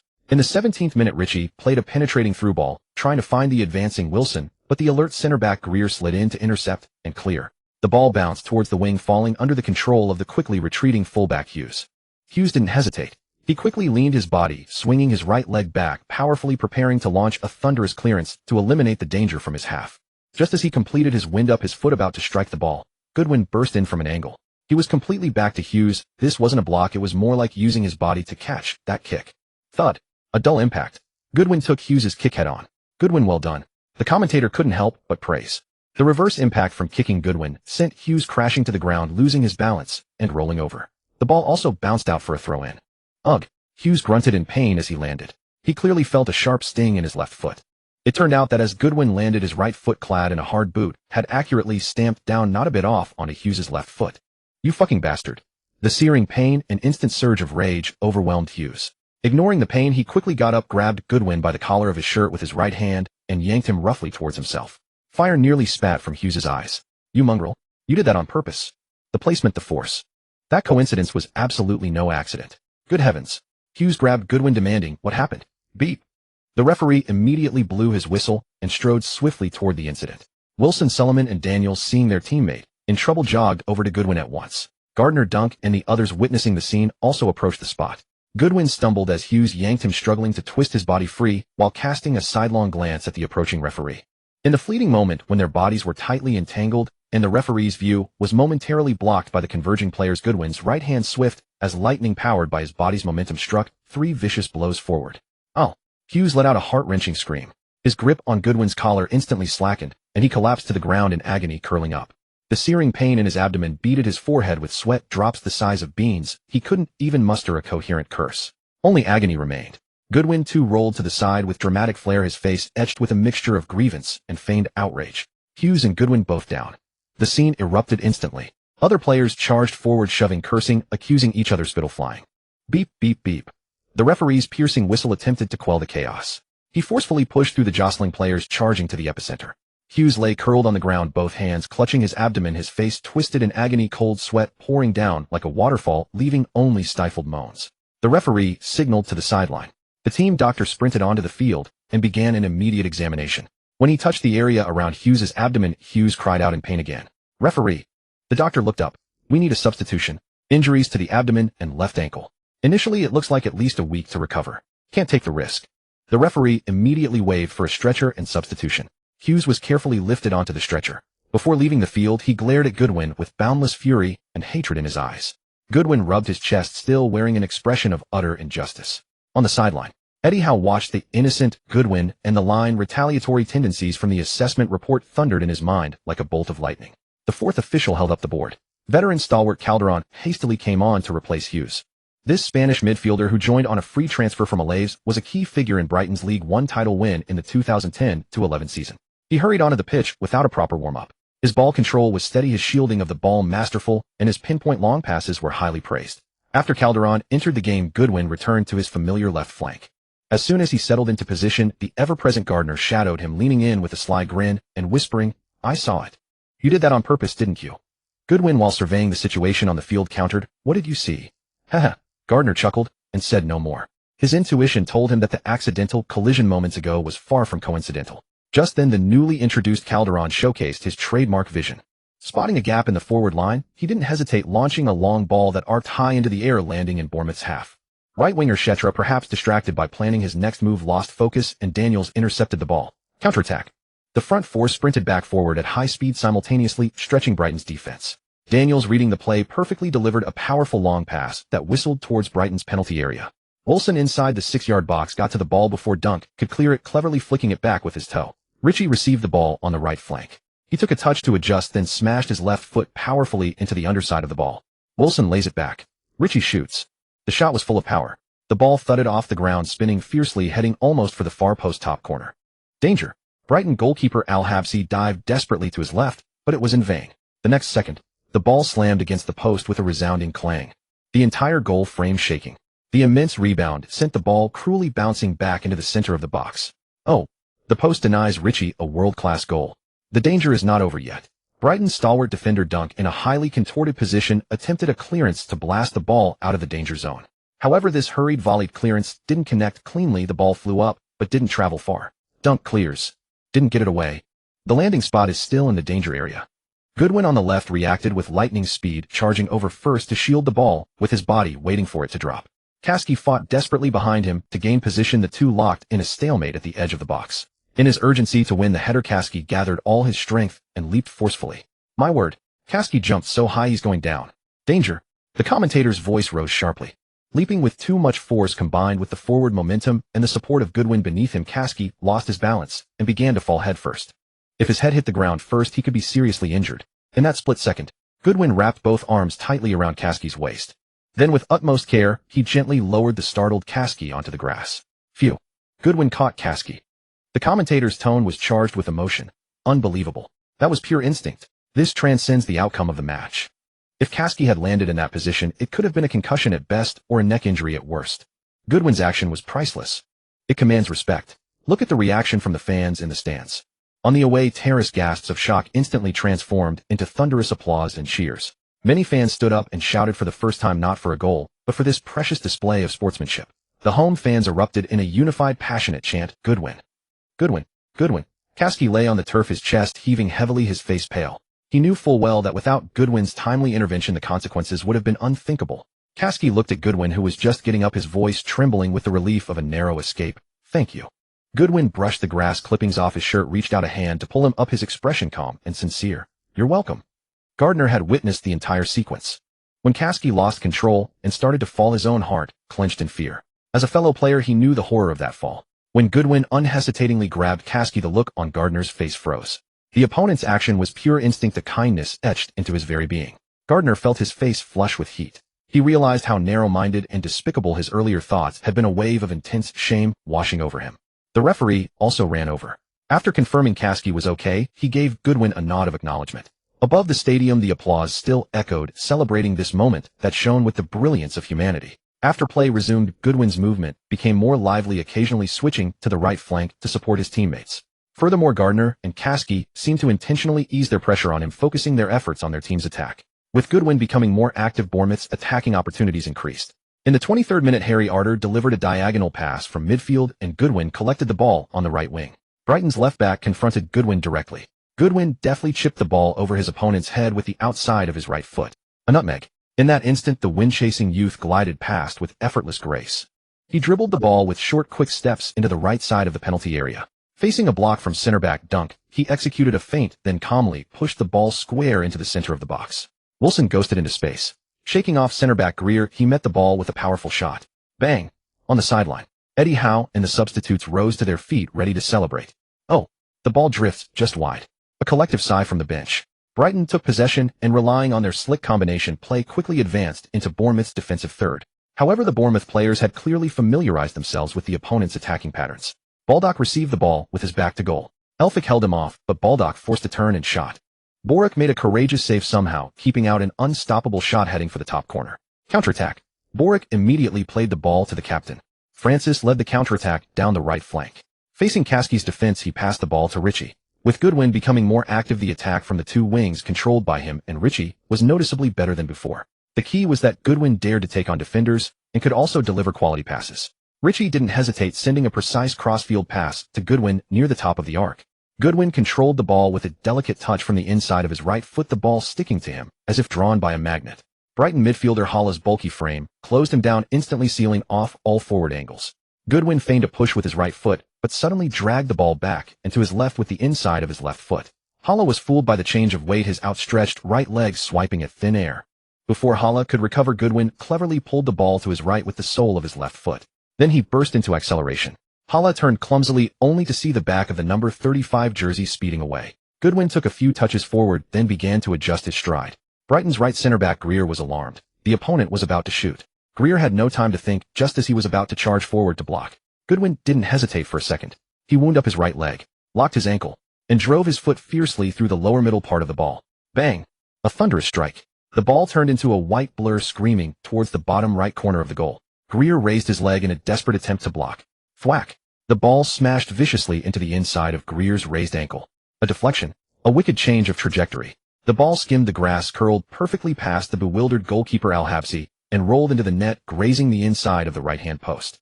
Gulawal. The ball is in the net. Unbelievable. Lee Goodwin. A perfect individual breakthrough. A lethal, unstoppable strike. He has torn Brighton's defensive wall to shreds. He has answered every single doubt. In the 25th minute, Bournemouth 1-0 Brighton. Goodwin spread his arms wide and roared to the heavens. The pent-up anger, frustration, and burning desire for vindication of the past 20-plus minutes erupted in that instant. On the sideline, Eddie Howe transformed into a madman, screaming onto the pitch. Ritchie Pugh and Wilson rushed over in sheer joy, mobbing Goodwin. Francis tousled his hair vigorously. A red wave swept through the stands. The chant of Goodwin rang out for the first time, so unified, so loud. It was deafening. Greer knelt before the goal line in frustration, clutching his head in his hands. Al-Habsi kicked the post in anger. Hallah's face was ashen, staring at the celebrating players like a wounded beast. Brighton didn't crumble. Conceding first was within their expectations. After the restart, they showed their resilience. Brighton launched a quick attack down the right. Texera skillfully eluded Daniels' challenge and delivered a precise low cross. Kalunga, charging in from the center, slid in to meet it before Elphick could react. The ball squirmed under Boric's arm and nestled into the net. Gulal. Kalunga slides it home. 1-1. In just 3 minutes, Brighton have equalized. On the sideline, Hypatia punched the air in excitement. This goal was absolutely crucial. Brighton players sprinted to the corner flag, celebrating wildly. Eddie Howe's face darkened. He immediately went to the sideline and roared at his defense, "Focus. Mark your men." Wilson's handling of the ball was flawless, the commentator's voice affirmed. When surrounded by opponents like a fortress, setting up a teammate is the key to breaking the deadlock.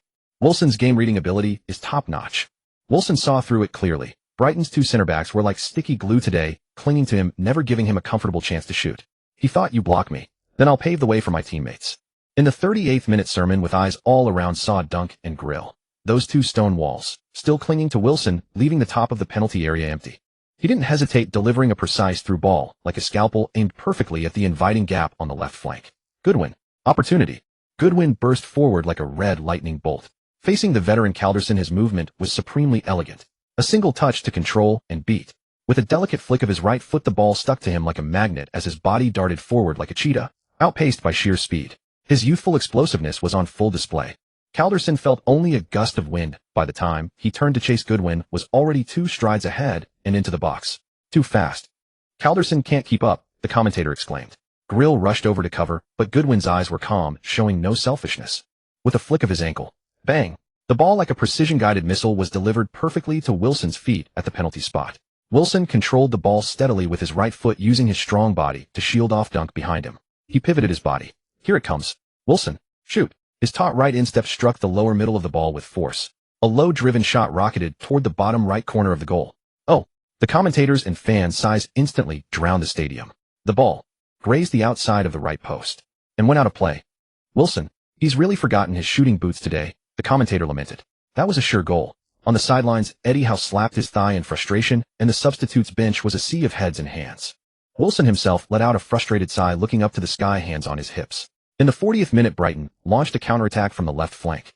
Kasky and Ora executed a brilliant 1-2, instantly tearing through Bournemouth's midfield defense. The ball advanced quickly into the attacking third. Ora spotted the gap and delivered a ground-through ball, finding the battering ram Baldock at the edge of the 6-yard box. Elphick was right on him, glued like a shadow. Baldock shouldered the pressure, didn't force it, and cleverly nudged the ball with the outside of his right foot. The ball was split to the left flank. Kalunga stood waiting for the ball, but it was too slow. Mine. Bournemouth captain Francis charged like a tiger descending a mountain. A precise sliding tackle. Thump. Clean and decisive. The ball was intercepted. The counterattack horn sounded again. Francis quickly got up and swept the ball to the midfield core. Sermon looked up. On the right, Ritchie was already sprinting. Sermon with a long ball. The ball sailed across the sky, landing precisely in Ritchie's path.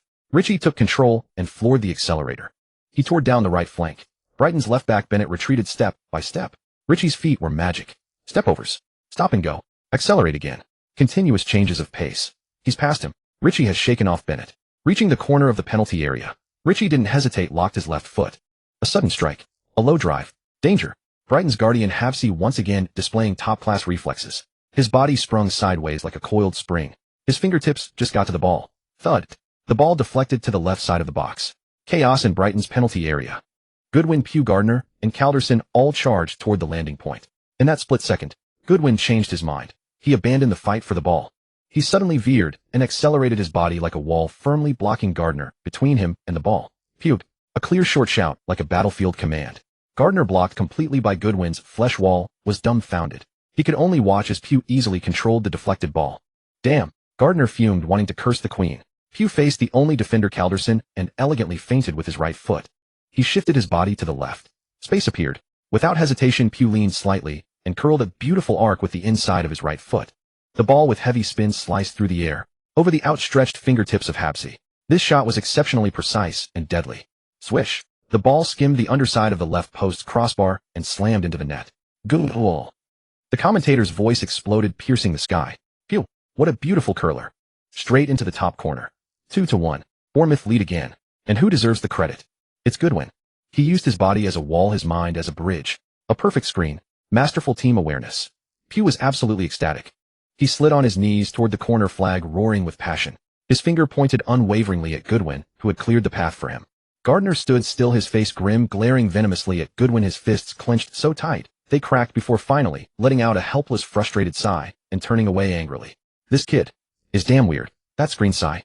Gardner's heart was a mix of emotions. He felt like a fool being toyed with. Goodwin's face broke into a brilliant smile as he sprinted to the corner flag and hugged Pugh tightly. On the sidelines, Eddie Howe let out a long breath, clapping vigorously, muttering, "This kid. That screen was worth a fortune. Pugh, oh Pugh, if you'd missed that, I'd have you training until dawn." Assistant coach Fletcher laughed heartily beside him. In the stands, Hawk's pen nearly tore through his notebook, sly as a fox. Self-sacrifice. Crucial screen. Poor team potential. This kid is full of tricks. The game restarted. Brighton tried to fight back, but Bournemouth's morale was soaring. Amid the deafening roar of tens of thousands of fans, the three lines were tight as a drum with smooth and sharp transitions between attack and defense. Richie Pugh and Goodwin's small combinations in the midfield and forward areas were flowing continuous ground passes, exhausting Brighton.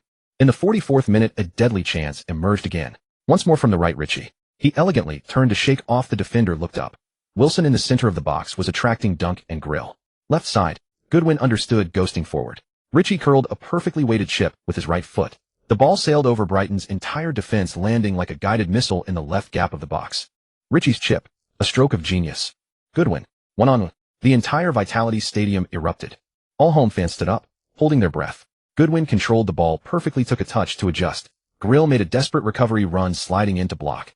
Goodwin's eyes were sharp. He glanced at keeper Hapsey's position and calmly struck with his right foot, aiming for the far post.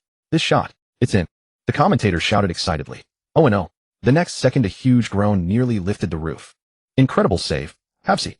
Hapsey, as if on a cheat code, extended his body to the limit, diving sideways. With one hand, he denied Goodwin's certain goal. The ball was deflected for a corner. Whoosh. The away section erupted in relief. Hapsey. Hapsey. Hapsey.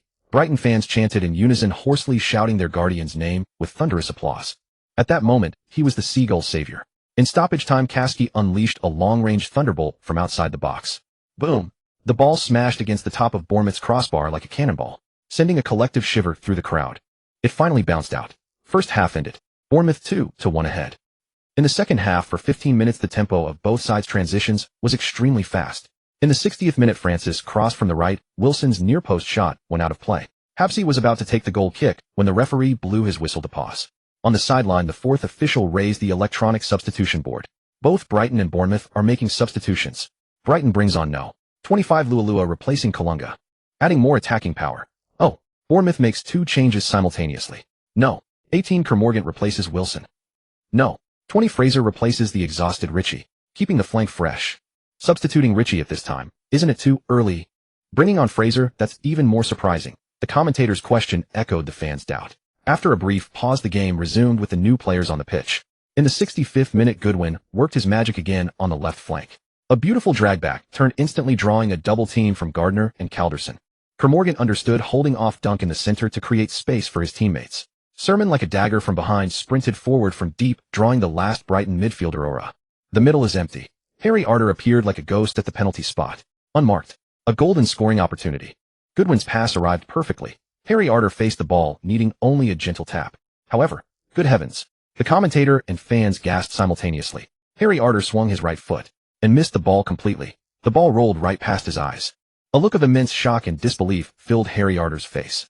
Even more dramatic, Fraser, who had sprinted to the far post to cover the pass, watched helplessly as the ball went past his original position.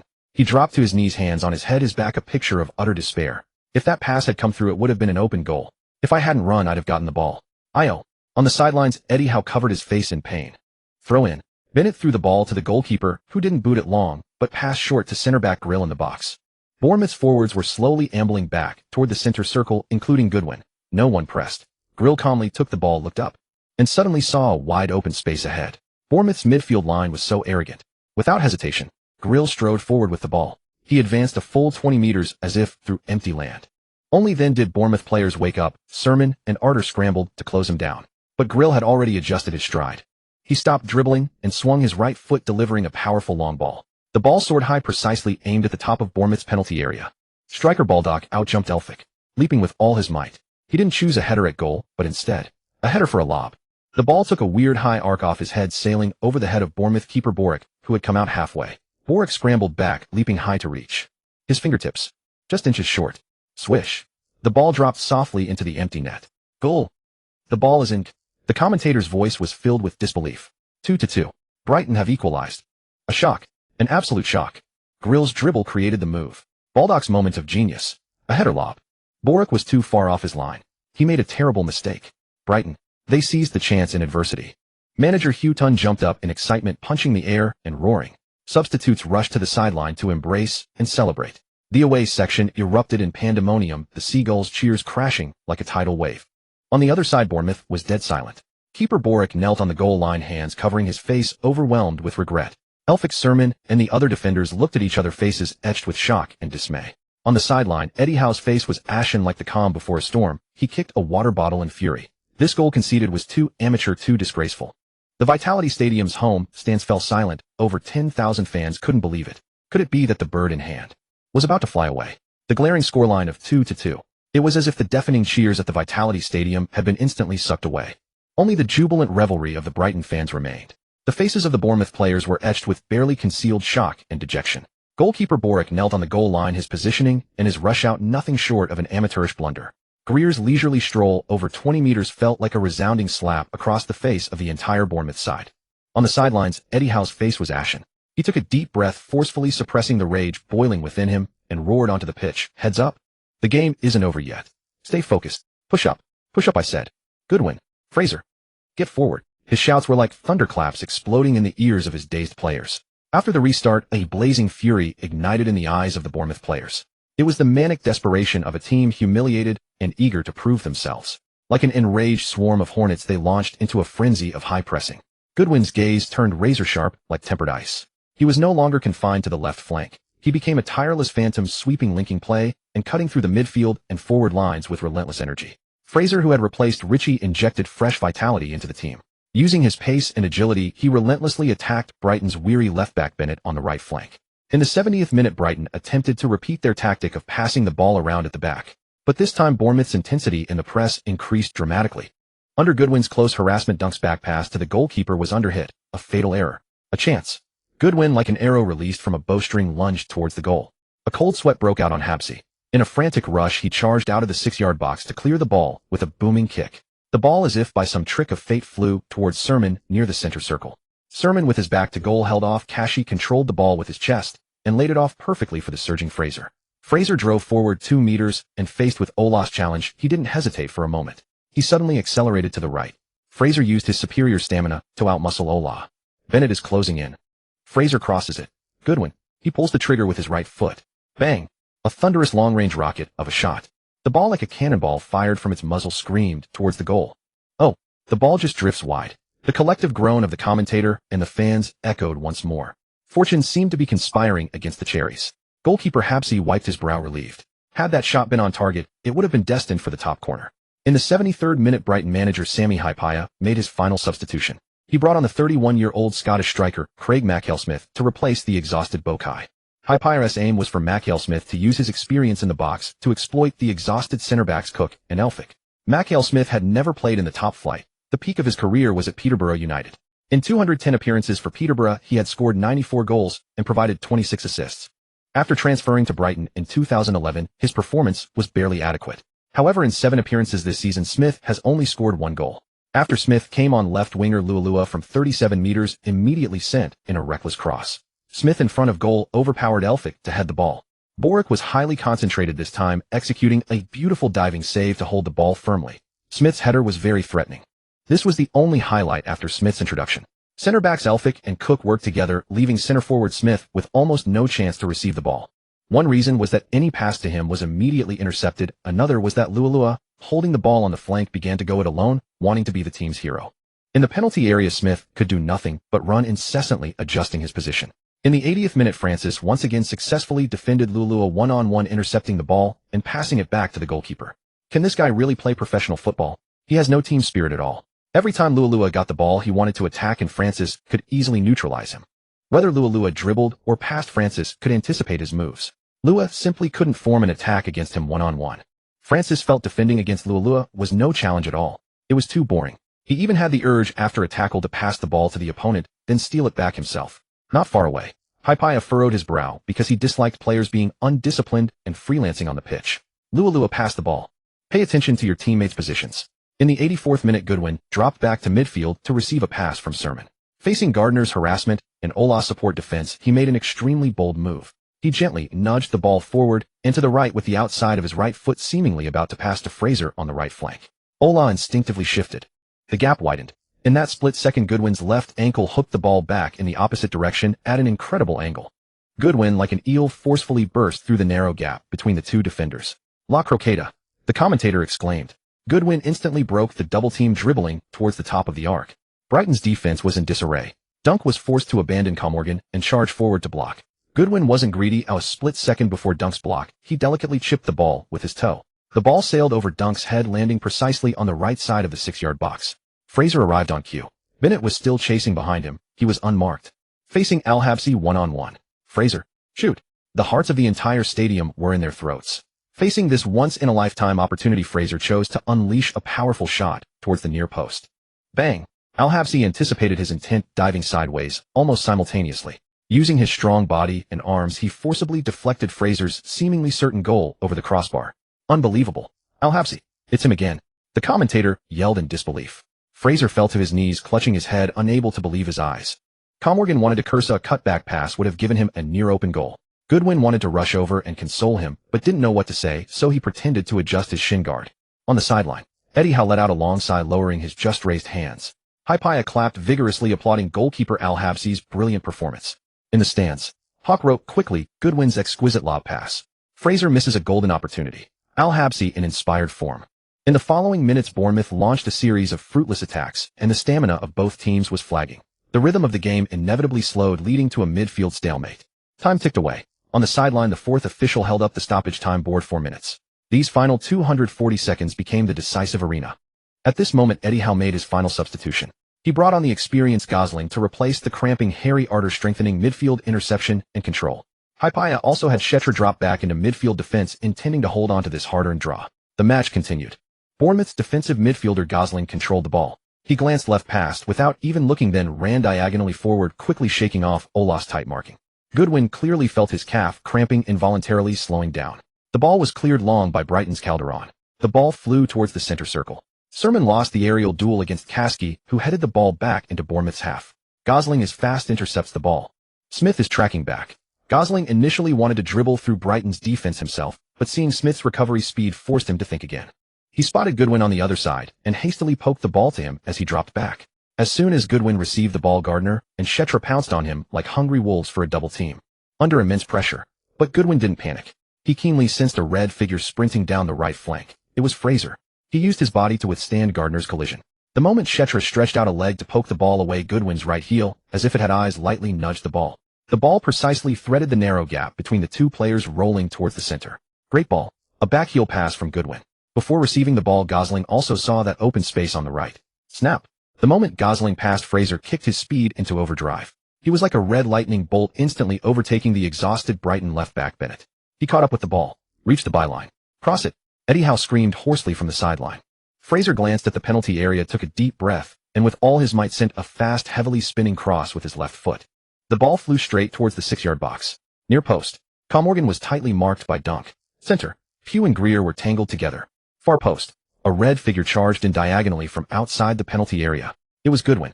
After completing that exquisite backheel pass, he didn't pause for a moment. He unleashed the last of his energy, sprinting towards the far post at an astonishing speed.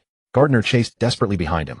Calderon charged in diagonally to intercept, but he was filled with despair. That number 35 back was getting further and further away from him.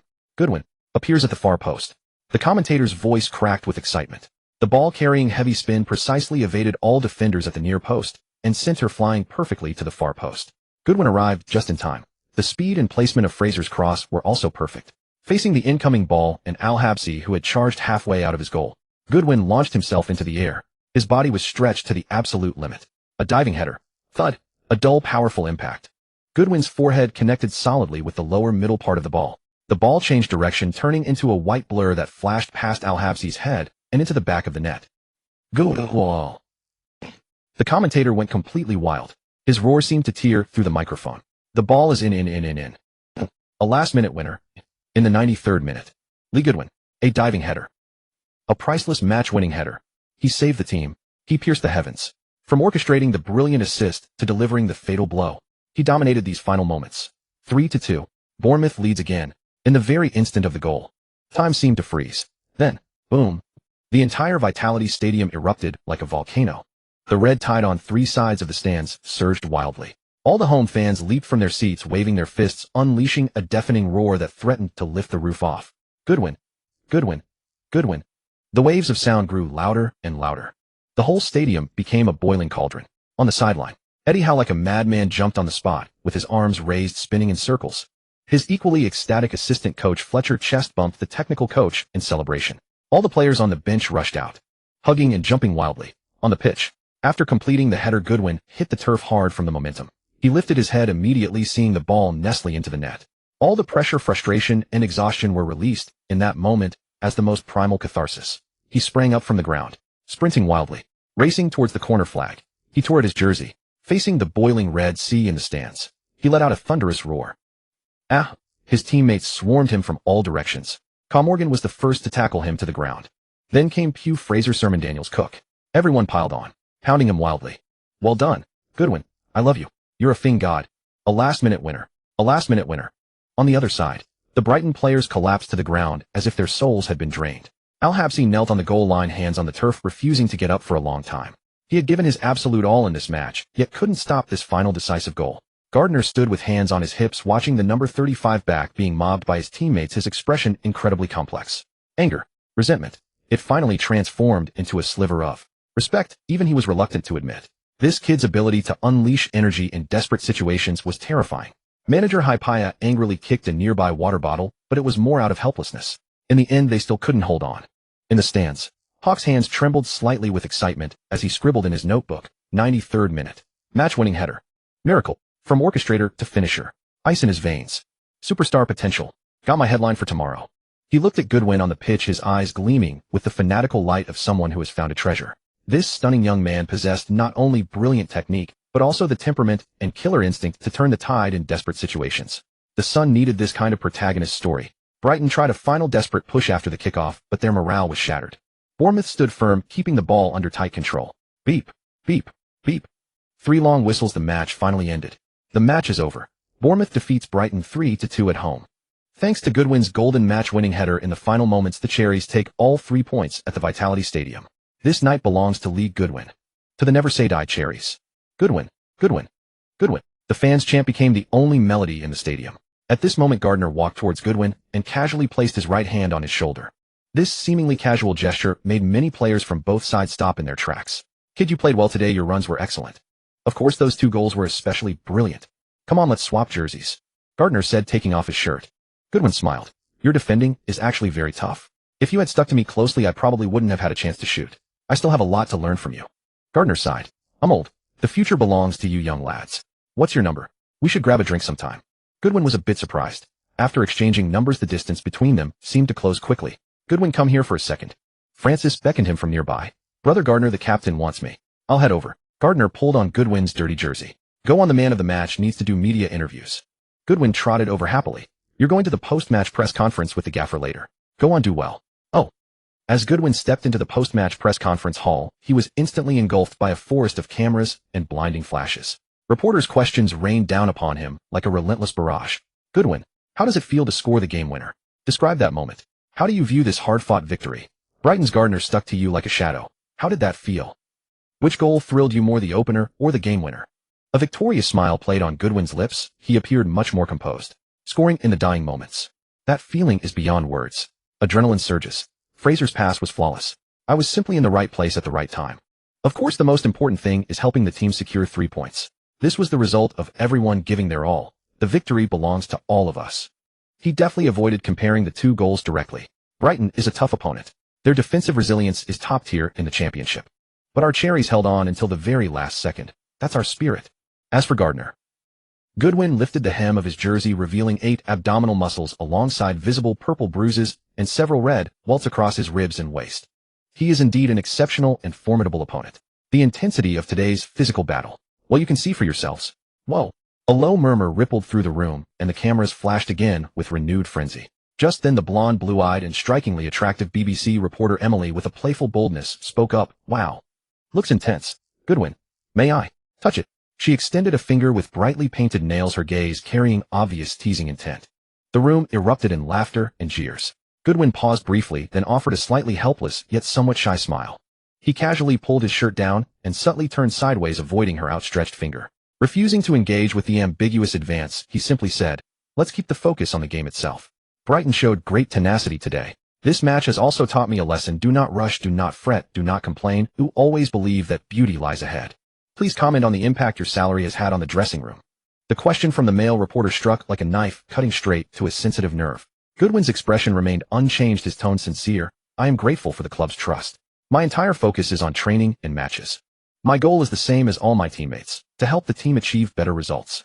After a pause, Goodwin added, if you have no background, you must work harder than others so that benefactors can see you, and only then will opportunities come your way. I will maintain a sense of reverence, gratitude, and ambition, repaying the club's salary with my performances. What about your Carabao Cup opponents, Liverpool? Goodwin remained pragmatic. Liverpool is a glory of English football, a great opponent, but that match is still far off. Right now, I just want to savor this victory. At that moment, Hawk from the Sun clearly wasn't ready to let him off, throwing out an extremely pointed question. In the first half, we saw several intense confrontations between you, Hughes and Gardner, which resulted in Hughes being injured and leaving the pitch. Some believe some of your actions were excessively rough, even carrying a retaliatory tone. Does that lucrative contract burden you with immense pressure to prove yourself, causing your actions to become distorted? Instantly the room fell silent. All lenses were fixed on Goodwin's face, capturing every flicker of expression. Goodwin recalled the repeated advice from Nikos and his image consultant. He took a deep breath and a standard professional smile slowly spread across his face. He met Hawk's gaze directly, his tone calm, yet carrying an undeniable force. The match was incredibly intense. High-level physical confrontation is part of football, especially championship football. I feel very sorry for Hughes' injury and sincerely wish him a speedy recovery. As for whether my actions were excessive, every decision made by the referee on the pitch is the sole standard and answer. The contract. It is my motivation to strive. I only want to repay that trust with my performances on the field. Regarding the retaliation you mentioned, Mr. Hawk, the smile on Goodwin's face seemed to fade slightly, his gaze sharpening. The confrontation is a manifestation of both sides giving their all for victory. I do not agree with the term retaliation, which carries strong subjective conjecture. My goal has always been singular: to play good football and help the team win. The contract brings motivation, certainly not a burden that distorts my actions. Impeccable. Well-reasoned. He displayed grace while forcefully countering the criticism. Nikos watched the live broadcast backstage and nodded with satisfaction. When Goodwin finally emerged from the press room, an even more fervent wave awaited him. The fans who had been waiting for a long time instantly surrounded him. Goodwin, hero, please give me an autograph. A photo. Please, a photo. King, you are our king. Countless hands reached out, countless phones were held high. The deafening roar threatened to lift the stadium roof. Goodwin patiently fulfilled the fans' requests, a tired, yet genuine smile on his face.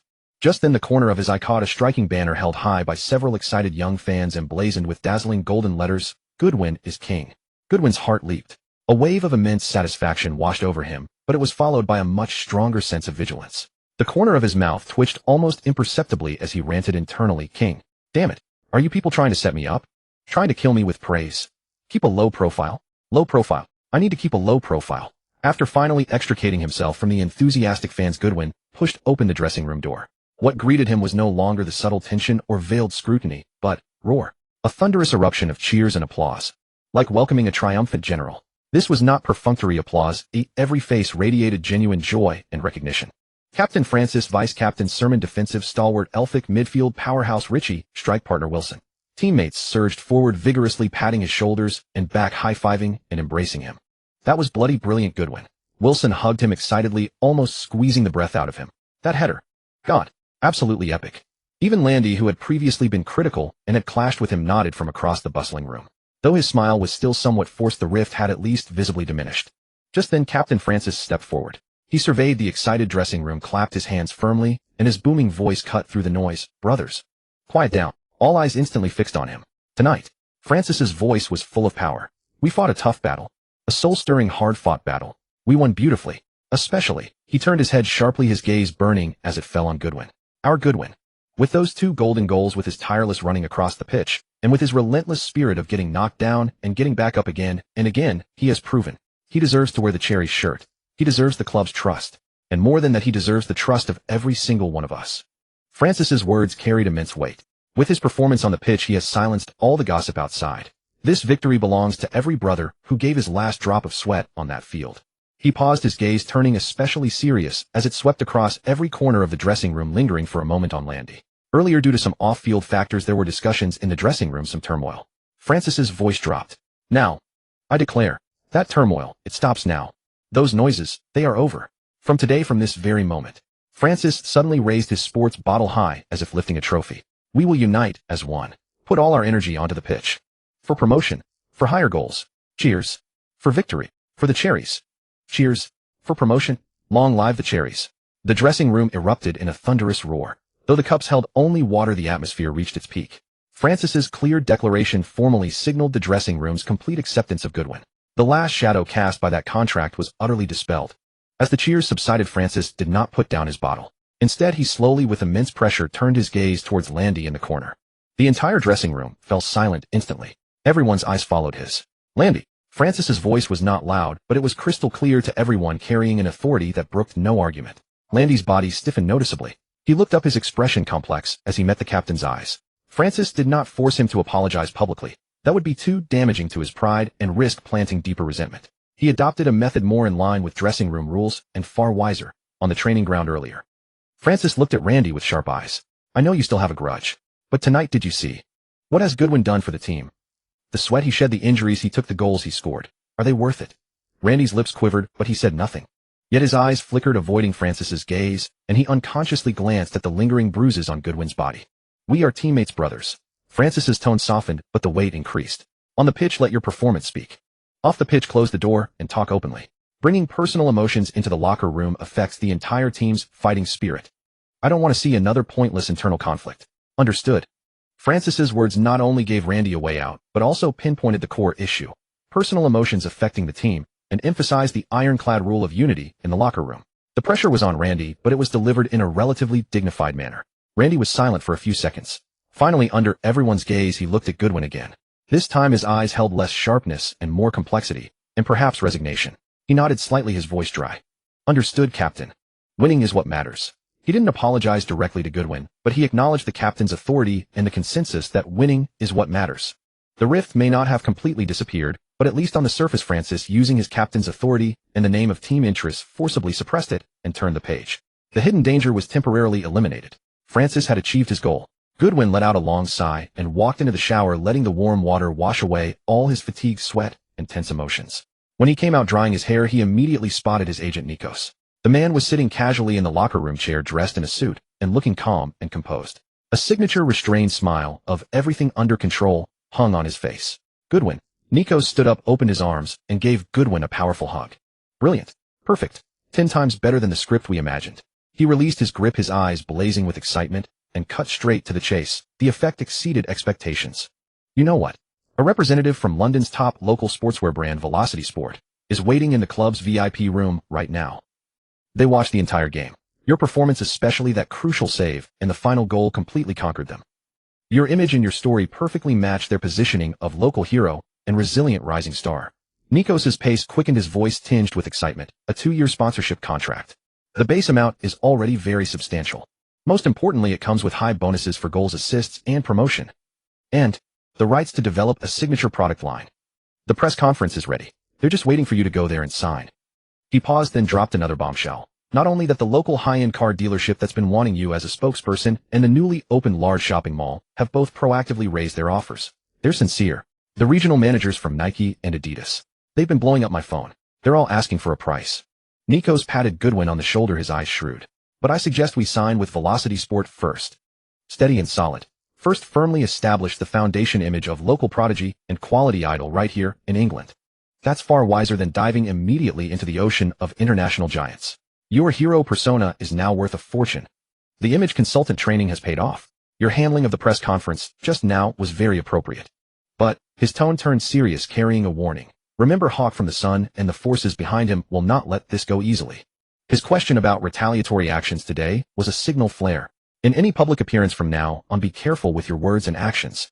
Maintain your sunny, positive, and hardworking image. Don't give them even the slightest opening. The massive commercial offers surged like a tidal wave, leaving Goodwin, who had just endured the dual baptism of the pitch, in the locker room feeling dazed. A weekly salary of 18000 was already a dream, and now enormous endorsement fees were landing before him. The transformation of his life was so rapid it made him dizzy. Adapt to it. Nikos saw through his thoughts, squeezed his shoulder firmly, and his gaze was resolute. Master it. But always remember, your performance on the pitch is the foundation of everything. After signing the contract, extra training can't stop. The Premier League. That's the real bigger stage. Your journey has only just begun. As the round of championship matches concluded, Bournemouth, thanks to this thrilling comeback victory, reached 27 points and surged to 3rd place in the league standings. Very close to the top team, Watford. The media and fan forums immediately exploded into heated discussions about the Cherries' strong possibility of promotion this season. Goodwin's selection to the official team of the week was a foregone conclusion, and his stunning diving header for the winning goal was undoubtedly the uncontested top play of the round. On the other side aboard the Brighton return bus, the atmosphere was as oppressive as an ice cellar. Outside the window the night was heavy, inside only the engine's low growl, and fuck. That damned Goodwin. That filthy little bastard. Hughes with an ice pack on his leg couldn't help but curse loudly, breaking the silence. His face was ashen, his eyes full of venom. He did it on purpose. That stamp. He ruined me. His curses were especially grating in the silent carriage, and many players frowned. Enough, Hughes. A calm voice rang out belonging to Carsley. He leaned back in his seat, eyes closed, his tone unreadable. Let me say something fair. When he spoke, everyone in the carriage pricked up their ears, because saying something fair often implied a certain bias. Gardner wrestled with him the whole game. So many physical confrontations. Carsley opened his eyes, his gaze sweeping over Gardner, who sat in the front row, equally tired and silent.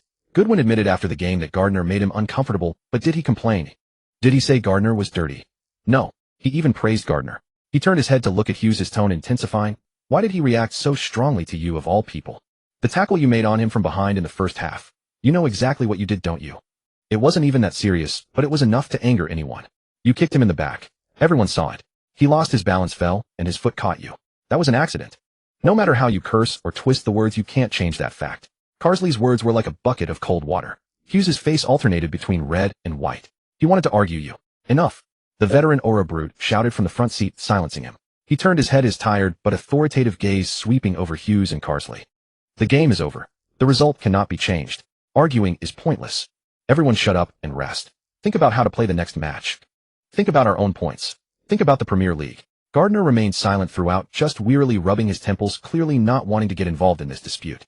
The other players also withdrew their gazes, either closing their eyes to rest or looking out the window. Silence fell again in the carriage, leaving only Hughes's resentful breathing and the echo of Aura's words. This world is so realistic. Everyone has their own position, interests, and calculations, and they are constantly changing. So-called fairness is often just a cloak for one's stance. To expect absolute fairness is the most foolish fantasy. The next day, the front pages of almost all English sports media were dominated by the same name, but painted two very different faces. BBC Sport, a hero's goal. Goodwin's diving header seals the deal. Cherry's comeback against the Seagulls at home. The accompanying image was the stunning moment of Goodwin diving headfirst and slamming the ball into the net. The photo was full of power and decisiveness. Daily Mail, from controversial newcomer to absolute core. Goodwin conquers the Vitality Stadium with 2 golden goals. The Mail's report focused on his transformation and crucial role. Mirror, a 1-8-week winning goal. Bournemouth's record signing proves his worth in the most perfect way. The Sunhawk column, genius or bad boy. The tough shadow under Goodwin's goal glory. Hawk's report took a completely different path. The article focused on the several altercations between Goodwin, Hughes, and Gardner in the first half.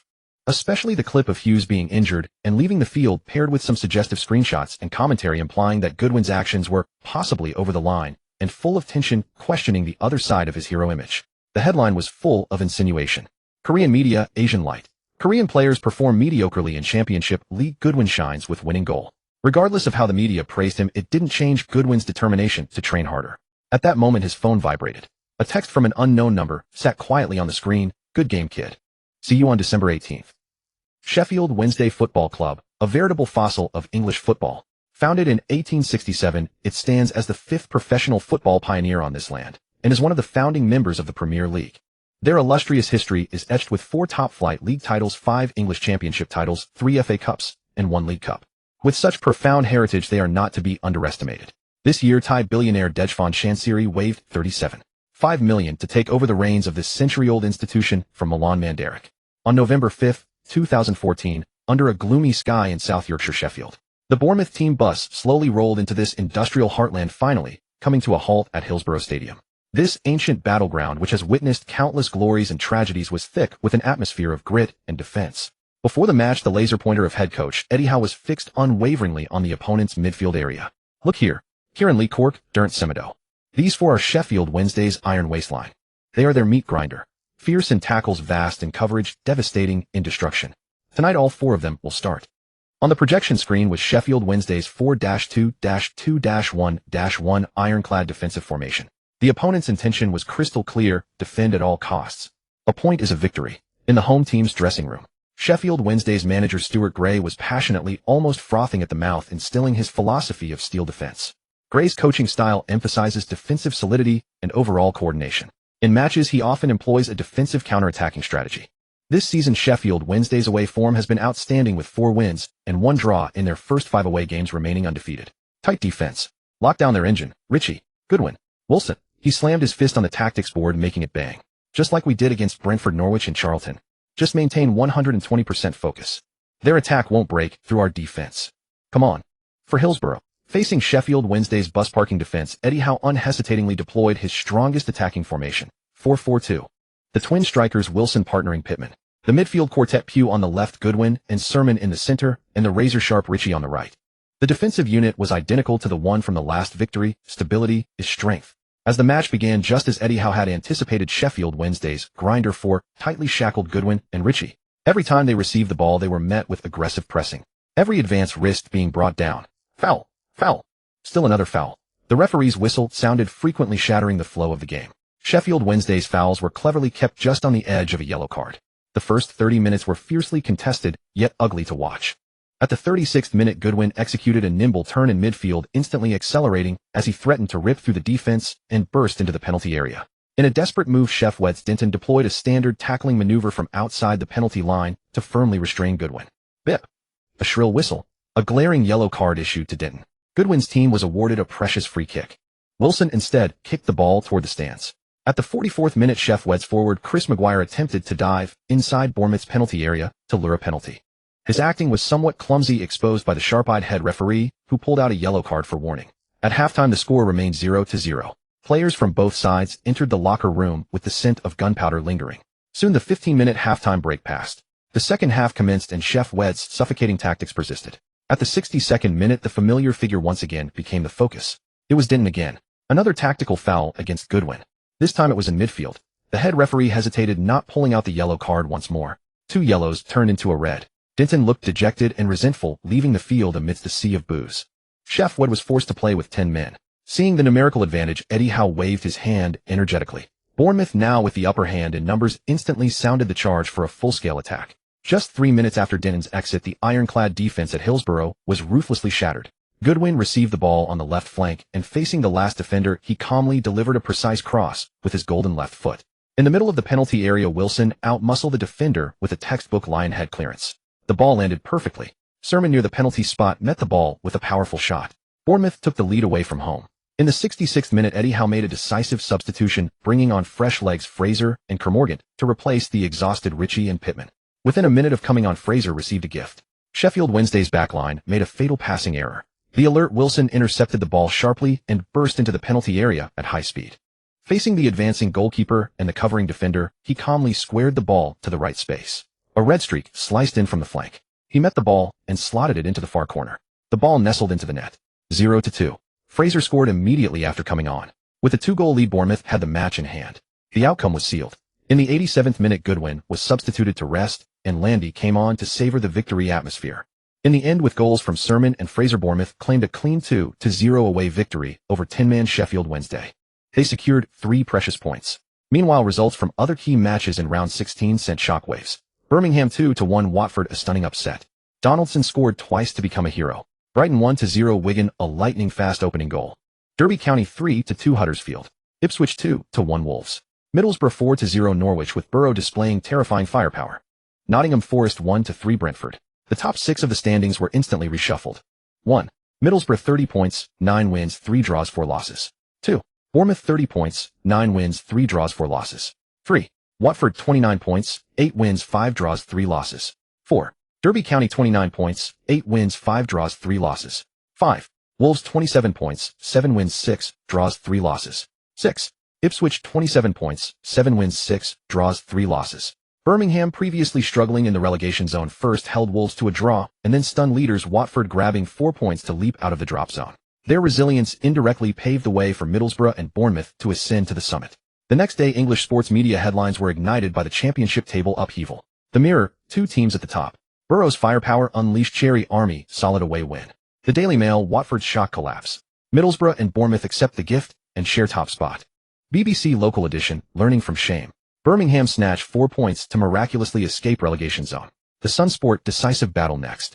Borough versus Cherry Army. Who is the true king of the championship?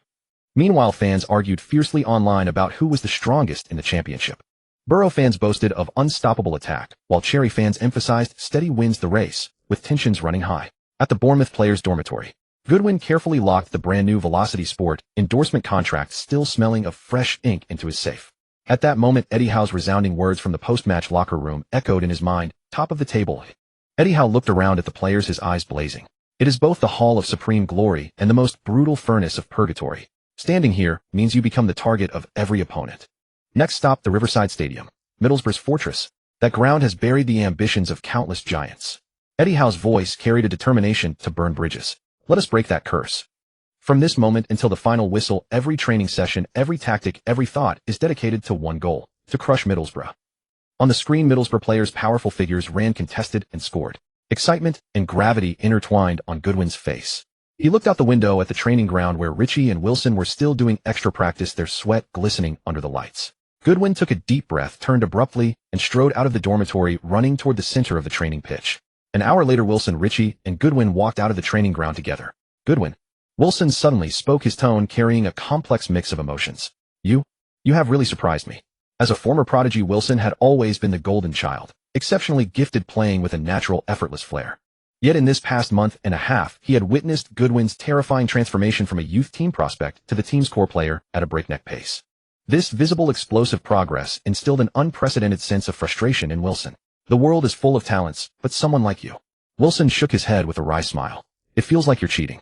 Wilson, you flatter me, Goodwin replied modestly. It's mainly because I've been learning from top players like you and Richie. He paused. There is a saying, birds that follow the phoenix soar high, those who keep company with the virtuous improve themselves.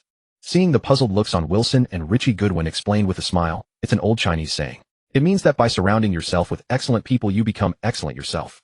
I believe. Goodwin looked at Wilson sincerely. With your ability, you will one day stand among Europe's top strikers.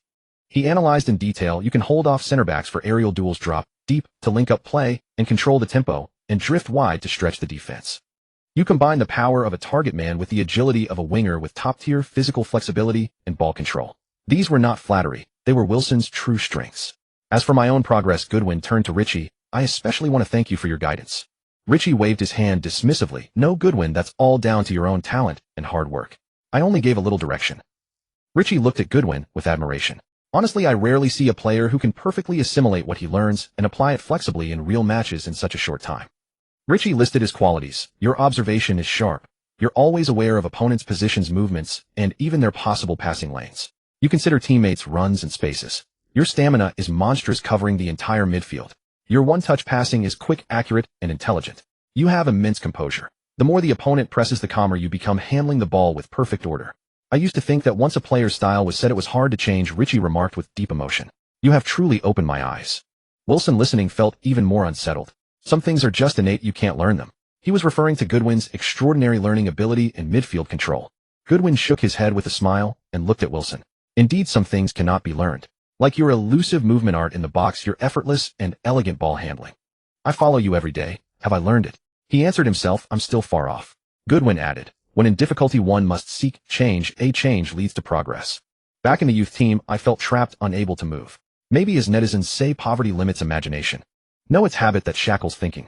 Richie nodded in agreement. Exactly. Inertial thinking is the most terrible prison. Wilson was perhaps genuinely shaken. He had thought coming to Bournemouth would be a technical reinforcement, but he couldn't help cursing. Before I met you, I thought I was the hottest stuff around. Now I suddenly feel like a nobody. Goodwin and Richie couldn't help laughing. Richie patted Wilson on the shoulder. Wilson, don't sell yourself short. You're still very strong. Goodwin said sincerely, I think I still need years of training to truly catch up to your level. Wilson replied, I don't believe a word you say. Elsewhere, Agent Nikos was driving away from the Vitality Stadium. Soft classical music played from the car stereo. He was in good spirits. Suddenly his phone vibrated, showing a special number on the screen. Nikos glanced at it, his eyes narrowing instantly. He quickly turned off the music and answered the call with a tone of just the right amount of respect and barely concealed excitement. Good evening, Mr. Levy. Yes, his performance hasn't disappointed, has it? Nikos's voice was steady, but his fingers gripping the steering wheel tightened slightly. A calm male voice came through the line, seemingly asking questions. Nikos's lips curled into a shrewd smile. The winter window. Of course, Mr. Levy, we are very willing to engage in constructive dialogue. But you understand the Cherry Army is on a hot streak. The call ended and Nikos pulled over to the side. The conversation was brief, but packed with information. He looked in the rearview mirror at the still bright lights of the Vitality Stadium, and a meaningful, ambitious smile spread across his face. He murmured to himself, his eyes glinting. This is just the prelude to a hurricane's landfall. The tendrils of the Premier League had already reached out. A bigger stage, a wilder storm was brewing silently. On November 8, 2014, the 17th round of the English Championship reignited the flames of battle. The results of the 3 earlier matches were already out. Derby County had thrashed Wolverhampton Wanderers 5-0 at home. Birmingham City had ground out a goalless stalemate with Cardiff City. Brighton Hove Albion had drawn 1-1 with Blackburn Rovers. This round featured 2 major clashes, with 6th-placed Ipswich Town hosting 3rd-placed Watford. But the focus of the media and fans alike was at the Riverside Stadium. Middlesbrough versus Bournemouth. A top-of-the-table showdown, a true clash of titans. This battle had captured the attention of the national media and the gaze of countless fans. Middlesbrough, boasting an unbeaten run of 9 home games, stood ready in their fortress. Bournemouth, riding a wave of 6 consecutive league victories, advanced with overwhelming momentum. The victor would be crowned the temporary king of the championship, while the vanquished might tumble from their pedestal. The moment the Bournemouth players arrived at the Riverside Stadium, the very air was thick with the scent of gunpowder. Inside the player tunnel, old acquaintances from Coventry met again. Wilson approached the Middlesbrough goalkeeper, the 36-year-old former Greek international Demetrios Konstantopoulos. "Demi, long time no see." Wilson extended his hand, a smile on his face. "Callum." Konstantopoulos returned the smile, shaking his hand firmly. "How fickle fate is turning former teammates into present adversaries. You're playing brilliantly for the Cherries, don't be too hard on me tonight." The Middlesbrough goalkeeper joked. "Huh, that's what I should be saying." Wilson laughed in response, then lowered his voice, a hint of seriousness creeping in. "Demi, are your reflexes still that quick?" Konstantopoulos' smile faded slightly. "You'll have to try and see, Callum. The gates of the Riverside Stadium are not easily breached." The 2 old friends, now clearly on opposing sides, shared a brief moment of warmth before the brutal contest to come. Konstantopoulos' story, a journeyman who had played for Nottingham Forest, Swansea City, Cardiff City, Kirkora, and AK Athens before finding a second wind at Middlesbrough, added a layer of poignant fate to the encounter. Wilson had mentioned before the match that the Middlesbrough goalkeeper excelled at close-range saves and possessed lightning-fast reflexes. "Look, that's Goodwin." Clayton tugged at the shirt of Leadbitter in front of him. Leadbitter, Tomlin, and Gibson all turned their gaze towards Goodwin almost simultaneously. "He doesn't look like anything special." Before the match, Goodwin's name had been mentioned by the tactical analyst. Karanaka had even marked Goodwin's photo with a red cross. Goodwin's heat map covers half the board. 70 of his dribbles start from the left flank. He likes to suddenly accelerate just as a defender closes him down. Clayton, forget about overlapping runs from the flank today. Just stick to his dribbling path. When he changes direction, you shift laterally. When he accelerates, you put in a tackle.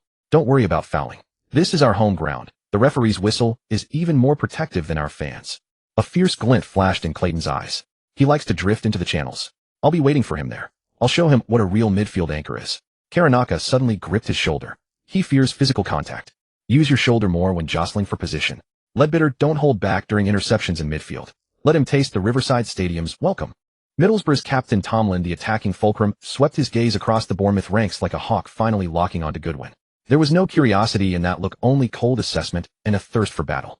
Behind him, Ben Gibson, nephew of Middlesbrough chairman Steve Gibson, a homegrown product, and the club's backbone, who had returned to his parent club after honing his skills in League One and League Two, was also sizing up Goodwin with a scrutinizing gaze. Gibson's eyes held a hint of pride from being an academy star and a natural wariness towards an outsider. Karanaka's instructions echoed in their minds. "Lock him down. He's the engine. At all costs, shut him down." The air in the tunnel grew even heavier due to this silent scrutiny. Sermon stared intently at Goodwin. Seeing him being watched by the Middlesbrough players, a faint, almost imperceptible smile tugged at the corner of his own mouth. Pressure. That was the very whetstone for a genius to grow. He slapped Goodwin hard on the back, saying nothing. But the strength and trust conveyed in that gesture spoke volumes. This was not just a battle between players, but a duel between young managers. Beyond the tunnel exit, the figures of the 2 young managers formed a stark contrast. The Spaniard Eider Karanka stood ramrod straight, his suit impeccable, his gaze sharp as a blade. Hands in his trouser pockets, he stood silently before the home team's technical area like a calm commander. He exuded a precise and cold demeanor honed during his 3 years as an assistant to Jose Mourinho at Real Madrid. He emphasized defense, stressed discipline, and his tactical system was built on possession and swift counterattacks. Under his leadership, Middlesbrough's defense was outstanding. He was also meticulous, valuing every minute, constantly pondering ways to defeat the opponent. On his tactical board, the 4-2-3-1 formation was like a set of precision gears. Every player was a key component to execute his Mourinho-esque iron laws, ironclad defense, efficient counterattacks, discipline above all. He turned his head slightly, murmuring instructions to his assistant coach. His voice was steady, betraying no emotion, yet it carried an undeniable authority. Chairman Steve Gibson, watching from the executive box, had shown considerable boldness by entrusting the reins to this rookie manager taking charge of a professional team for the first time. On the other side, Eddie Howe stood at the edge of the away team's technical area, arms crossed, his gaze like a torch sweeping across the pitch, and his players about to enter. As the meritorious young manager who had single-handedly led Bournemouth from the lower leagues to the Championship and was now challenging for the Premier League, he had attacking football flowing through his veins. Facing a fortress-like away ground, and a disciple of Mourinho, he showed no fear whatsoever. Instead, a fiercer fighting spirit burned within him. His rousing words in the dressing room before the match, "In a narrow path the brave one wins," still echoed in his players' ears. The Riverside Stadium, with a capacity of 35100, was one of the largest grounds in the Championship. As the two teams marched onto the pitch, the terrifying wall of sound generated by over 30,000 Middlesbrough fans crashed down upon them like a physical force. In the stands, a sea of red lava surged. Giant flags waved wildly, and unified, deafening songs rang through the sky. A massive tifo covering an entire stand slowly unfurled, depicting a roaring Middlesbrough lion with the prominent slogan, "The Riverside Fortress, Unconquerable." The very turf beneath their feet seemed to tremble from the shock waves of the noise. The air was suffocatingly hot. This was the infamous hellish away ground of the Championship, where countless strong sides had been crushed. Even a strong team like Liverpool had nearly capsized here in the third round of the League Cup, eventually winning 14-13 on penalties. The Bournemouth players were instantly engulfed by the ferocious roar from the stands. Pressure. Immense pressure. Hello to the fans watching on television. I'm your old friend commentator Aaron Paul. We are at the crater of the boiling Riverside Stadium, bringing you a live broadcast of this top-of-the-table championship showdown. The commentator's voice was slightly distorted by the sheer volume of the crowd. The home team Middlesbrough are in their red shirts with a white sash. Karanka has deployed his favored 4-2-3-1 formation. Goalkeeper Konstantopoulos. Defenders Fredericks, Daniel, Ayala, Gibson, Friend. Defensive midfielders Clayton, Lee, Bitter. Attacking midfielders Wildshut, Tomlin, Reach. Forward Bamford. Striker Kike, Garcia, winger Adoma, and others are on the bench. The away team Bournemouth are in white. Eddie Howe has set up a 4-4-2. Forwards Wilson, Kermorgant. Midfielders Goodwin, Sermon, Harry, Arter, Ritchie. Defenders Daniels, Cook, Elphick, Francis. Goalkeeper Boric. An interesting little note. The commentator raised his voice. Middlesbrough's left midfielder is named Reach and Bournemouth's right midfielder is also named Ritchie. The two Ritchies will be having a direct duel on the flank. Will it be Middlesbrough's Reach who is tougher, or Bournemouth's Ritchie who is sharper? Let's wait and see. A wave of support mixed with laughter rose from the stands. Beep. A sharp long whistle from referee Michael Oliver, like a starter's pistol, ignited the cauldron. Middlesbrough, leveraging their home advantage, struck first, launching a storming attack from the kickoff. Tomlin, moving through midfield like an elegant assassin, elegantly dragged the ball past Sermon's lunge. He then delivered a surgical through ball. Bamford read the pass, perfectly timing his run to breach Bournemouth's backline. Francis executed a precise sliding tackle to knock the ball out for a throw-in, drawing a gasp of relief from the Bournemouth fans. Bournemouth were pinned in their own half from the start. Their passes were repeatedly broken up by Middlesbrough's ferocious high press, and their rare counterattacks were ruthlessly crushed by the midfield grinder of Clayton and Lee, Bitter. The roar from the Riverside Stadium grew louder and louder, threatening to completely drown the away team. Bournemouth held on under the pressure, but they were on the back foot. Meanwhile, the Cherries' two main threats on the flanks, Goodwin and Ritchie, were sinking into the quagmire Karanka had so meticulously prepared. Karanka's tactic was cold and efficient, strangle the engine of attack. Defensive midfielder Clayton clung to Goodwin like a loyal hound, marking him closely every step of the way. Every time Goodwin tried to receive the ball, he was met with a heavy shoulder barge from Clayton's powerful frame and subtle sneaky tugs and pulls. Even more daunting was the constant tucking inside of winger Wildshut to form a local double team. Their defensive intensity, aggression, and coordination far surpassed that of Sheffield Wednesday in the previous match. Every touch of the ball for Goodwin felt like dancing on a knife's edge. Every attempt to shake off a marker led him into a jungle of muscles. In the first 10 minutes, the brilliant core player of recent weeks had become virtually invisible, trapped in Middlesbrough's steel cage. His statistics were dismal: few touches, 0 threatening passes. The situation for Ritchie on the right flank was not much better, as he was hemmed in by a triangle of Middlesbrough's Reach, led, Bitter, and Friend. On the sideline, Eddie Howe's brows were furrowed. He keenly sensed Goodwin's predicament and the potential gaps in Middlesbrough's defense. He beckoned to assistant coach Fletcher and whispered a few words in his ear. Assistant coach Fletcher, as if receiving a military order, sprinted to the touchline. He gestured vigorously towards Goodwin, conveying the tactical adjustment: switch positions. Go to the right, cut into the box, or drop deep to get the ball. This command was a sudden epiphany, instantly illuminating Goodwin's besieged mind. Right? Why was I limiting myself to the left flank? They are afraid of me getting the ball. If I actively move into the box to receive it, won't that disrupt their plans? Take the initiative, strike straight at the heart of their defense. Would they dare to slide tackle or pull me down in the box? A brilliant light burst forth from Goodwin's eyes. Change brings a way out. Without a moment's hesitation, Goodwin sprang into action. He instantly drifted diagonally from the left flank into a gap on the right. Almost as he settled into his new position, Richie, reading his mind, delivered a precise pass to his feet. Middlesbrough's left defensive midfielder Ledbetter immediately charged at him. But Goodwin didn't give him a chance to get close. In the split second before Ledbetter's challenge arrived, he had already spotted Harry Arter making a stealthy run through the middle. Smack! A casual no-look pass. The ball was delivered perfectly to Arter's feet. Having made the pass, Goodwin didn't pause. He made an off-the-ball diagonal run. Ledbetter was confused, should he track the position or follow the man? In that fleeting moment of hesitation, Goodwin had completely shaken him off. Left-back Friend immediately closed in, attempting to pressurize Goodwin and prevent him from receiving the ball. But Goodwin was swift. He feigned a sudden burst to the left, a deceptive move that caused Middlesbrough's left-back Friend to shift his weight off balance. Then planting his right foot, Goodwin executed an explosive stop-and-turn, accelerating past Friend's right side and charging straight into the heart of the penalty area. Friend's face was a mask of shock. Danger! Mark him! On the sideline, Karanka's complexion changed drastically as he roared in dismay, his heart nearly leaping from his chest. Harry Arter, having shaken off Ledbetter's tenacious challenge, showcased the vision and technique of a top-tier box-to-box midfielder. Meeting Goodwin's pass without any adjustment, he elegantly flicked the ball with the outside of his right foot. A devastatingly precise diagonal through ball. The orb, as if possessing eyes, sliced through Middlesbrough's defense with pinpoint accuracy, rolling into a lethal gap on the right side of the box. Arriving on cue was Goodwin, who had timed his run to perfection unmarked. He materialized perfectly on the ball's trajectory. Get over and stop him. Middlesbrough's goalkeeper's heart raced as he shouted to his teammates before charging out. One-on-one. No, the far post. Kermorgant is free. The commentator screamed hoarsely. The entire Riverside Stadium fell into an instant deathly silence. Tens of thousands of eyes were fixed on the rolling ball and the swiftly advancing figure in the white number 35 shirt. Facing the on-rushing Konstantopoulos and the desperately recovering Friend, Goodwin was terrifyingly calm. His peripheral vision caught the unmarked Kermorgant at the far post. He did not succumb to greed. With his left foot braced, he delivered a low-driven cross with perfect power and placement. It was as if he was serving the ball on a silver platter to Kermorgant. All he needed was the slightest of touches. Gold! The Cherries fans' roar was already surging in their throats. In that blink of an eye, a crimson figure slid in with a desperate full-length lunge. It was Ben Gibson. Middlesbrough's crown prince, the pride of their academy, executed a priceless last-ditch clearance in the final 0.1 seconds. His toe by a hair's breadth deflected the ball away just before Kermorgant could make contact. Wow! A colossal wave of sound, a mixture of ecstatic relief and profound regret, nearly tore the roof off the Riverside Stadium. My God! An unbelievable clearance. Gibson, he has saved Middlesbrough. He is the guardian angel of the Riverside, the commentator stammered, beside himself with excitement. Kermorgant fell to his knees, clutching his head, his face a picture of disbelief and anguish. Goodwin punched the air in frustration, his jaw clenched tight.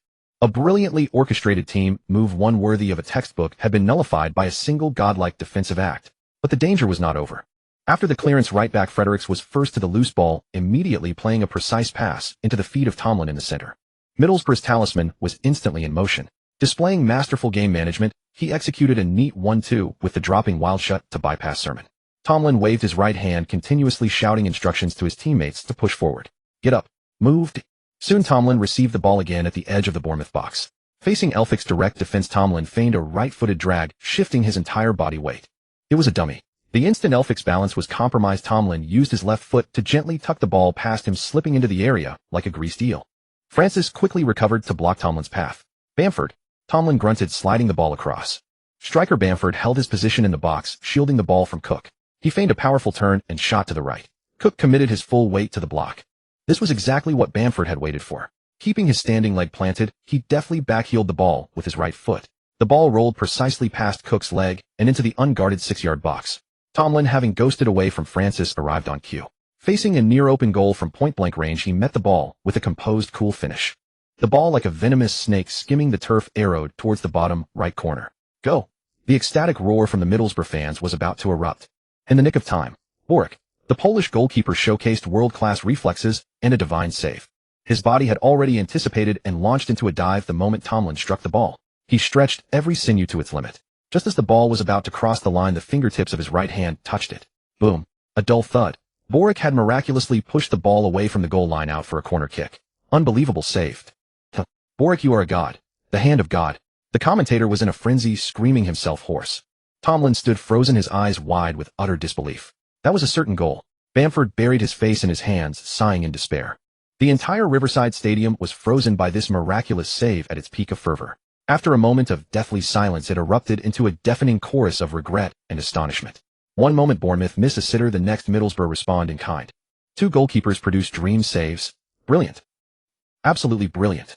On the sideline, Eddie Howe's back was instantly drenched in cold sweat as he roared in frustration at his players. Concentrate. Mark him tight. A momentary lapse in concentration by his defense could have cost them everything. On the other side, Karanka's fist clenched and ready to punch the air in celebration, fell limply to his side. He stared at Boric, a complex mix of awe at the save and helpless frustration at his own team's failure to capitalize on the chance in his eyes. He quickly turned, rapidly issuing instructions to substitutes Garcia and Adoma on the bench. On the pitch, Tomlin gave Bamford a thumbs up, then jogged to the corner flag. Tomlin aims for the near post. Wildshut has a chance. Oh. Goalkeeper Boric came out and claimed the ball above Wildshut's head. Middlesbrough's players retreated like the tide. Boric surveyed his options upfield and kicked the ball to Francis. Bamford jogged over to press and Francis immediately switched play to the left flank. Wildshut, the closest to Daniels, sprinted towards him, trying to block the pass. But he inadvertently created a small incident that briefly broke the suffocating tension at the riverside. A meter away from Daniels, Wildshut slipped and fell flat on the turf. Thud. He landed ungracefully, even startling Daniels. After passing the ball to Sermon, Daniels quickly signaled to the referee, "I didn't touch him, I'm innocent." No foul committed, and he hadn't won the ball either. Wildshut, lying on the grass, was surely the most mortified person, under the gaze of over 3,000 fans. A truly spectacular social suicide. So embarrassing. What to do? Beep. Seeing Wildshut hadn't gotten up, the referee stopped the match. Daniels ran over and helped him up. His face was covered in grass, evidence of a heavy fall. "Are you injured? Do you need to go off the pitch to rest?" the referee asked with concern. Wildshut feigned clutching his chest, the pain more from immense embarrassment and psychological blow. "I think I'm hurt. My chest feels a bit tight. But I can't continue." "All right." Beep. The referee awarded possession back to Bournemouth and the match resumed. Sermon played the ball to Ritchie on the right side of the attacking half, but the attack ended with a long-range shot. Goodwin looked up at the scoreboard. 0-0. 20 minutes had passed. Reflecting on his meager stats, 0 shots, 1 key pass. A fierce wave of resentment and anger burned within him. Be more proactive. Even more proactive. A glint of resolve flashed in his eyes. He would no longer confine himself to the forward line. He began dropping deep to receive the ball, even coming all the way back to Sermon's position, actively demanding the ball and taking on the responsibility of building play from the back. This change produced an immediate effect. Harry Arter, Sermon, and Ritchie played a series of dazzling one-touch passes in the midfield. The ball moved rapidly between them, precisely carving through Middlesbrough's seemingly impenetrable midfield lines. Snap! A penetrating through ball from Goodwin found Wilson making a run into the inside channel. Wilson had just controlled the ball when the experienced Ayala dispossessed him with a perfectly timed sliding tackle. Middlesbrough's counterattack was equally sharp, but it too was cleared inside the box without a shot. In the 33rd minute, Goodwin once again dropped back near the center circle. Centre-back Cook had the ball at the back. Seeing Goodwin, he passed it to him decisively. As Goodwin received the ball, Clayton and Tomlin converged on him. Goodwin knew he wasn't Ronaldinho. He couldn't dribble past the entire defense alone. Ritchie on the right flank moved closer to offer support. Before the two opponents could trap him, he passed the ball without hesitation. Goodwin's off-the-ball movement was superb. Just as he reached 5 meters outside the box, Ritchie played the ball to his feet. Arter had also surged to the edge of the opponent's box. Kermorgant began to drift wide, dragging left-back Friend with him. Wilson was constantly moving inside the box, knowing Goodwin would find him. Middlesbrough's defensive stalwart Ben Gibson stuck to Wilson like glue. Gibson had previously been loaned out to League One and League Two clubs like Plymouth, York City, and Tranmere to gain experience. He won the EFL trophy with York City and represented England U17s, winning the U17 European Championship. Having honed his defensive skills, Gibson returned to Middlesbrough's first team last July. Wilson knew Gibson was the nephew of Middlesbrough chairman Steve Gibson. He tried to unsettle him while running. "Hey Gibson, you only start here because of your connections." Feeling the pressure, Gibson's stride didn't falter, but his chest heaved with a spark of ignited anger. He hated that accusation more than anything. He had clearly earned his place on merit. Why did everyone think it was due to nepotism? On the left, Goodwin was dribbling down the flank with Clayton in hot pursuit. Right-back Fredericks also pressed forward, aiming to poke the ball away. But Goodwin was quicker, first cutting the ball inside towards the center. Dribble, dribble, dribble. Goodwin drove the ball towards the Middlesbrough box. "Pass it to me." Wilson waved, signaling for the ball. But Goodwin seemed not to hear. Facing center-back Ayala, he performed a series of quick shuffling feints. Stop. Drag. Accelerate. Stop again. Cut the ball. Change direction. Ayala has been beaten, the commentator exclaimed. Goodwin slipped past Ayala, and the goal opened up before him. A shooting opportunity had appeared. Gibson immediately abandoned Wilson and charged like a tiger to block. Boom. Goodwin unleashed a powerful shot. The ferocious strike was aimed at the top right corner. Goalkeeper Konstantopoulos launched himself into a full stretch dive, getting a fingertip to the ball at the very limit of his reach. PFF. The ball was miraculously deflected, grazing the crossbar and flying out for a goal kick. Wow! The stadium erupted in a chorus of relieved gasps and sighs of regret. Another goalkeeping hero. The camera zoomed in on Goodwin. He stood there, his chest heaving, his eyes burning with defiance, and an even fiercer competitive fire. So close, just inches away. That strike, just now, was nearly flawless in both power and angle. This damned Greek. As if he had consumed expired aphrodisiac, he returned to his peak form once again, saving Middlesbrough at the goal mouth. Goodwin shook his head, helplessly turned, and sprinted into the box to contest the header. Corner kick. Richie stood at the corner flag, took a deep breath. Run-up strike. The ball traced a sharp, curving trajectory, plummeting straight into the center of the box. Amidst the crowd, Bournemouth's forward Kermorgant leaped high. He towered over Ayala, his forehead crashing into the incoming ball with force. Bang! The ball smashed toward the goal, but the angle was too straight. Konstantopoulos, with lightning-fast reflexes, punched the ball out of the box with both fists. On the periphery, Harry Arter met the ball with a thunderous volley. Thump! Yet the ball struck solidly against the chest of Clayton, who had thrown himself fearlessly into the path of the shot. The stalwart midfielder let out a stifled grunt and collapsed to the ground as the ball bounced out for a throw-in. Middlesbrough's defense had once again built a wall of size with their flesh and blood. Daniels took a quick throw-in, hurling it powerfully into the box. The landing spot was cunning, right on the 6-yard line. Wilson and center-back Ayala leaped simultaneously, engaging in an aerial duel. Wilson strained with all his might, leaning back to use his weight against the opponent. However, Ayala, leveraging his height, bulk, and the advantage of jumping first, managed to head the ball clear of the danger zone. The ball flew toward the open space on the right flank. Goodwin and the recently risen Clayton both turned and sprinted almost simultaneously, chasing the descending ball. Middlesbrough's right-back Fredericks also charged forward. Goodwin clenched his teeth, unleashing an astonishing burst of acceleration. Clayton beside him lost his balance in the tussle and tumbled sideways onto the turf. Goodwin extended his right foot to control the ball, executing a clean cut and turn. He sent the ball into the box with his right foot. It carried a fierce inward curl, heading straight for the near post of the 6-yard box. Wilson launched himself into the air with full force, swinging his head at the goal. Slap. Goalkeeper Konstantopoulos dived sideways, his right hand stretching out to parry. The ball skimmed the crossbar and went out for a goal kick. At the same time, on the left, almost instantly after Goodwin released the ball, Fredericks crashed into him without breaking. Bang! The immense collision sound was heart-stopping. Goodwin slammed heavily onto the turf, rolling several times before coming to a halt. Goodwin. Wilson's eyes blazed with fury as he saw the moment, letting out a roar and sprinting toward the sideline. Sermon, Richie, Arter, Daniels, Francis. All the Bournemouth players surged over. Wilson anxiously checked on Goodwin's condition. Sermon and Daniels angrily grabbed the shirt of the culprit Fredericks, shouting repeatedly, "You bastard! Screw you! Damn you!" Middlesbrough players also crowded around, exchanging mutual insults. The scene instantly descended into chaos. Beep, beep, beep. The referee's sharp whistle sounded urgently. On the sidelines, Eddie Howe was furious, like an enraged lion charging at the fourth official and pointing toward the pitch, roaring fiercely, "Look! This barbaric collision. Clearly intentional. This is murder. It's a red card offense. You must do something." The veins on his forehead bulged. Every word he uttered was emphatic, venting his towering rage at this violent foul. Goodwin lifted his head, only feeling a sharp, stinging pain in his waist. On the away bench, teammates also stood up, their discussions incessant. Knowing the opponent was about to crash into him, he still insisted on completing the cross. Was it worth it? If it were me, I wouldn't be so foolish. Me neither. I'd definitely dodge first to save myself. No, he did the right thing. This is the grit and responsibility of football. This is the true spirit of competition. This time Lanty fell silent. Shock flickered in his eyes. He wanted to say something.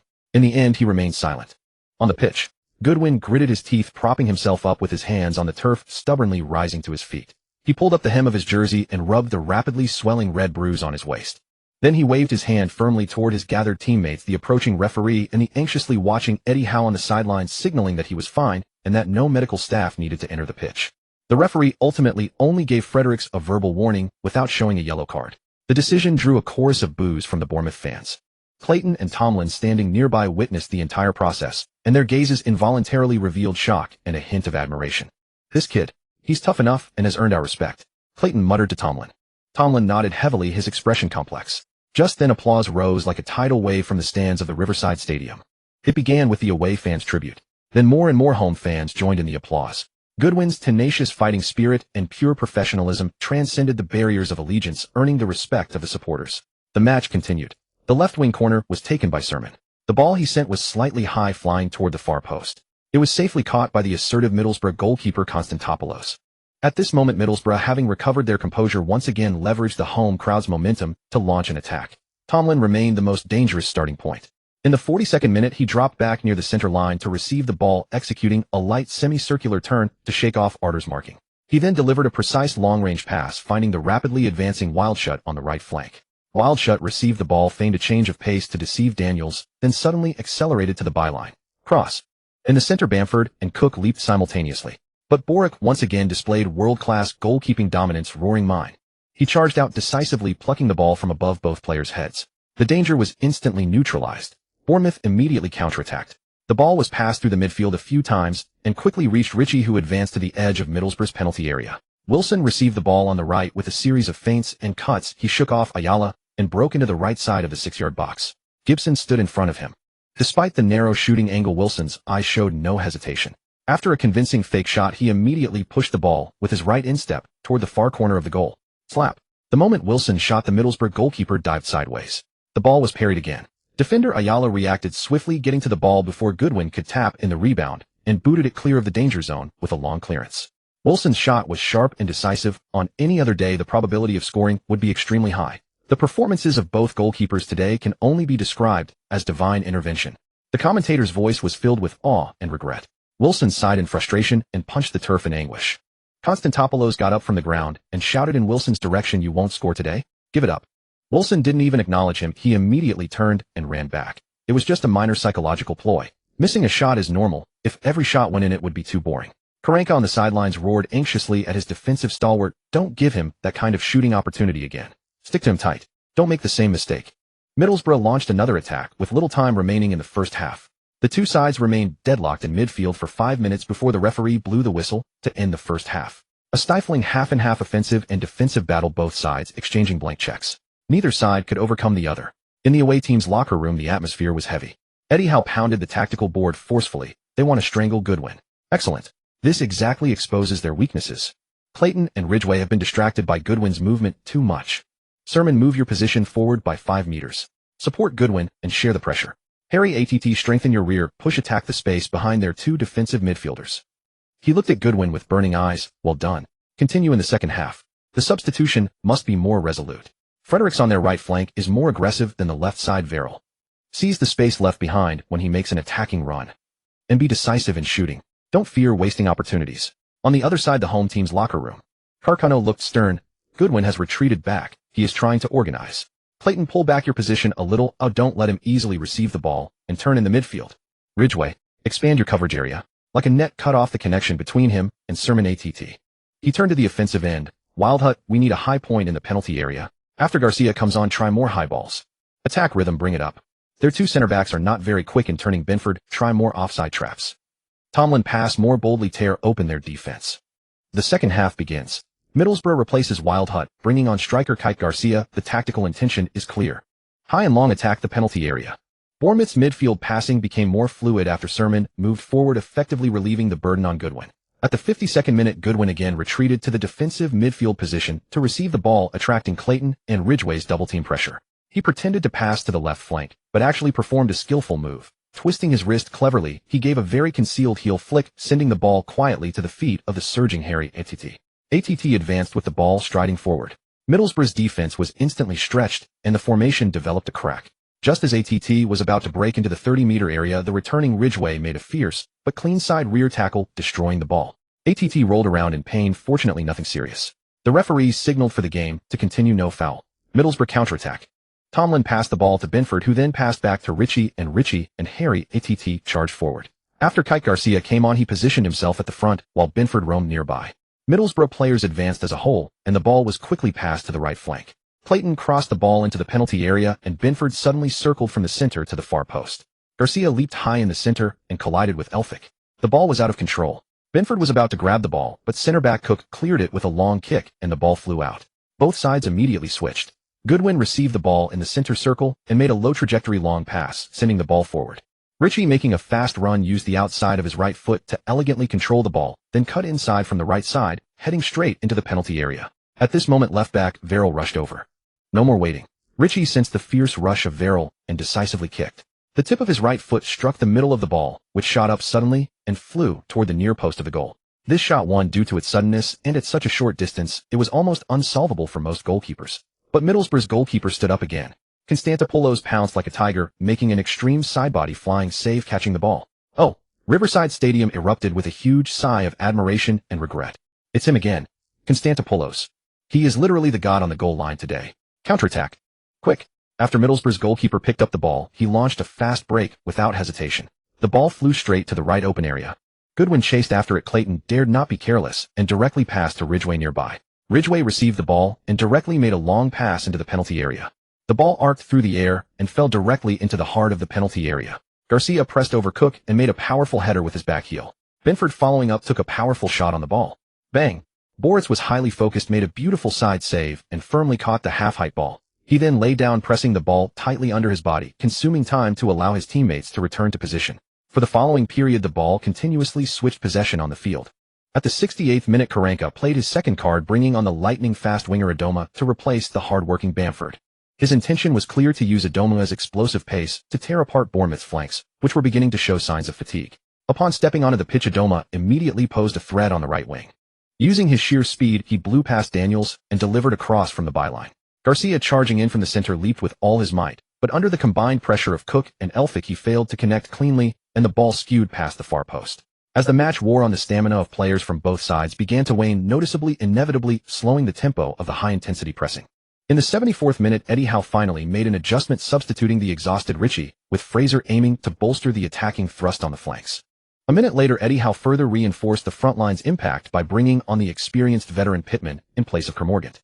Deploying the nimble and rapid winger Ryan Fraser, his aim was to create a new point of attack on the right flank in coordination with Goodwin's orchestrations. Fraser's impact was immediate. In the 78th minute, he used his pace to burst past lead Bitter on the right, then cut inside past left-back Friend, before whipping a low cross into the center. The ball came in fast and flat. Pittman, tightly marked by Gibson at the near post, was in a poor position to shoot. He cleverly feigned a shot, letting the ball run through his legs. Wilson, arriving late at the far post, met the ball with a thunderous strike from the penalty spot. Bang! The ball rocketed towards the top left corner of the goal. Constantopoulos, the Greek again. It was as if he had foreseen the trajectory, launching himself into a diving save and palming the ball over the crossbar with one hand. He had saved his team once more. The Middlesbrough goalkeeper beat his chest and roared, rallying his teammates. From the resulting corner, chaos erupted in the Middlesbrough box. Gibson once again produced a crucial clearance, heading the ball away. But the danger was not yet over. The ball fell to Fraser. Without dwelling on it, Fraser immediately knocked it square to Harry Arter in the center. At that moment, Goodwin, who had been operating on the left, suddenly burst into life, like a phantom slicing into a vast pocket of space in the half-space. Past the ball. Eddie Howe was stamping his feet in frustration on the sideline. Unfortunately, Harry Arter hesitated for just over a second, missing the window to pass to Goodwin. Middlesbrough players recovered their positions, and the attack was snuffed out at birth. Middlesbrough launched a counter-attack, but the ball was cleared by Elphick as soon as it entered the box. In the blink of an eye, the ball was back at Goodwin's feet in the center circle. This guy, he never stops running. Clayton gritted his teeth as he charged over. Goodwin didn't hold on to the ball, immediately laying it off to Sermon in midfield.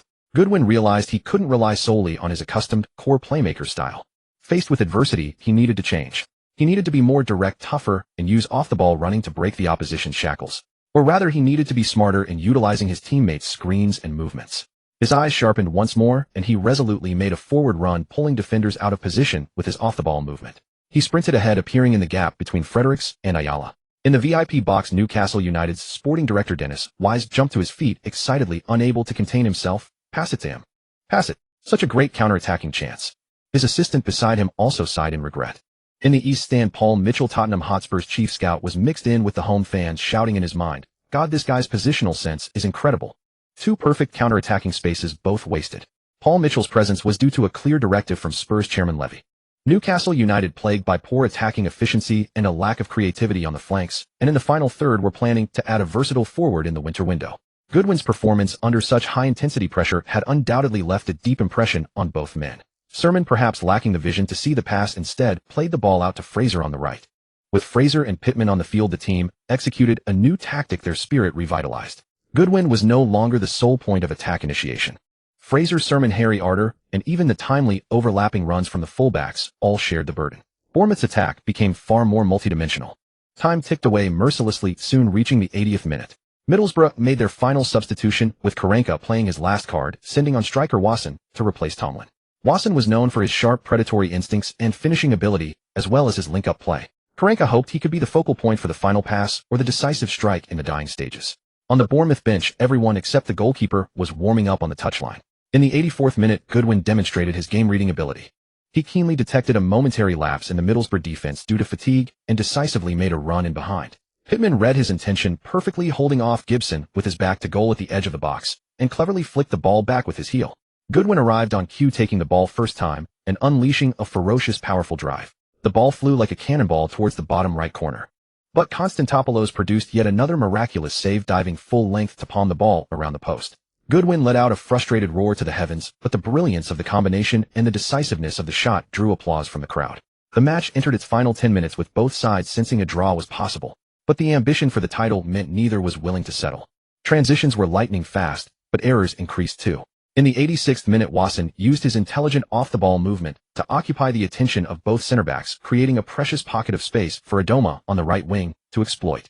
Adoma received the ball once again, used his pace to beat Daniels, and delivered a cross from the byline. Unfortunately, the cross was slightly overhit and was headed clear by the retreating Francis. In the 89th minute, Goodwin finally had a golden opportunity to drive down the flank. On the right wing, he received a pass from Francis. Facing the recovering Ledbetter, he dropped a shoulder, feinted, and gritting his teeth used his explosive burst of pace to blow past his marker. Just as he was about to burst into the box for a cross, the covering friend in desperation made a subtle tug on his shirt. Goodwin's sprinting rhythm was brutally broken, causing him to stumble, and the ball was poked out for a goal kick by the recovering Ledbetter. Beep. The referee blew his whistle. He awarded Bournemouth a corner kick, but made no signal regarding friend's pull. Hey, isn't that a foul? That's a yellow card offense. Eddie Howe was apoplectic on the touchline, furiously protesting to the fourth official. Karanka remained stone-faced, as if he had seen nothing. The subtlety of home field officiating was on full display. Fraser's corner kick was too close to the goal, and the Middlesbrough goalkeeper came out to claim it. After catching their breath, Middlesbrough tried to mount an attack in the remaining time. Wasson continued to try and link play, but Bournemouth's midfield defense had tightened up.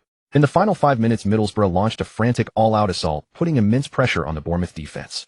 The team stood firm. The backline, led by Francis and Elphick, held their nerve while Sermon and the other midfielders fought hard to intercept. Goodwin also tracked back diligently, making a crucial interception to cut out a pass from Adoma. In the 3rd minute of stoppage time, Fraser was brought down by Ritchie during a dribble, earning Bournemouth a free kick on the left flank. Sermon swung the ball into the box.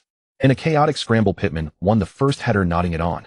At the far post, Wilson, under close attention from Gibson, just managed to get a toe to the ball, volleying it with his right foot. The ball was struck with pace, but it was straight at the goalkeeper. Konstantopoulos made yet another vital save, clutching the ball securely to his chest. He then went to ground, smothering the ball under his body, running down the final seconds. Beep, beep, beep. Referee Michael Oliver blew the final whistle 3 times to signal the end of the match. The scoreboard displayed a stark 0-0. Goodwin stood with his hands on his hips, breathing heavily, his shirt soaked through with sweat. He looked at the scoreboard, then at the equally exhausted Clayton and Gibson nearby, and at goalkeeper Konstantopoulos, who was being mobbed by his teammates celebrating the clean sheet. It was frustrating, but he had to admit it had been a fiercely contested, suffocatingly tight battle. A top-of-the-table clash with no losers, only regrets. His personal stats: 3 shots on target, 2 key passes, 0 assists, 0 goals, were not particularly dazzling. Wilson walked over and patted him on the shoulder. Neither spoke, both understood the weight of this draw. On the touchline, Eddie Howe and Karanka walked towards the center circle for a perfunctory handshake. Neither young manager had much of a smile on their face. Eddie Howe's eyes held the regret of failing to secure all 3 points. Karanka remained stoic. The draw meant Middlesbrough had lost top spot. Failing to defeat a direct rival on home soil was after all a minor strategic setback. An epic championship top-of-the-table clash. A suffocating battle of attack and defense. Thanks to the godlike performances of both goalkeepers Konstantopoulos and Boric, Middlesbrough and Bournemouth played out a 0-0 draw at the Riverside Stadium. Commentator Aaron Paul's voice was hoarse with excitement. This draw makes the championship title race even more unpredictable. The suspense remains high. The mixed zone. Journalists from major media outlets had already set up their microphones and cameras, waiting for the main characters to appear. Mixed zone. Magnesium lights flashing wildly. Microphones nearly shoved into faces. The first to be besieged by reporters was the absolute protagonist of the night, Middlesbrough's guardian deity Dimitris Konstantopoulos. The Greek veteran wore a modest smile, but his tone was dripping with pride. Callum asked before the match if I still had it. Hey, tonight's saves are the answer.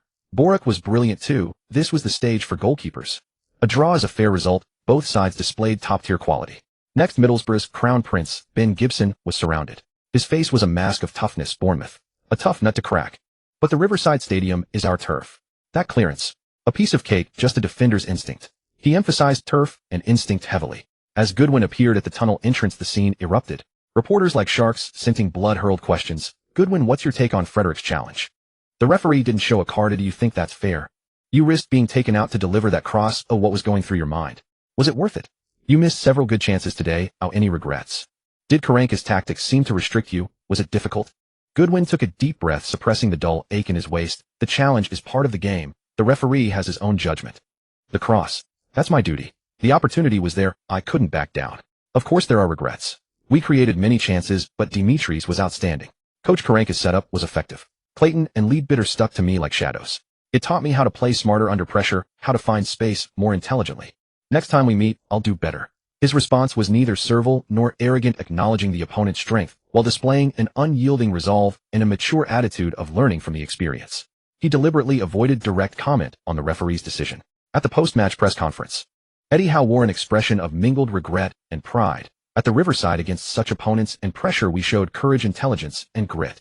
Goodwin, he paused, the admiration in his eyes intensifying. To still cause maximum threat under that level of physicality and targeted defense, that's the quality of a top player. Karanka did a great job. Their defensive organization was world-class. We had excellent scoring opportunities, so did they. A draw in the end is fair. This point is precious. It keeps us in the leading pack for the title. The league is a marathon. We look forward. Karanka, as always, was stoic. It was a high-quality contest. Eddie Howe's team posed a significant threat, especially Goodwin. We invested heavily in containing him, yet he still found ways to create danger. He acknowledged the opponent, then added, "Our defense was outstanding, very disciplined. Gibson and Dimitri were the cornerstones tonight. A point. Not losing at home is the baseline." Away team dressing room. The atmosphere was much lighter than at halftime, a mix of regret and satisfaction. Earning a point at a fortress was tough. But this result was entirely acceptable. Weary players exchanged high-fives, cracked risque jokes, and rinsed off the grass, mud, and sweat. Wilson walked over to Goodwin and handed him an ice pack. "Hey buddy, how's the back?" Taking that hit looked painful. He referred to Frederick's intentional collision. Goodwin took the ice pack, pressed it against his waist, winced, and sucked in a sharp breath sigh. The adrenaline was pumping during the game, didn't feel it. Now it's a bit intense, but I'm fine. It's just a little wind and rain. No big deal. He tried to sound relaxed. Tough guy. Sermon slapped him on the shoulder with considerable force. "That pass of yours. Shame Wilson's header was saved. And that thunderous strike of yours. Damn, that Greek guy was on fire. Next time, I'll blast the ball right through his net." Wilson shook his fist menacingly. Just then, Eddie Howe pushed the door open and clapped his hands firmly. "Lads, heads up. Tonight you were warriors. We held our ground at the Riverside and earned a valuable point. I am proud of every single one of you. Now enjoy the night. But remember," his tone shifted, eyes sharpening, "don't get too comfortable. In 48 hours, those mad dogs from Ipswich will be snapping at our doorstep. They just finished off Watford. They're bloody ravenous and looking to bite us. Take the grit from tonight into the next game. Smash 'em. Smash 'em." The dressing room roared, the fire of ambition burning even brighter. On the TV screen, final scores from other matches flashed. Ipswich 1-0, Watford leads 3-1, Blackpool Millwall 2-3, Brentford Nottingham Forest 2-1, Norwich Reading 0-1, Charlton. Watford's loss reshuffled the standings. First, Derby 32 points, second Middlesbrough 31 points, third Bournemouth 31 points, fourth Ipswich 30 points, fifth Watford 29 points, sixth Brentford. Wolves dropped out of the top six.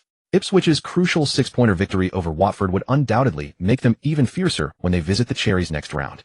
15 minutes later, the Bournemouth team bus departed the Riverside. Goodwin leaned against the window. As his body relaxed, the suppressed, searing pain in his waist violently surged back. It was a deep, burning ache, far more than a simple bruise. He frowned slightly, adjusting his posture to avoid drawing his teammates' attention. At the same time, Nikos was in his luxury suite at the Middlesbrough Hotel. Through the floor-to-ceiling windows lay the city's nightscape, while his phone screen was a different battlefield. Several missed calls displayed the names of Premier League clubs West Brom, West Ham, Leicester, and a private number from Newcastle United's sporting director Dennis Wise. A professional smile on his lips, Nikos dialed Wise first. "Dennis, thank you for gracing us with your presence. Yes, an exciting match. Shame about the goals." Goodwin: "Of course he's disappointed, but you saw it. That willpower, that skill. The Premier League needs tough customers like him."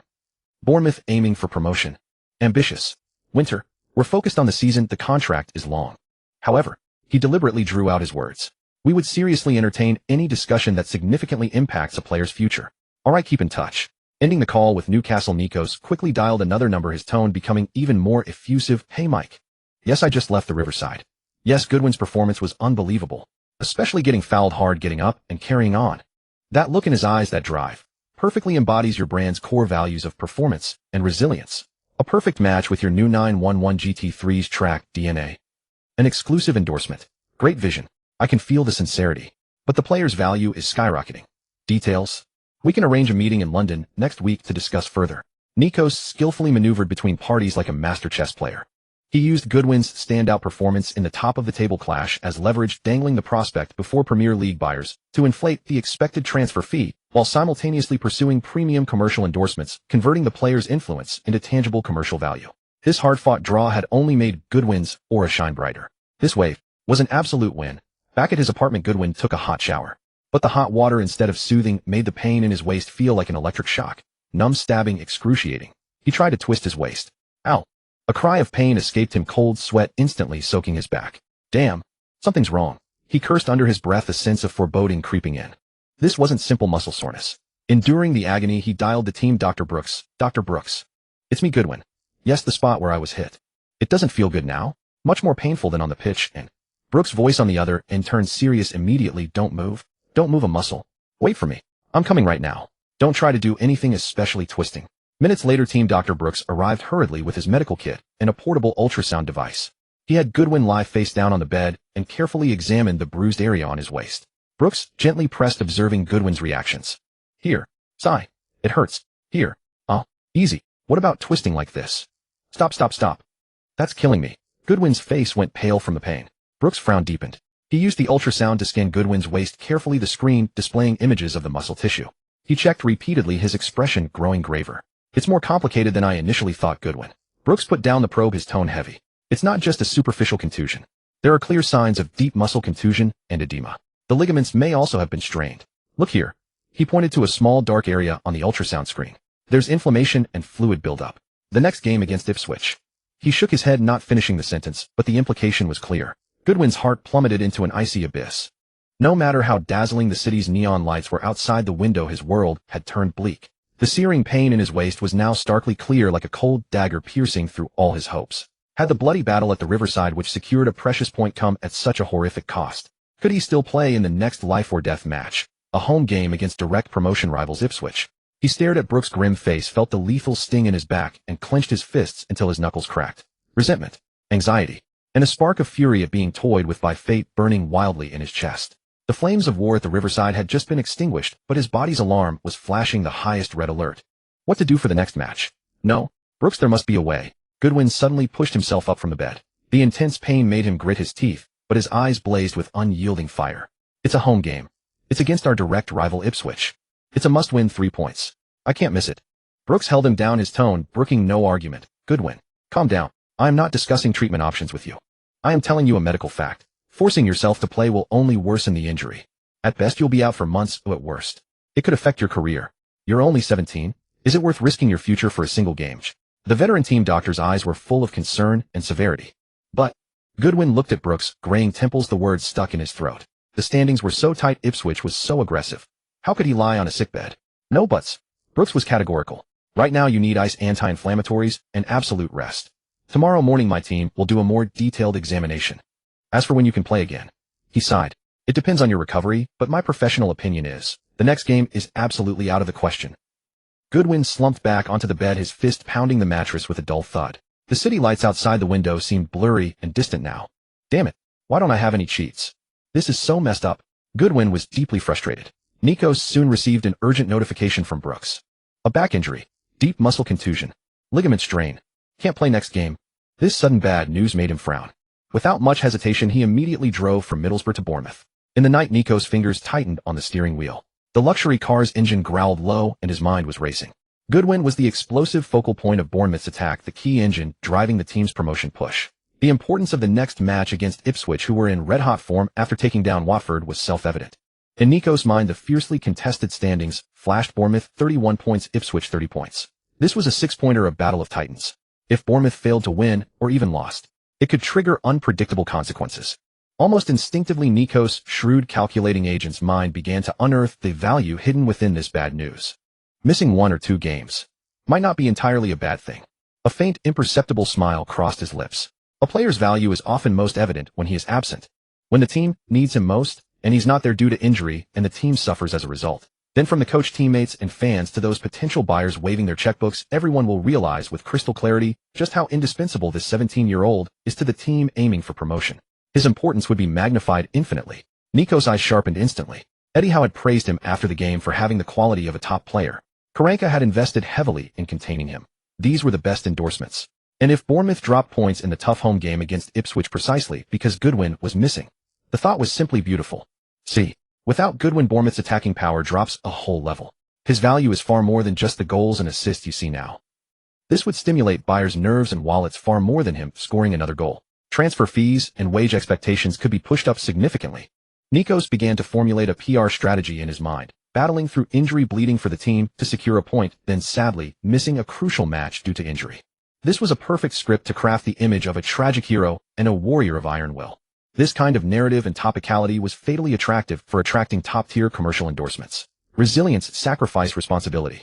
The core values brands love most would be vividly amplified in this context. He could almost picture the montage in an advertisement: the collision at the riverside, gritting through the pain, the post-game ice pack on the waist, and an empty spot on the bench, or a figure watching anxiously in front of a TV screen. The sense of immersion and emotional impact would be incredibly powerful. Of course, this was all predicated on the injury being manageable and not truly affecting his future. Nikos quickly calmed down. Brooks was reliable, his professional judgment must be respected. Goodwin was a priceless golden goose, his health could not be sacrificed for short-term gains. He needed to ensure Goodwin received the best treatment and recovery, making sure this absence was just a minor setback. He needed to have an in-depth discussion with Brooks to understand the exact nature of the injury and the recovery timeline, so he could precisely manage this crisis. When Nikos arrived at the entrance of Goodwin's apartment, building the professional look of concern on his face had replaced the calculating expression from the car. He quickly went upstairs, knocked, and his eyes immediately locked onto Goodwin lying on the bed and the stern-faced team, Dr. Brooks, beside him. Dr. Brooks. Goodwin. Nikos' voice carried just the right amount of urgency and concern. How serious is it? Tell me everything. He strode to the bedside, carefully examining Goodwin's waist, and pained expression, his brow furrowed, as if sharing the pain. Yet deep in his eyes, a meticulous plan on how to maximize this injury layoff, how to transform absence into a soaring value, was already quietly taking shape. The next day, sports media across the UK reported on the championship action: the Mail, Riverside bloodbath, and 0-0. Borough locked down, Cherries promotion battle reaches fever pitch. The Telegraph, draw ignites powder keg. Four-way championship scrap, 1 point separates heaven and hell. The Mirror, goalkeeping duel. Greek god Polish wall trade stunning, saves stifle top of the table clash. The Sunday Times, dark horse on the rampage. Ipswich cuts down Watford, sets sights on Cherries.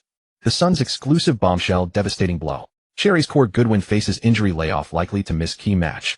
Has the sky fallen on Bournemouth? The next morning, the Sun blared its sensational headline. Shocking news. Cherries core Goodwin's back injury may sideline him for crucial match. Is Bournemouth's sky falling? This piece of news exploded across the internet like a virus. The club's executives and coaching staff were instantly under immense pressure. The office phones rang incessantly. PR director Mark Morris was as frantic as an ant on a hot pan. Eddie, the media has gone mad. They're all hounding us about Goodwin's injury. The fan forums are in meltdown. We must issue an official statement immediately. We can't let the rumors fester any longer. Eddie Howe's face was ashen. The exhaustion from a sleepless night couldn't hide the anxiety and anger in his eyes. Damn it.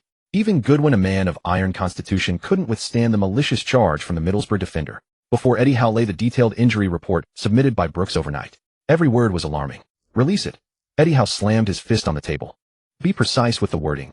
Confirm that Goodwin sustained a waist impact resulting in deep muscle contusion with inflammation and edema and a slight ligament strain. Emphasize that the player is receiving active treatment, but for the absolute protection of his health, he will miss the upcoming match against Ipswich. The club's medical team will closely monitor his recovery progress. Once the official statement was released, the online discussion exploded even more. Cherries diehard fans wailed in despair online. It's over. It's over. Goodwin played in 8 matches with 7 wins and 1 draw. Without him, what do we do? Ipswich fans, on the other hand, were overjoyed. Strike while the iron is hot. Go get them, tractor boys. Knock the Cherries out of the top 3. Hughes, who was recovering from an injury in Brighton, saw the news and gleefully went online to taunt, give a thumbs up to the Middlesbrough right back. Someone got their comeuppance. Ha ha ha. This single comment caused Hughes to instantly receive over 30,000 fans offering their warmest regards to his mother and family. Even Hughes' teammate, current Brighton captain Lewis Dunk, couldn't stand Hughes' behavior. Dunk publicly criticized Hughes in the team group chat. Shut up. This remark is too low class. Football shouldn't have this kind of malice. The news of Goodwin's injury reached the locker room at the training ground, and the atmosphere instantly dropped to freezing point. Goodwin. He's really not playing. Wilson muttered to himself, staring at the official announcement on his phone, his face etched with disbelief and worry. The brother they had fought alongside just last night had fallen in the blink of an eye. Sermon irritably ran his hands through his hair. Damn it. Why does it have to be now? Slam. Harry Arter slammed his fist against a locker, causing a thunderous crash that made Landy, who was sneakily looking at something inappropriate, jump in fright. Damn it. Without him tearing around up front, causing chaos, the whole front line feels fucking empty. His words hit everyone's sore spot. Goodwin wasn't just the core, he was the engine and soul of the team's attack. His teammates, accustomed to his threading passes and creating havoc in the final third, now felt only a sense of confusion and uncertainty about the road ahead. Nikos frowned, but a barely perceptible glint of shrewdness flashed deep in his eyes. How are you feeling? Terrible. Goodwin's voice was laced with frustration. I saw the club statement. Nikos sat by the bed, his tone becoming earnest. Brooks is right. You're young, your career has just taken off. This kind of physical injury must be allowed to heal completely. If you force a comeback and leave a lasting problem, it will affect your future value and achievements. He skillfully manipulated the concept, pitting the team's needs against the players' personal interests. But the next match is so crucial. Goodwin struggled. Crucial. Nikos interrupted him, a hint of seduction in his voice. Let's look at this from another angle. This might be a good thing. A good thing. Goodwin was stunned. Yes. Nikos lowered his voice. Think about it. If you're absent and the team can still beat tough Ipswich at home, what does that mean? It means Bournemouth is strong enough as a whole to win with or without you. Does that affect your value? No. Instead, it proves the team's platform is excellent. But if, Nikos changed his tone, a calculating glint in his eyes. I mean, if the team doesn't win or even loses, what would happen then? Goodwin's heart trembled. Nikos leaned in closer, his voice even lower but clearer. Then everyone will see with absolute clarity that this Bournemouth team can't function without you, Goodwin. You are the irreplaceable core. The one true star to lead them to promotion. So a contract renewal, transfer fee, market value. Just think about it. He patted Goodwin on the shoulder. Rest up and recover. Let the dust settle. Sometimes a brief absence is for a more glorious return and greater rewards. Trust me, I'm thinking about your long-term interests. Nikos' words, like the whisper of a venomous serpent, precisely stirred the deep pride within Goodwin and his need for self-affirmation. After Nikos left, Laura arrived at the apartment, travel-worn from London. Seeing the thick ice pack on Goodwin's waist, she burst into tears right there. Soon Goodwin managed to persuade her to leave. He told her that if she acted like this, he would be less inclined to share his troubles with his mother in the future, since she couldn't help and would only lose sleep over it. Seeing her sad only made him sadder. His maternal grandfather, who lived in Manchester, also called to check on him. After the call ended, Laura left. Within 5 minutes, Eddie Howe arrived at the apartment dormitory with his core coaching staff and Brooks. Howe didn't waste words. He looked Goodwin straight in the eye. Goodwin, I've seen the report. Brooks' opinion is the club's final decision.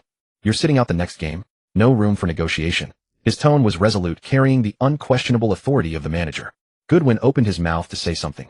In the end, he just hung his head in defeat. He knew he couldn't change a joint decision made by the manager and the team doctor. But Eddie Howe's voice suddenly rose, striking the room like a hammer. You listen to me. Bournemouth is not just you, Goodwin. We are a team, a fighting unit. His gaze swept over the assistant coaches present before returning to Goodwin's face. Without you, the sky won't fall. Without you, our Cherries army will still go into battle and tear Ipswich apart. We will prove to you and to everyone waiting to see us fail with a victory. Bournemouth relies on every single person. He spun around and instructed assistant coach Fletcher, notify all players. Tactical analysis meeting this afternoon. Cancel all time off. We're going to show everyone how we can win without Goodwin. His roar was filled with the determination to burn bridges and an unyielding fighting spirit. That afternoon, the atmosphere in the tactical room was as oppressive as the calm before a storm. The projector played footage of Ipswich's victory over Watford. Their fierce high press and quick counterattacks made everyone frown. Eddie Howe stood at the front, his gaze as sharp as an eagle's. On the tactical board behind him was the familiar 4-4-2 formation. Snap out of it, all of you. Howe's voice broke the silence. Ipswich wants to take advantage of our misfortune. Want to run wild in our home. Dream on. He banged the tactical board. They like to attack with a 4-3-3. Good. Then we'll fight them in midfield. Fight them with grit. Sermon, you sit deep in charge of distribution and interceptions. Harry Arter. He pointed at the tenacious midfielder. Your job is to neutralize. Bite down on their core player Scoos like a mad dog. Don't give him a single comfortable moment on the ball. Richie, the right flank is yours. If you work hard on the left, pin back their right side. Watch out for their captain Luke Chambers. Both wingbacks Daniels and Francis. Push up. Use your running to cover the entire flanks. Act as wingers in attack. Track back immediately in defense. Elphick Cook mark their top scorer, Daryl Murphy, tightly. Don't let him get a clean shot off. Silence him. Up front, Howe's gaze fell on Wilson and Kermorgant. Wilson, I need your speed to run in behind their defense. Kermorgant, you're the target man. Hold off their center backs, create chances for Wilson and for teammates making late runs. And set pieces. Your header is our trump card. He looked around the room, every player feeling the fighting spirit blazing in his eyes. I know what you're thinking. Without Goodwin, how do we attack? I'll tell you. With running. With physicality. With a more direct approach. Crush them with the power of the team. Get the ball forward quickly. Use crosses from the flanks and set pieces to break down their goal. Leave every ounce of your blood and guts on that pitch. Remember, this isn't one man's fight. This is a war for the entire Bournemouth team. For the points, for the league position, and to prove to everyone that the Cherries' army isn't just about one person. We are a unit. A steel-willed army that can fight hard battles and chew through bone. Do you have the confidence? Yes. The tactical room erupted with a deafening roar. Ignited by the manager's passion, the fighting spirit forced out by adversity exploded in that moment. The eyes of Wilson's sermon Harry ardor, and the others blazed with fierce fire. There was no retreat, only a fight to the death. Meanwhile, in Suffolk the county in northeastern England, while Bournemouth was sharpening their claws 258 kilometers away in Ipswich, their manager Mick McCarthy was giving an interview to local media before Goodwin was in the first team. Bournemouth went 7 games without a win. Losing their core engine now is undoubtedly a major blow. The draw at the Riverside Stadium drained them while we just secured a morale-boosting victory. The Vitality Stadium. That will be the perfect stage to prove our quality. We will go there to fight with confidence, and our target is 3 points. These words were like rubbing salt into the Cherries' wounds. And the media with their keen noses are masters of stirring up trouble. The Sun experts at causing a stir fanned the flames immediately. Cherry wing clipped. Ipswich boss declares strike while the iron is hot. Target 3 points. The Mirror analyzed, can the Cherries withstand the hungry Wolves' attack? The Mail columnist wrote, Goodwin dependency crisis. Bournemouth faces their sternest test of the season. Voices of doubt and negativity grew louder. Lying in bed at his apartment reading these reports, the pain in Goodwin's waist seemed to intensify. But on his tightly gripped phone screen was a screenshot of Eddie Howe roaring in the tactical room along with images of his teammates doing extra drills on the training ground. Reluctance, anger, worry eventually coalesced into a single, more blazing flame. He picked up his phone and dialed Eddie Howe's number. Boss. His voice was unusually firm. I can't play, but my heart is with the boys. Could you send me the video from this afternoon's training session? For the next game, I want to sit on the bench. I want to watch the boys tear Ipswich apart. There was a few seconds of silence on the other end of the line from Eddie Howe. Then came a resolute answer, no. The Vitality Stadium was packed to the rafters, the noise deafening. Goodwin, with a thick brace around his waist and a tight expression, watched the live broadcast, his eyes fixed intently on the pitch. Just 2 minutes into the game, the previously silent home crowd erupted.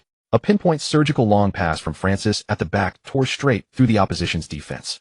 Powerhouse striker Kermorgan, holding off a defender like a tank, didn't let the ball bounce. He volleyed it with his right foot. The ball rocketed into the back of the net like a cannonball. Francis ran wildly in celebration, while Comagant pounded his chest and roared in fury. The stands turned into a boiling Red Sea. In front of the television, Goodwin clenched his fist tightly, so excited he nearly jumped up. The sharp pain in his waist made him gasp, instantly forcing him to grit his teeth and swing his arm fiercely. Too fast. This dreamy opening ignited hope in everyone. At the 17th minute, Ipswich suffered a blow. Their right midfielder Bruin was injured and could not continue, so Bishop came on as a substitute. Without Goodwin, Bournemouth's attack became a soulless shell. Midfield transmission grew sluggish and hesitant with more mistakes. Ipswich's high-intensity pressing resembled a tightening net, exhausting the Cherry battalion and leaving them breathless.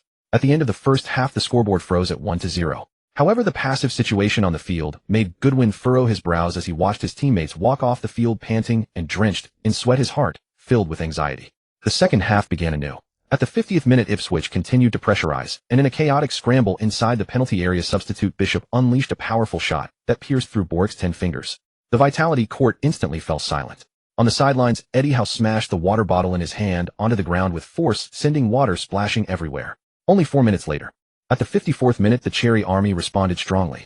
Wilson displayed astonishing explosive power on the right flank, decisively outmaneuvering his opponent before delivering a deep cross into the penalty area. Ritchie, advancing through the midfield, met the ball with a powerful shot, the ball skimming the grass and shooting into the corner of the net. Bournemouth takes the lead again. Ritchie slides on his knees in wild celebration. Wilson sprints toward the corner flag and roars. The passion of the stands reignites. Goodwin nearly rises from his seat in excitement, but a sharp pain in his lower back forces him back down. In the 62nd minute, Eddie Howe makes a substitution, bringing on speed winger Randy to replace Wilson, aiming to maintain attacking pressure on the flanks. Randy steps onto the pitch with fiery determination, running tirelessly to press the defense. In the 71st minute, Eddie Howe gestures decisively, swapping out Randy, who had been on the field for only 9 minutes, for the more experienced and powerful Pittman. The camera captures perfectly Randy's face flushes crimson, instantly disbelief etched into his eyes. He stands frozen in place, as if time has stopped, then slowly lowers his head. Heavy-footed, burdened by injustice, resentment, and the sting of public humiliation, he trudges toward the bench, without even offering a high five to Pittman, who runs toward him. Those brutal 9 minutes feel like a bucket of cold water dousing the fire of enthusiasm that had just ignited. Goodwin watches Randy's dejected figure turn away, unable to truly empathize. He better understands the coach's restless anxiety under the pressure to win. Despite every precaution, it was bound to happen. In the 76th minute, Ipswich exploits a lapse in PIU's defense. A precise cross finds the unmarked aerial threat Murphy inside the penalty area. He towers over Cook, unleashing a thunderous header that rockets deep into the net. Ipswich players erupted in wild celebration. McCarthy screamed on the sideline, pumping his fist. The Vitality Stadium fell into a heavy silence. Before the television, Goodwin closed his eyes in agony. If he were on the field, perhaps he could have returned to defend earlier, maybe even used his speed to disrupt the cross. But alas, there is no such thing as what if. In the final moments, Bournemouth launched a tide-like counterattack, but Ipswich held firm, united in defense. In the 98th minute, the anxious Comanche, in a fierce forward press, committed an excessive foul and received a yellow card. The final whistle blew the score frozen at 2-2. McCarthy embraced the coaching staff with excitement, as if they had won the final. Yet at the Vitality Stadium, only the weary figures of the Cherry Soldiers remained, accompanied by the fans' reluctant sighs. Sulman kicked a water bottle away, damn it. Eddie Howe walked silently past each dejected player, finally stopping before the tactical board, forcefully erasing the name Goodwin. Did everyone see clearly? Without him, you must prove yourselves worthy of the Premier League. This draw is a lesson, and also a motivation. Goodwin did not lie down to rest for a long time. The image of his teammates giving their all yet falling just short was etched into his heart like a knife. Resentment, anger, self-reproach, and a chilling confirmation of his own value, stirred by Nikos, churned violently within his chest. He watched McCarthy's back as he celebrated, stared at the glaring 2-2 on the scoreboard, and felt an unprecedented flame ignite in his eyes. Next time, he would never be a spectator again. He would take back everything he had lost with interest by his own hands. In the locker room of Vital Court, Eddie Howe's gaze swept over each weary and disheartened face. Let this frustration be etched in your memory. For the next match, I want you to reclaim it. However, this gloom did not linger long within the Cherry Battalion. Thanks to the arrival of assistant coach Fletcher.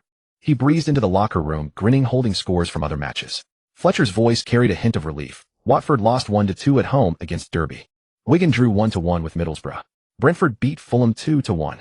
Derby County thrashed Nottingham Forest 3-0 at home.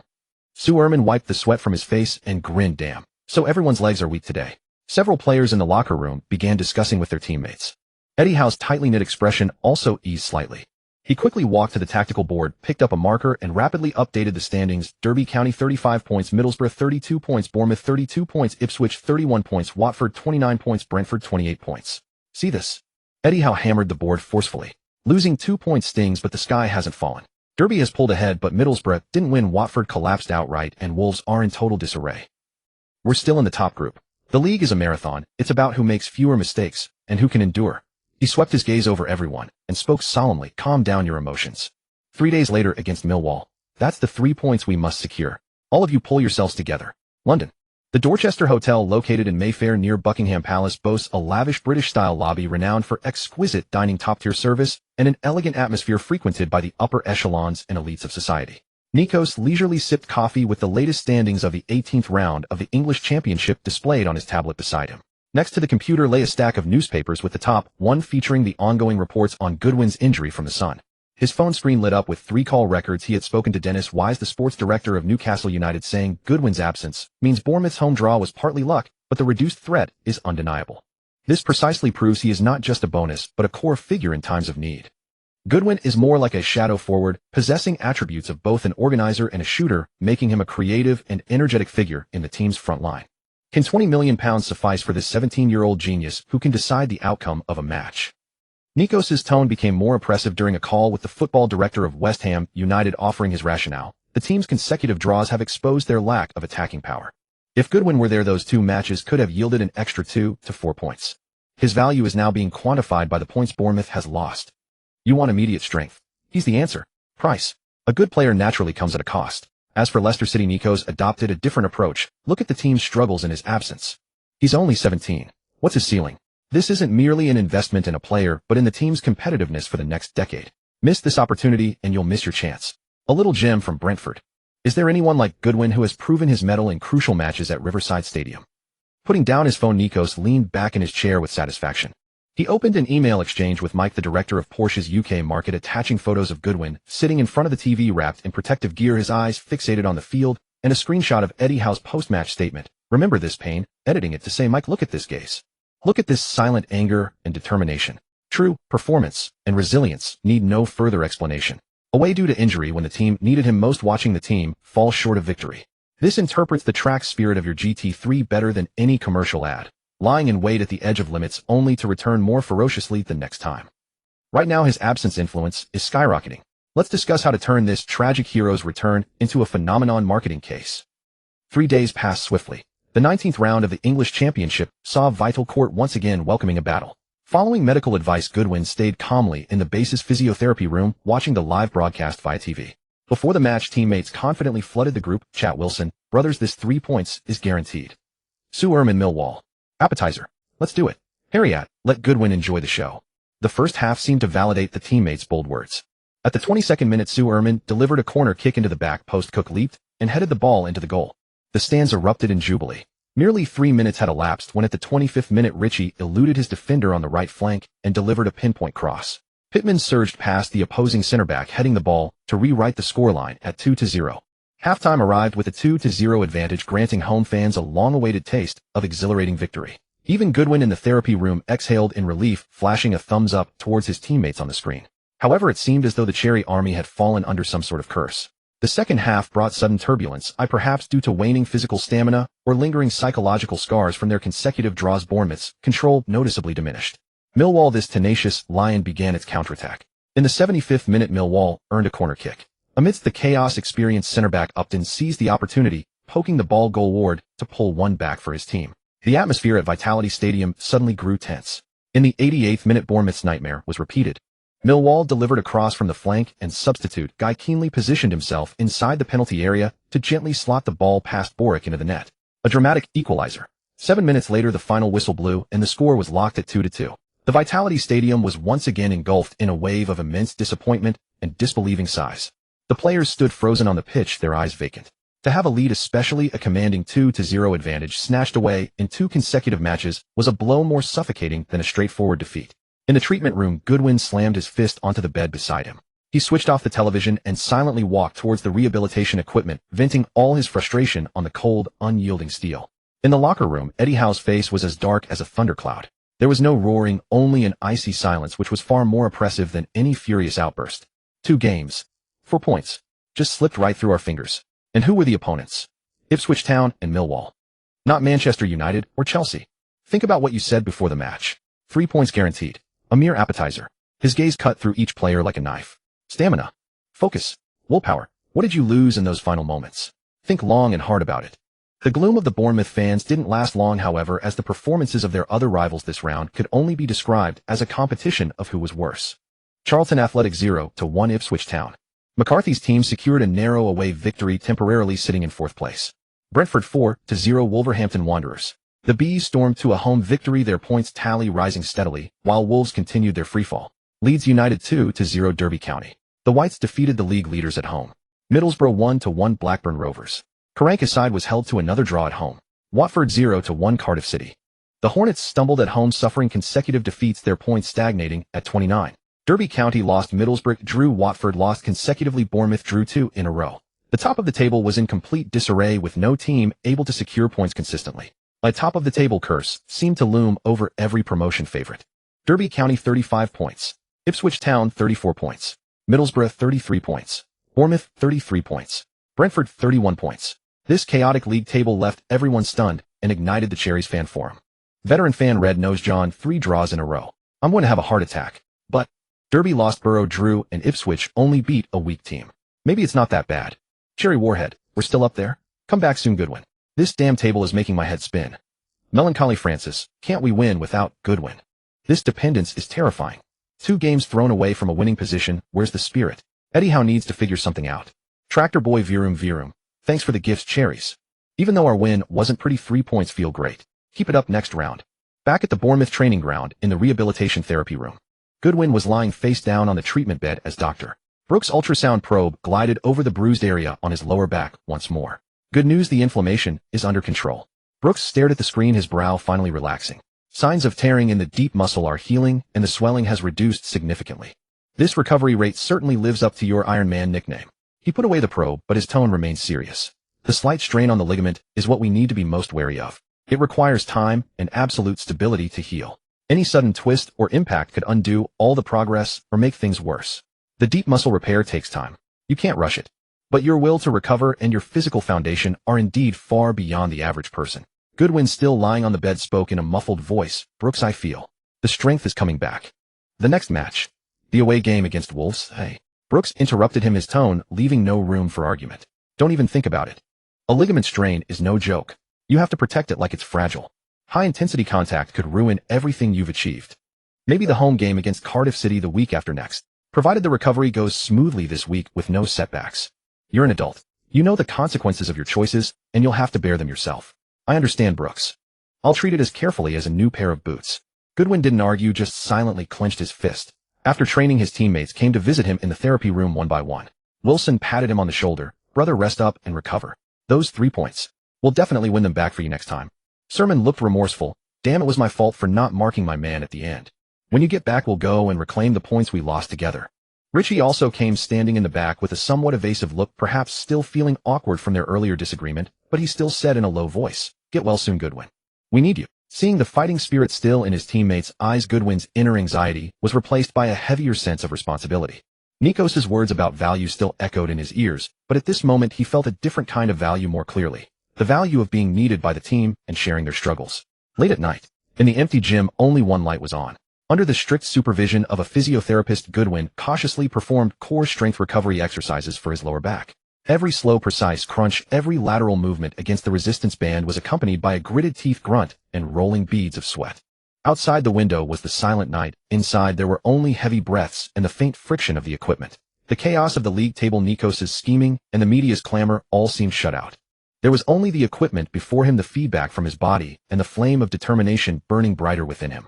When he next took the field, he would return in a stronger form and reclaim every lost point.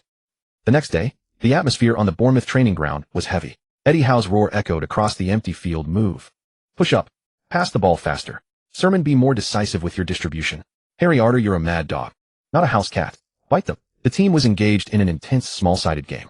The biggest change was Richie's position. He was no longer fixed on the right wing, but frequently drifted inside to the attacking midfield area, trying to shoulder some of the playmaking and linking responsibilities left by Goodwin.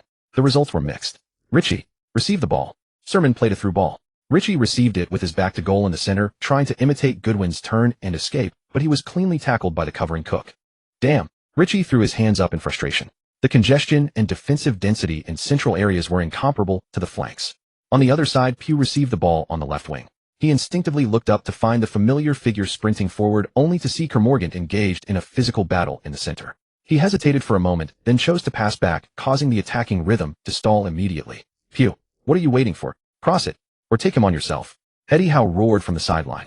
Wilson got a half chance on a counterattack, dribbling into the box, but he looked isolated. Previously, Goodwin would ghost into the space on the other side when Wilson attracted defenders. Now the opposition defenders could swarm him without fear. Wilson took a hopeful shot, but it was easily gathered by the goalkeeper. See that? Eddie Howe blew his whistle to stop the training, gathered the players around, and pointed at the tactics board. Richie trying to organize in the center is a necessary change. But what about the rest of you? What about your runs to receive the ball? What about your off-the-ball movement? Pugh, the left flank is your territory. Get to the byline when you can, cut inside when you should. Don't hesitate. Wilson, Kermorgant, you are the two strikers. Link up. One pulls wide to create space, the other must attack the box decisively. Sermon, Harry Arter, you are the shield in midfield, but also the first starting point of our attack. Pass the ball quickly, accurately, and dare to play it forward. What we lack right now isn't ability, but that seamless understanding and the courage to take risks we had when Goodwin was on the pitch. Use your heads. Show some fight. In the next game against Wolves, I want to see a change. The training continued with even fiercer tackles and Eddie Howe's constant shouting. Richie's errors in the center decreased as he delivered more penetrating through balls. The movement of his teammates became more energetic as they tried to fill the void left by the absent core. The pain was evident, but the seeds of change were beginning to sprout. The sports headline of the Sun was as acerbic as ever: curse spreads. Have the cherries overripened? Consecutive draws expose late-stage dependence on Goodwin. The image was a gloomy-faced Eddie Howe alongside a photo of Goodwin sweating profusely in the physiotherapy room. The Daily Mail analyzed midfield disarray. How can Bournemouth fill the void left by Goodwin? Is Richie's transition to attacking midfielder a remedy or a poison? A columnist for The Guardian commented, chaotic championship promotion race, no kings, only a group of stumbling challengers. The Telegraph asked, which of the top 6 in the championship can steady the ship before the Christmas fixture pile up? The media coverage ignited a firestorm on the Cherries fan forum, Cherry Nuclear Warhead. Richie as attacking midfielder. I think it could work. Give him time. Goodwin, come back soon, we miss you. Melancholy Francis. Has Eddie Howe run out of ideas? Dropping 4 points in 2 games. At this rate, even the top 6 is in jeopardy. Red-Nosed John. Wolves are on a losing streak. It should have been the perfect chance to stop the bleeding and grab points. But look at our form. It's too precarious. Someone spotted Nikos in London peddling Goodwin again. The club needs to lock him down with a raise immediately. Otherwise he'll be poached in the winter window. A young Wolves fan. Cherries think they can bully my Wolves. We'll bite you to death at home. After training, the locker room was mostly empty. Wilson and Sermon, arms slung over each other's shoulders, headed towards the physiotherapy room. Hey buddy. Richie looked the part in the middle today. Wilson pushed open the door, his voice booming. When you get back, we'll unleash our full firepower and scare them to death. Sermon plopped down onto a piece of equipment nearby, rubbing his sore shoulder. Damn, I got chewed out by the boss today. But he was right. Our movement still isn't active enough. Our passing was too conservative. Goodwin, get well soon. Without you stirring things up front, we're really out of sorts. Randy followed quietly, holding a bottle of sports drink. He hesitated for a moment, then handed it to Goodwin. Today, I did extra practice on crosses and runs. His voice was low, tinged with embarrassment. The boss said, to be ready at all times. The shadow of being substituted so quickly last time was slowly dissipating. Randy's eyes now held a deeper calm and determination. Goodwin took the drink, opened it, and took a few sips. He looked at Dr. Brooks. Cardiff City. I'll play in that match. After they left, only Goodwin and the duty physio remained in the recovery room. Under professional guidance, Goodwin began more advanced core stability and small area explosive power training. Sweat had long since soaked through his training shirt. A breaking exclusive from Sky Sports instantly exploded within the Cherries fan circle. Bournemouth squad for the away match against Wolves includes Goodwin. Though it was uncertain if he would play, those 3 words were enough to ignite a flame of hope. At the entrance to the training ground, diehard fans who had rushed over held up banners. Welcome back, our nuclear weapon, Goodwin. Molyneux tremble. The online forums were instantly flooded with posts. Red-Nosed John. The dawn has broken. He might not play, but this name alone is our anchor of stability. Cherry nuclear warhead. Even as a mascot, he's nuclear grade. Wolves prepare to get thrashed. Melancholy Francis. Don't celebrate too soon. Goodwin's injury isn't fully healed. This is probably a smokescreen. Eddie Howe, please don't take the risk. Nikos' phone was ringing off the hook. He stood by the floor-to-ceiling window of his suite at the Dorchester Hotel, overlooking the London nightscape, a knowing smile of control on his lips. To Newcastle, why see that? Just making the squad and the fans go wild. That's influence. The valuation we discussed last time. It might just be the starting price. Then turning to Portia, Mike, got the email. Look at the fans' reactions. Nuclear weapon, anchor of stability. These nicknames, symbolizing power and core status, are a perfect fit for the track nuclear weapon concept of the GT3. We need to finalize this endorsement deal quickly and strike while the iron is hot during his triumphant return. After finishing with the previous 2, Nikos turned to the West Ham United director. Tony, he's made the squad. Do you know what that means? Eddie Howe is declaring that his sharpest blade is about to be unsheathed. Time is running out. Show us your resolve. December 6, 2014 morning. The Bournemouth team bus departed from the training ground, heading for Wolverhampton. The journey from Bournemouth to Wolves' home ground was 291 kilometers, about a 3-hour drive. Goodwin sat quietly by the window, one earbud in his ear. The other earbud was with Wilson as he listened quietly to the music flowing through it. Are you really listening to the story? I've crossed mountains and seas, also through crowds of people. Everything I once owned vanished like smoke in an instant. I was lost, disappointed, lost all direction until I saw that being ordinary was the only answer. The scenery outside the window raced by. Occasionally teammates cast concerned or encouraging glances his way, to which Goodwin responded with a firm nod. Molyneux Stadium. A bitter wind howled and the Wolves' roar shook the ground. Wolves were the League One champions of the 13-14 season, a formidable team with many players from that title-winning campaign. The home fans, with a massive tifo display and a deafening wall of sound, tried to channel their anxiety into the energy needed to tear the Cherries apart. Goodwin, wrapped in a thick down jacket, sat at the very end of the substitutes' bench, his eyes fixed intently on every blade of grass on the pitch. For the first half-hour, Bournemouth struggled. Richie's organization in midfield was inconsistent. He looked overwhelmed against the fierce midfield clampdown from Wolves' captain Edwards and Henry. Pugh was isolated on the left wing, and Wilson was tightly marked by their 191 tall centre-back Bath. With Bournemouth's 2 midfielders stifled, their attacks were fragmented, naturally failing to breach the opponent's defense. In the 43rd minute, Wolves launched a swift counterattack. Left winger Bakary Sako exploited the space left by Francis's forward run and delivered a precise low cross. Scottish striker Graham, arriving in the middle, got to the ball. Before Elphick could block, he calmly slotted the ball through Borik's legs and into the net. Molyneux Stadium erupted in an instant. The giant killers had lived up to their name. Wolverhampton players celebrated wildly. The roar from the stands threatened to tear the roof off the ground. The camera panned to the Bournemouth bench, where Goodwin clenched his fist tightly. At the halftime whistle, the 0-1 scoreline was like a shard of ice freezing the hearts of every cherry. The players trudged with heads bowed, gasping for breath, moving in silence towards the tunnel. The jeers and boos cascading from the Molineux crowd pierced their backs like icy daggers. Inside the away team's dressing room, the atmosphere was suffocatingly oppressive. The scent of sweat, disappointment, and the premonition of defeat began to permeate the air. Eddie Howe stood in the center, his tactical board covered in dense markings and diagrams. He rapidly outlined the adjustments for the second half, increase the pressure on the flanks, push Harry Arter higher to aid the press, have Pugh tuck inside to link up with Richie. The tactical briefing concluded, and the dressing room fell into a brief silence.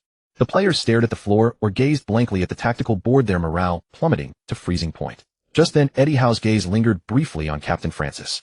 Then unexpectedly his eyes swept past the group and settled on the young man bundled in a down jacket in the corner. Goodwin. His voice was not loud, but it detonated like a thunderclap in the room.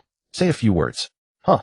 Whooshed. All eyes instantly snapped on a Goodwin. Shock, bewilderment, disbelief. Even Wilson and Sermon stared wide-eyed. Not the captain, not the vice-captain, but suddenly him. Goodwin was taken aback. But he instantly read the profound trust and expectation in Eddie Howe's eyes. This wasn't a tactical move, nor was it a pre-planned routine. Goodwin took a deep breath, yanked off his cumbersome jacket, revealing the scarlet Bournemouth training jersey beneath, and strode to the center of the room. His movements were not fast, but each step commanded attention. When speaking to a crowd, lowering your voice lends it magnetism. Speaking slowly imparts an air of elegance.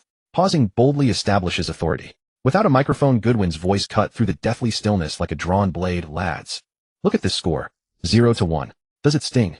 He jabbed a finger towards the door, pointing in the direction of the Molineux uproar. Listen to that noise out there. They're laughing. They're mocking us. They think we're finished. Bournemouth. Just a flock of sheep waiting to be slaughtered in their eyes. Goodwin's gaze like burning embers swept across every familiar face. Wilson, where's that lightning pace of yours? Did a dog eat it? That half chance in the first half, normally you'd have burst through and smashed it home. What are you hesitating for? Get into them. Sermon, the brain in midfield. Where's your nerve to pass? Tiptoeing around scared of a mistake. This is the championship. It's a battlefield, not a tea party. Richie, the gaffer put you at number 10 because he rates you. Don't copy anyone else. Play your own game. Pass. Dribble. Shoot. Bring that ferocity from the right wing. The middle needs it more. Harry Arter. Mad Dog. Where are your teeth? Bite them. Make them shit themselves every time they get the ball. And the rest of you. Goodwin's voice rose sharply into a raw roar. What are we? We are the Cherries. We are the iron-blooded army destined for the Premier League. Not a bunch of gutless cowards. 3 draws in a row. Getting beaten at the death. That's ancient history. Now, right here in this dressing room. For these 45 minutes in the second half, Goodwin pounded the crest on his chest, producing dull, resonant thuds. His own blood surged with the vibration. Scream out all your frustration. All the mockery from those wolves bastards outside. Let me hear it. Then charge out there. With your running. Your tackles. Your grit. Tear Molineux apart. What's 0-1? Forgot how we held on at the Riverside. Forgotten how many times we've snatched last-minute winners. This is our battleground. A little team like Wolves is just a stepping stone to our victory. I may not be on the pitch right now to fight alongside you. But I'm telling you this.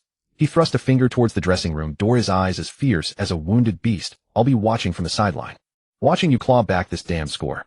Watching you smash every one of those wolves' teeth down their throats. Tell me. Have you got the fucking balls? Yes. The dressing room ignited in an instant.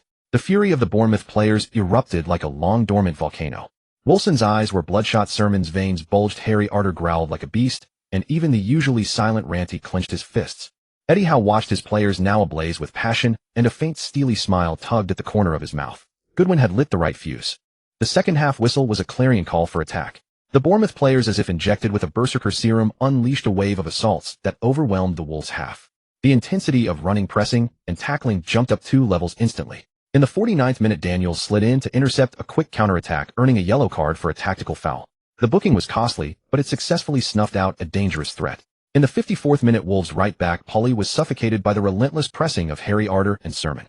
Under pressure, Polly shoved an opponent in frustration, earning a yellow card. In the 59th minute, Wolves' right midfielder Van La Parra was trapped on the wing by Pugh and Daniels. After losing the ball, he retaliated by stamping his studs into Daniels. The referee didn't hesitate, showing a straight red card. A wave of shock rippled through Molineux. Down to 10 men. Wolves' spirit took another massive blow. Everyone could see that at this rate a goal for Wolves was inevitable. In the 68th minute, Eddie Howe made a decisive change, bringing on fresh legs Adam Smith for the exhausted Francis, who was already on a yellow card, to shore up the defense. In the 73rd minute, Sermon won the ball high up the pitch. Facing a panicked Wolves defense, he didn't pass blindly, but instead delivered a sharp disguised cross into the gap in their backline. The Mad Dog Harry Arter, charging in from deep, burst into the right side of the box. He calmly slotted the ball into the far corner. 1-1. After scoring, Harry Arter sprinted madly towards the corner flag, pounding his chest and roaring at the Cherries' devoted traveling fans. The bench erupted. Goodwin jumped to his feet, punching the air in excitement. At this moment, Eddie Howe, unsatisfied with the draw, played his trump card. He brought on target man Kermorgant for winger Pugh, switching to a 4-3-3 formation. Sermon dropped deep in midfield, Ritchie moved back to his familiar right wing, and Harry Arter shifted to the left. The front three, Wilson on the left, Pittman central, and Kermorgant on the right. Bournemouth threw everyone forward, launching a full-scale assault. Wolves manager Kenny Jackett made 2 changes of his own, trying to steady the ship. But a man down, and with morale shattered, the Wolves' defense was teetering on the brink. In the 85th minute, Ritchie received a headed knockdown from Kermorgant at the edge of the box. This time he didn't hesitate like in the first half, he unleashed a ferocious volley. The ball flew like a cannonball, screaming into the top left corner of the net. Wolves goalkeeper Ikem was left helpless, stranded. Ritchie charged forward with open arms, releasing all the pent-up frustration in that moment. The Bournemouth fans on the terrace, marching all the way from afar, went completely wild. The Bournemouth coaching staff embraced each other in joy. Goodwin in particular jumped up with his teammates to celebrate. After the goal that turned the tide, the Bournemouth players cast off their burdens as if every constraint had been lifted. Wave after wave of attacks. In the final moments of stoppage time, Wolves left back Doherty's mentality completely unraveled, maliciously stamping on Ritchie near the sideline, and was also sent off with a red card. At Molineux Stadium, deafening boos and desperate cries of despair echoed. The final whistle blew. Wolves 1-2 Bournemouth. The Cherry Army completed a breathtaking away victory comeback. The players celebrated wildly on the pitch, embracing and roaring. The terrace of the traveling fans transformed into a sea of red joy. Wilson and Sermon rushed to the sideline and hugged Goodwin tightly. At this moment, though he hadn't entered the game, he was the source of the comeback in everyone's hearts. The Cherry Army struggled to win 3 points, but their rivals were equally formidable, and the road to promotion remained thorny. Fulham was bloodily slaughtered 0-5 at home by Watford. Watford's captain Diani scored a hat-trick, announcing his glorious return to the throne. The Derby County leaders displayed terrifying dominance, scoring 3 goals against their opponent within the first 10 minutes of the first half. A decisive victory over Brighton. Hutt, the central defender who had been sidelined due to injury for 3 matches, returned to the starting lineup, but delivered an average performance. 2 of the conceded goals were partially linked to his defensive lapses. Meanwhile, Millwall lost 1-5 to Middlesbrough, with Watson scoring a hat-trick in the first half. Karanka's team opened up the attack once more. The atmosphere on the bus back was enthusiastic yet tinged with solemnity. The players sang the team songs, celebrating a hard-fought win. Goodwin sat by the window at the front of the bus. Francis approached, placed a hand on his shoulder, and said, "Well done, Goodwin." Those words in the locker room. Priceless. He paused, his gaze deepening. "Next match against Cardiff. We need you." Goodwin nodded firmly without further explanation. The fuse had been lit, they only awaited the next home game. "Everyone, look over here. See who's here." Salman shouted dramatically at the entrance of the players' cafeteria, successfully capturing the attention of all his teammates. He stepped aside to clear the path, mimicking the stadium's entrance music, dum dum dum dum. "Hey, good morning, handsome guys." Goodwin requests to rejoin the team. Goodwin strode into the cafeteria with his signature smile. "Whoa, wow. Welcome back, our heartthrob." The cafeteria instantly erupted, filled with teasing shouts and whistles. The training base, which had been subdued for weeks, seemed injected with a vitality bomb. Captain Francis was the first to greet him with a smile, giving Goodwin a solid bear hug. "Welcome back. The air feels fresher already. We've missed you like crazy." Wilson Richie Daniels. Teammates gathered around, patting him on the shoulder or teasing him with laughter. Even the cafeteria staff felt the long-lost relaxed atmosphere. The players' steps were noticeably lighter as they collected their food. The aroma of coffee and toasted bread filled the air. Goodwin carried a tray, precisely selecting the fuel for a professional athlete: whole wheat pasta, boiled eggs, Greek yogurt, grilled chicken breast, smoked salmon, tender spinach, blueberries, and bananas. Low in oil and salt, with a scientific balance of carbs and protein, as precise as his on-field positioning. He held his plate, scanned the bustling cafeteria, and walked directly to the table where Francis and Elphick were seated. "Morning, Captain." As he sat down and twirled pasta on his fork, he caught a glimpse of central defender Cook at the neighboring table, grimacing and rubbing his neck. Cook's neck was as stiff as a rusty robot's. "Hey, Cook." Goodwin put down his fork. "Stiff neck?" Cook winced in pain. "Huh? Don't even mention it. Must have slept like a ghost last night. My neck feels like a steel plate. It hurts like hell. I need to see the team doctor right after breakfast." Goodwin stood up, walked around the table. "Give me your hand. This is simple, just a minute." Cook extended his arm with a skeptical look. Francis and Elphick paused their conversation, watching with interest. Teammates at nearby tables also perked up their ears. Goodwin's fingertip landed on the acupoint near the horizontal crease on the inside of Cook's elbow. Here, the nemesis of a stiff neck. He pressed the point precisely with his thumb pad, applying moderate force. Hiss. Cook immediately sucked in a sharp breath. "Sour. Swollen. Bear with it." Goodwin steadily pressed the acupoint, his voice calm. "Slowly turn your neck, try left and right." Cook gritted his teeth and tentatively attempted to turn. Initially, it was still stiff and painful, but with Goodwin's steady sustained pressure after about 30 seconds, he was astonished to find the tightness in his neck rapidly receding. Hey! Cook cautiously increased the range, twisting left and right, his pained expression replaced by incredulous delight. My God, Goodwin, this is incredible. Whoa, no way. Cook, couldn't you move just a moment ago? The surrounding teammates instantly exploded, crowding around. They felt as if they had witnessed a magic show. Goalkeeper Boric, who had just been teasing Cook about looking like a zombie shrimp, pounded the table and shouted, God, Goodwin knows Eastern witchcraft. Quick, tell me the spot. Wilson immediately pulled out his phone and opened his notepad. Wait, do it one more time. I'll record it. Elphick also opened his camera. Goodwin smiled, and under the watchful eyes of his teammates patiently demonstrated the technique on Cook, once more explaining the acupoint location and key pressure points in detail. A little trick passed down from Chinese ancestors. Much faster than using a patch. Goodwin, you're a treasure. His teammates praised him sincerely. This small interlude not only miraculously relieved Cook's pain, but also added a layer of mystical aura to Goodwin's already omnipotent image in his teammates' eyes. The team atmosphere was unprecedentedly harmonious. On December 13th, the 21st round of the English Championship reignited. The results of the two matches played earlier were like bombs, stirring up a frenzy in the standings. Birmingham 6-1 Reading. Jamaican winger Gray scored a hat-trick in the first half, turning St. Andrews Stadium into a volcano of celebration. Middlesbrough 2-0 Derby County. In the first half, Ritchie assisted Bamford for a goal. In the second half, Derby County centre-back Shotton made a reckless foul in the box, conceding a red card and a penalty. Lee Bitter converted the spot kick. Middlesbrough defeated the 10-man Rams at home, powerfully ascending to the top of the table. The leader has changed. Francis sent a screenshot of the scores to the group chat. See that, lads? Now it's our turn. Ignite the Vitality Stadium. Win back the points we lost. At 2:50 p.m. The players' tunnel at the Vitality Stadium. Goodwin stood behind Captain Francis.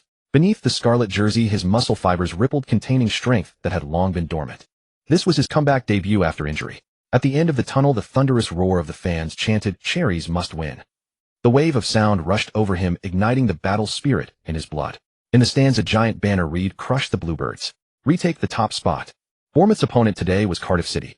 Cardiff City were the championship champions of the 12-13 season. They ascended to the Premier League, but quickly plummeted at the end of the season. Now they struggled in the middle of the championship. In their squad, the black-haired Korean midfielder Kim Bo-kyung stared intently at Goodwin, his expression complex. As one of the key contributors to Cardiff's promotion 2 years prior, he knew well that Goodwin held extraordinary appeal among young Korean football fans. Manager Russell Slade had given him a daunting task: shut down Goodwin. The former League One Manager of the Month, who had taken over the team 3 months earlier, was known for his iron-fisted discipline and emphasis on order, especially skilled at forging a tough defense. Since his appointment, he had drastically cut wages, causing much resentment, and his mediocre results failed to win over the fans. Today, Cardiff City once again deployed a 4-4-2 defensive counter-attacking formation, their intention clear. Hold firm, then wait for a chance to bite the cherries. Let's go. Francis's roar was like the sound of a charge. The moment the players from both sides stepped onto the pitch, the pent-up passion of over 10,000 home fans erupted. Goodwin. The decibel level of the screams instantly peaked, mixed with the excited shrieking voices of countless female fans. Goodwin calmly waved to the stands around him, his sharp gaze sweeping across the opponent's half. He quickly leaned close to Ritchie, his voice cutting through the noise. Cardiff is slow. Speed up from the kickoff. Play the blitzkrieg we practiced. Overrun them. Defend harder. Pittman's finishing is top-notch. And Wilson is the most underrated top striker of this era. Movement, finishing, awareness, physique, heading. He's elite in every aspect. Get the ball into the box and victory is ours. 2 meters away, Wilson clearly heard Goodwin's assessment. His chest involuntarily puffed up higher, a fierce fighting spirit igniting in his eyes. This guy Goodwin really knows his football and knows me. On the sidelines, the cameras were already poised. Reporters from the Sun, the Mail, the Telegraph, and the Times watched intently, their lenses firmly locked onto the returning core player. Beep. The whistle of referee Andre Mariner tore through the pre-match noise. The match has begun. Bournemouth are determined to win this one. But Cardiff City are known as giant killers. They once beat Ipswich 3-1 and Watford 1-0. Who will prevail today remains to be seen. The commentator spoke rapidly. Bournemouth kicked off. Wilson nudged the ball to Pittman, who understood perfectly. Without even looking, he delivered a precise back pass straight to Goodwin's feet. Simultaneously, Wilson and Pittman shot forward like arrows released from a bow, piercing into Cardiff City's heartland. Korean midfielder Kim Bo-kyung immediately charged at Goodwin with aggressive determination. But Goodwin didn't choose to force a dribble. The moment the opponent closed in, he calmly passed the ball back to Daniels, who was sprinting up the left flank. The two executed a textbook 1-2 on the left wing, deftly bypassing Kim and midfielder Gunnarsson. The ball returned to Goodwin's feet. Cardiff City right back Connolly stood in front of him. Connolly came through the Coney training base and won the Emirates Cup. In 2007, he had a brief loan spell at Bournemouth, making 6 appearances. In the 2010-11 season, Connolly won his first championship medal with Queen's Park Rangers. In the 2011-12 season, he won his second championship medal with Reading. Having won the championship title for 3 consecutive years as a key player, Connolly had set a rather unusual record. Seeing Goodwin with the ball, Connolly learned from his teammates' mistakes and refrained from a reckless tackle. Instead, he positioned himself to block Goodwin's potential breakthrough route while waiting for his teammate Kim Bo-kyung to drop back and double team. However, Goodwin's vision and decision-making far exceeded his expectations. Without any hesitation to dwell on the ball, the moment Connolly's weight settled, Goodwin delivered a low diagonal pass with the outside of his right foot. The ball skimmed the grass, carrying a fierce spin, and miraculously threaded through the narrow gap between the Cardiff City midfielders and defenders. Beautiful. The stands erupted in a massive roar of amazement. A pass like a surgeon's scalpel. Goodwin's vision and technique are truly impressive, the commentator exclaimed. On the sidelines, Eddie Howe's lips curled slightly. Goodwin was reliable when he avoided high balls, opting for ground penetration. This was precisely the most familiar and lethal rhythm his return had brought. The ball met the man. On the right flank, Richie sprinted forward. He controlled the pass smoothly without even a single adjustment and glanced toward the penalty area. Cardiff City's left-back Brawford moved to close him down. Richie's right foot decisively sent a fast flat cross into the box. The ball flew into the penalty area. Pittman at the near post drew the primary defensive attention, holding off center-back Turner with all his strength. But Pittman didn't take the ball. In the instant before the ball slipped past, Wilson in the center made a ghostly run. He first feigned a forward dash, then executed a sudden stop, and turned nimbly, shaking off his marker center-back Morrison. Like a phantom, he appeared in the deadly space at the far post. Facing the incoming ball, Wilson stretched his body and gently cushioned it with the instep of his right foot in midair. The ball changed direction, darting straight into the near post top corner. Cardiff City goalkeeper Marshall had no time to react. Goal. Wilson. Incredible. A lightning strike. Bournemouth leads 1-0. Just 45 seconds into the match. Goodwin's precise orchestration, Richie's lethal delivery, Pittman's clever dummy, and Wilson's perfect finish. With Goodwin back in position, Wilson is instantly resurrected.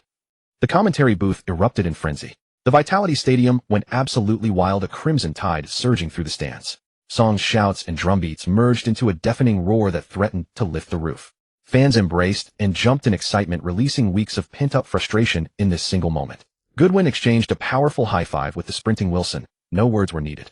Richie joined them, and the three locked in a tight embrace. On the sidelines, Eddie Howe pumped his fist, his face wearing a long-missed, relieved, yet passionate smile. On the Cardiff City bench, Russell Slade's face instantly darkened. Having his defense torn apart so easily at the start was far from the script he had meticulously planned. Slade roared furiously at his players on the pitch. Kim Bo-kyung, tasked with marking Goodwin, hung his head in frustration. The task assigned by the head coach had suffered a heavy blow right from the kickoff. Cardiff City launched a swift counterattack after the kickoff. Midfield linchpin Whittingham sent a long ball straight into the box, seeking their towering striker Jones. Center-back Cook charged out of the penalty area, sprinting towards the ball's landing point. He leaped early, a full meter away from the Cardiff striker Jones. Cook soared high, crashing into him like an axe. A ferocious shoulder barge sent Jones tumbling to the ground. The referee's whistle pierced the air. Cook was penalized and given a verbal warning. Jones lay on the grass grimacing. Bloody hell. The Cherries are playing with axes today. Jones was still dazed on the turf. He despised this kind of physical battle. Was Bournemouth really going to be this aggressive from the very start? If so, this match would be a long, painful ordeal for him. Jones scrambled to his feet, but Cook had already retreated to his position. Whittingham swung the ball into the box right towards Jones's head. Once again, it was Cook. He positioned himself in front of Jones, leaping high to head the ball clear. Jones didn't even jump. Cook nodded it to Daniels on the left, and Jones gave chase. Daniels played it square to Sermon, who took the ball and surged forward with long strides. Striker Lefondre sprinted back to cover, but Sermon laid it off to Harry Arter. Nearby Gunnarsson lunged at him, but Arter and Goodwin bypassed him with a slick 1-2. Kim Bo-kyung felt the pressure again. He had to step up to stop Goodwin. Facing the Korean, Goodwin smiled as he drove forward, feinting to the right with the outside of his right foot. Kim Bo-kyung's weight shifted forward with the feint, his knees bending. In that instant, Goodwin's right foot seemed to spring back. He hooked the ball back to the left with the inside of his foot. Kim Bo-kyung's body was still leaning right. He instinctively tried to lunge forward again. His knees buckled, and he stumbled forward half a step before regaining his balance. His mind went completely blank. Beautiful. The Korean was left absolutely flat-footed. Everything happened in that half second so fast that Kim Bo-kyung didn't have a chance to react. Then he saw Goodwin's right instep drive a through ball forward. The ball skimmed the grass, rolling directly to Pittman. A chance. The home crowd erupted again, but Pittman seemed unprepared. He hadn't anticipated Goodwin's pass arriving so quickly. When Pittman tried to make his run, he found Cardiff centre-back Turner had him tightly marked, blocking his path forward. Oh, Pittman was a fraction too slow. A golden opportunity wasted. Pittman felt a pang of shame. The pass was exquisite. He gave Goodwin a thumbs up. Goodwin really has some skill. The whole team's energy changes when he's on the pitch. He's created chances in just a few minutes. The one most stunned by Goodwin's dribble and pass was Wilson. Wilson, hailed by the media as Bournemouth's most technically gifted forward, had practiced the elastico in the youth team. He could do it, but never with the deceptive realism that had left the Korean completely fooled. Goodwin had deliberately shown off, hoping to ease the team's nerves against Cardiff. On paper, Bournemouth's squad could beat most teams in the championship. But after 3 consecutive draws, even following the last gasp win over Wolves, many teammates still harbored fears of being pegged back or losing. Playing with that burden creates pressure and leads to mistakes. Richie was astounded. This guy had once asked to be his apprentice. Who was the master here? Goodwin's continuous creation of chances shattered Richie's composure. In front of Goodwin, he felt like the rookie who had only played a few professional games. Comparison is the thief of joy. Several players' mindsets were affected by Goodwin's previous absence and his current presence on the field. A positive influence boosts individual performance, making players more excited and determined. A negative influence breeds fear, like in Kim Bo-kyung. As a son of a great footballing nation, this loss of face was unbearable. Kim Bo-kyung's face was pale. If I get completely nutmegged, I can't imagine what the media back home will say. Every time he faced Goodwin, Kim Bo-kyung was terrified. Fear breeds emotional volatility, which leads to irrational actions. In the 17th minute, Daniels played a sharp through ball. Goodwin, in front of Kim Bo-kyung, casually controlled it, with his left foot turning past him in one smooth motion. Furious and humiliated, the Korean completely lost his composure. Gritting his teeth, he accelerated and launched into a scissor tackle. Goodwin, look out. Watch your back. Daniels and Arter saw it and shouted in alarm. The wind from the tackle seemed sharp enough to cut the grass. Having just recovered from injury, Goodwin had a deeper understanding of human malice. He had anticipated Kim Bo-kyung's angry reaction. As the scissor tackle came flying in, Goodwin nudged the ball with the outside of his right foot and leaped into the air. The move perfectly evaded the dangerous tackle. Right before Kim Bo-kyung's eyes, Goodwin passed the ball into the center. Arter quickly looped around Gunnarsson to collect it.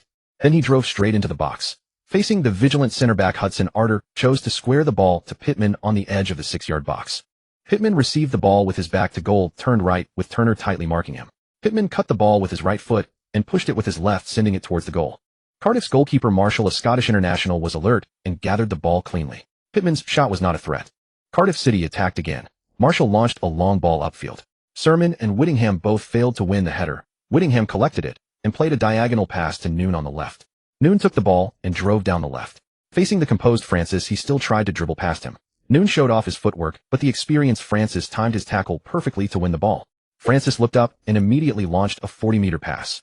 Francis's long ball is incredibly accurate. Goodwin simply barges Kim Bo-kyung off the ball to claim it. Connolly comes over and pulls his shirt. The foul gave Bournemouth a free kick in a dangerous area. It was about 7 meters outside the left edge of the box. The distance was close, but the angle was poor. Players from both sides jostled for position in the box. A direct shot had little chance of success. Sermon didn't shoot either. Instead, he chose to gently push the ball forward. He had spotted Goodwin, who had somehow drifted behind the defensive wall. Standing on the edge of the box, he was completely unmarked. The ball rolled through the feet of Cardiff's wall. Goodwin nudged it with the outside of his right foot and then struck it powerfully with his laces. Pittman shook off Turner's challenge and launched into a beautiful diving header. The ball was in the net. It's in. It's in. Pittman. The referee's whistle blew, signaling no goal. The linesman's flag was up. Replays show that at the moment Goodwin struck the ball, Pittman was half a body length beyond the last Cardiff defender. On the sidelines, Eddie Howe held his head in his hands. What a shame. Slade, having escaped disaster, punched the air and roared, "Focus on the defense. Don't give them space." Pittman stood with his hands on his hips, filled with frustration. He had finally broken his goal drought. Goodwin shook his head ruefully and jogged back to his position to prevent a Cardiff counterattack. Marshall didn't kick long this time. He passed to Hudson, who carried the ball a few steps before Wilson sprinted back to challenge. Wilson was fast, but not faster than the ball as Hudson launched a long pass. The ball arrives outside the box. Noon crosses. Lefondre got his head to it for a shot. Elphick failed to mark him this time. Lefondre is good at finding space, but the header was too central. Goalkeeper Boric gathers it easily. Bournemouth attack now. Francis has the ball and passes it to Richie ahead. Richie plays it back to Arter, who under pressure from Gunnarsson passes it wide to Goodwin. Goodwin passes it back to Daniels. Are they playing keep away? The commentator quipped, "What are they doing?" "Attack," a fan in the stands shouted. The ball was being passed around the midfield and defense. Goodwin and his teammates played 1-2s, but the ball never entered the box. Cardiff's players all pushed forward.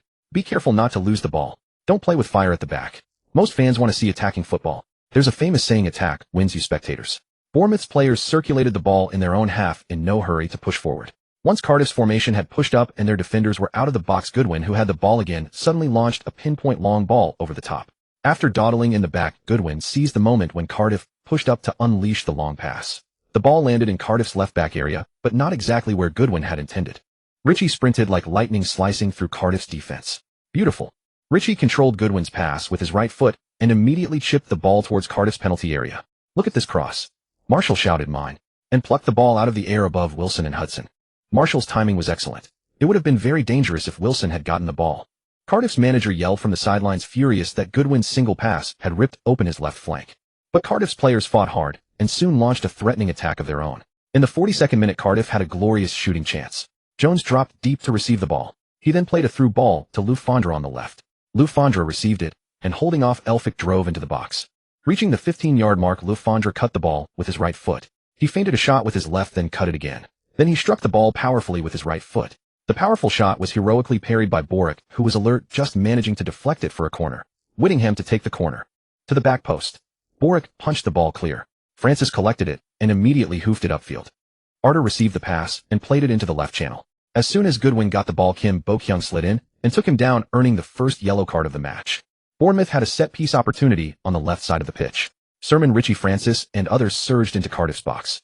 Daniels and Goodwin stood over the ball. Goodwin was merely a decoy. Daniels stepped up and swung the ball into Cardiff's 6-yard box.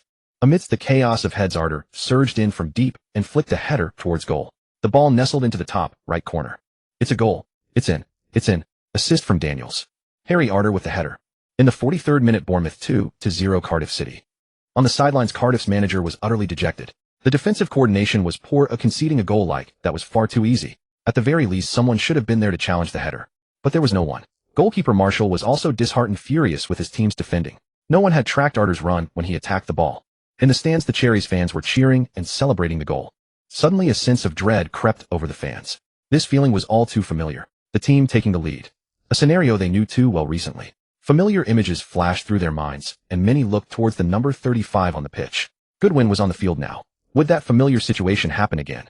Cardiff City soon provided the answer. Yes, it would. Time quickly ticked into stoppage time.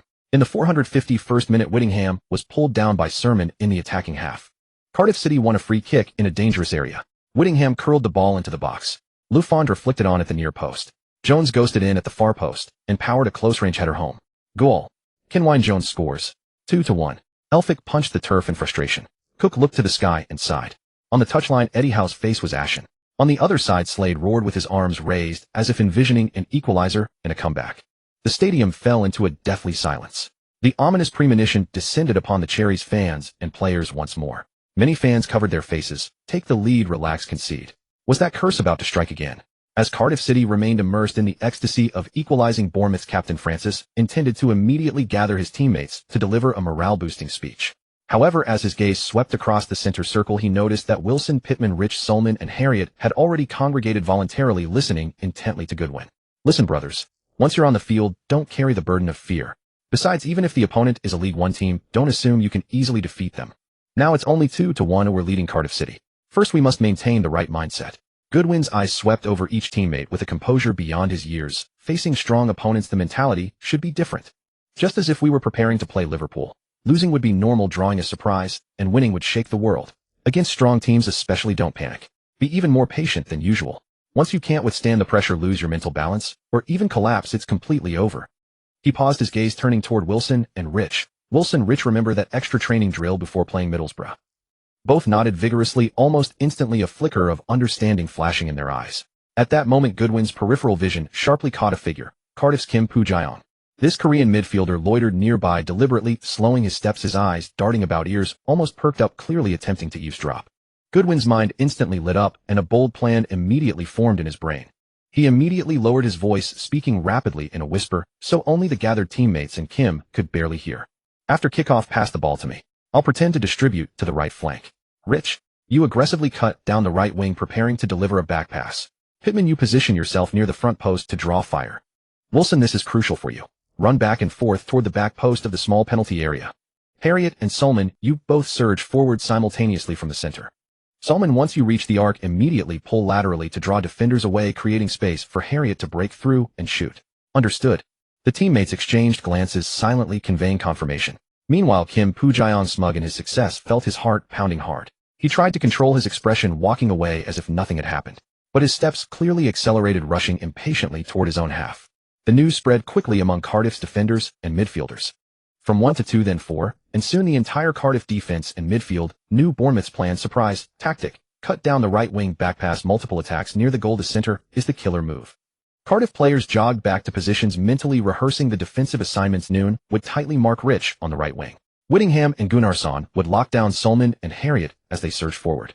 The center-backs would vigilantly guard Pittman and Wilson, especially that back-running play toward the far post. Their lips even involuntarily curled upward, as if they had already strangled this doomed attack. They waited for the opponent to follow the script, then launch a beautiful counterattack. On the sideline, keen journalists captured the footage of Bournemouth players huddling in the center circle to conspire. The camera zoomed in quickly, trying to decipher lip movements. Look, what is Goodwin arranging? The young core of Bournemouth seems to be giving on-field instructions. The commentator's voice carried curiosity. In the stands, Cardiff fans were still singing loudly, paying little attention to the changes at the center circle. Bournemouth fans held their breath, seeing their young core giving orders, an inexplicable hope igniting in their hearts. Eddie Howe stood with his hands in his trench coat pockets, brow slightly furrowed, contemplating adjustments. When he saw Goodwin gathering teammates and rapidly outlining a plan, surprise flashed in his eyes, quickly replaced by approval and expectation. He chose not to interfere, trusting the on-field judgment of his players, especially that young man who continually surprised him. Francis stood slightly further away, watching Goodwin calmly organize teammates, listening and executing with full focus. Subconsciously, he tugged at the captain's armband on his left arm, a complex surge of emotions rising within him. Relief, yet a hint of unnoticeable disappointment. At this critical moment, when the team had just been equalized and urgently needed stabilization, he had momentarily faltered with words. Instead, Goodwin stepped forward, clear in reasoning, inspiring, and even outlining tactics. In that moment, Francis silently thought, he acts more like a captain than I do. Beep. The referee's whistle sharply pierced the air. Bournemouth took the kickoff at center circle. The singing of Cardiff fans in the stands had not yet ceased. Pittman gently passed the ball to Wilson, who without hesitation quickly backpassed to Harriet, positioned further behind. Simultaneously, Pittman, Wilson, and Rich on the right side shot like arrows toward the heart of Cardiff's half. The attack instantly accelerated. Here, Goodwin suddenly burst from the left flank, raising his right hand high to request the ball. Without even glancing at Kim Poo-jae shadowing him nearby, that disregard exuded powerful confidence. Plopped. Harriet understood perfectly, using the outside of his right foot to flick precisely. The ball pierced through the gap between Cardiff's forward Jones and Gunnarsson, rolling precisely toward the front of Goodwin. The moment Goodwin lightly controlled the ball with his left foot, almost simultaneously a flash of, as expected, and the show has begun, of smugness flashed in the eyes of Cardiff's defense and midfield. Their nerves had already been tightened, their muscle memory instinctively activating the preset defensive program. Kim Poo-jae was the first to pounce, excitedly attempting to closely mark or intercept. Noon on the right immediately abandoned his original position, ruthlessly rushing toward the initiating Rich to prevent him from cutting down the wing. In the center, Whittingham and Gunnarsson, like two iron locks, instantly positioned themselves before Solman and Harriet, not yielding an inch. Left back Bradford even curled his lips, slightly lowering his center of gravity, firmly fixating on Goodwin's right foot, waiting only for him to make the passing motion to the right, then immediately surged to intercept that doomed diagonal pass. However, Goodwin's next move caught everyone off guard. Facing Kim's fierce lunge, he feigned a very realistic rightward shift with his upper body, his right foot pretending to flick the ball, but suddenly using the outside of his left foot to cut the ball forward to the left. A clean, crisp Cruyff turn. Kim only saw a blur, his center of gravity completely deceived, stumbling and missing entirely. Goodwin, like a red lightning bolt, glided past Kim, driving the ball straight into the Cardiff penalty area flank. No. Cardiff's defensive General Connolly's alarm bells rang loudly, rushing forward to block. But Goodwin's speed and timing of initiation were impeccable. Before Connolly could intercept, he stepped into the penalty area with one stride. FK. Caught. Hurry and stop him. Goalkeeper Marshall saw most clearly Goodwin had no intention of passing at all. He screamed in horror, his voice changing tone. Chaos erupted in the penalty area. Left center-back Turner was pinned by Pittman at the front post, unable to move. Right center-back Morris closely followed Wilson, running toward the far post. Morris faced a dilemma: abandon Wilson or block the dangerous Goodwin, who had already entered the threat zone, or hold his position. He knew that if he left, Goodwin could pass, and Wilson would face the goalkeeper one-on-one. In that split-second hesitation, Goodwin had already dribbled to the left edge of the small penalty area. Wilson displayed excellent cooperative awareness, sensitively moving outward from the left sideline of the small penalty area, completely ceding the most lethal area near the goal to Goodwin. Morris could no longer wait, gritting his teeth, abandoning Wilson, lunging hard toward Goodwin. Goalkeeper Marshall also quickly moved leftward with Goodwin's position squatting slightly, arms spread, preparing to block the far corner. Goodwin. Opportunity. The commentator's voice suddenly soared. Goodwin faced Morris's lunge and Marshall's prepared stance, his body tilting dramatically to the right. His right leg raised high, feigning a powerful strike toward the far corner. That gaze, that motion, that taut instep, all pointed to a thunderous shot. Morris had no choice but to slide kick, his left leg desperately extended to block. Marshall's center of gravity was also completely deceived to his right, preparing to block the far corner. It's a fake shot. In the instant Morris slid to block and Marshall shifted his center of gravity, Goodwin's raised right foot seemed pressed on pause, lightly and swiftly landing. With extremely deft wrist movement, he changed from a shot to a flick. The ball obediently rolled to his left foot. In an instant, his supporting foot quickly adjusted, his body's center of gravity twisted back. His left foot's instep met the rolling ball, pushing a calm, ground-hugging shot. The ball precisely traversed the gap left after Morris's slide kick along a cunning straight line, rushing toward the near post bottom corner. Marshall desperately tried to push off the ground to counterattack, but his center of gravity had been lost too far to reach. He could only futilely extend his arm, watching helplessly as the ball rolled inside the near post into the net. Goal. The goal is in, the goal is in, the goal is in, the goal is in. Again the young man draws his bow, fully undeterred by years or wind. Goodwin. A fake shot, truly flicked with extreme calmness. He toyed with Cardiff's entire defense. Career's fourth goal. Priceless. In stoppage time of the first half, Bournemouth extended their lead again. 3-1. After seeing the goal, Goodwin did not sprint nor roar nor even to. An expression of immense excitement. He merely stood rooted to the spot, arms outstretched, head slightly tilted upward, eyes closed as he took a deep breath, as if calming the rapid heartbeat that followed the intense confrontation. Then he opened his eyes, a faint confident smile curling at the corners of his mouth. Facing the passionate stands of Bournemouth fans, he raised both hands, palms down, gently pressing them down in a calming gesture. This exceptionally clear gesture seemed to say, "Stay calm, basic moves don't scare me." His composure and control beyond his years were truly captivating. The Bournemouth fans in the stands naturally could not stay calm. How could they? The entire stand erupted instantly. A sea of red surged wildly. Fans waved their scarves, shouting Goodwin's name with hoarse voices. The pent-up frustration from the goal that had been leveled was completely swept away by this brilliant individual performance goal. Wilson was the first to rush over, laughing heartily as he ruffled Goodwin's hair. "Man, you even fooled your own teammates. I really thought you were going to pass to the back post." Richie followed closely behind, excitedly punching Goodwin in the chest. "Awesome. That feint was so convincing. I almost actually ran down the sideline." Pitman, Harriet Sermon, and others swarmed around Goodwin, surrounding him completely. They laughed and patted his shoulders and backs, their faces clearly written with impressed and happy to be tricked. Cardiff City players, however, were plunged into silence and bewilderment. Goalkeeper Marshall angrily pounded the turf. Center backs Morris and Turner stood with hands on hips, shaking their helplessly, their eyes filled with complex emotions as they watched the young man surrounded by his teammates. Other players' eyes involuntarily with strong suspicion and anger focused on the dazed Kim Poo-jung. It was his overheard tactic. It was his so-called intelligence. What happened then? He became the bait for the opponent's perfect trap. Kim Poo-jung's face turned pale, head lowered, unable to meet the eyes of any teammate, wishing he could find a crack in the ground to disappear into. On the sideline, the Cardiff City manager's gaze was magnetically fixed on Goodwin. That gaze intertwined extreme envy, undeniable jealousy, and a burning desire to immediately recruit him under his command. "Why not my player?" he raged internally. He looked at his own midfield core, Whittingham, who excelled at organization and long-range shooting, a top-level championship player. But he lacked that sudden flash of creativity and cunning strategy to tear through defenses at critical moments that Goodwin possessed. Such a player is a rare commodity capable of changing the course of a match. After the match resumed, Cardiff City launched their final counterattack. Gunnarsson's long-range shot from outside the penalty area was neatly saved by Boritz, who was highly focused. Shortly after, the referee blew the whistle for halftime. Bournemouth players walked toward the player tunnel in twos and threes with relaxed smiles, high-fiving and encouraging each other. Goodwin, surrounded by his teammates, was clearly the core on the field. Cardiff City players looked utterly dejected, most with heads bowed, hurried steps, eager to escape the field that had made them embarrassed. Kim Poo-jung was even more like a walking corpse, dazed and trailing behind his figure, especially lonely. His contract with Cardiff City had only 3 months left, and renewal was already hopeless. This disastrous performance had almost completely ended his chances of staying. The Cardiff City locker room atmosphere was extremely heavy.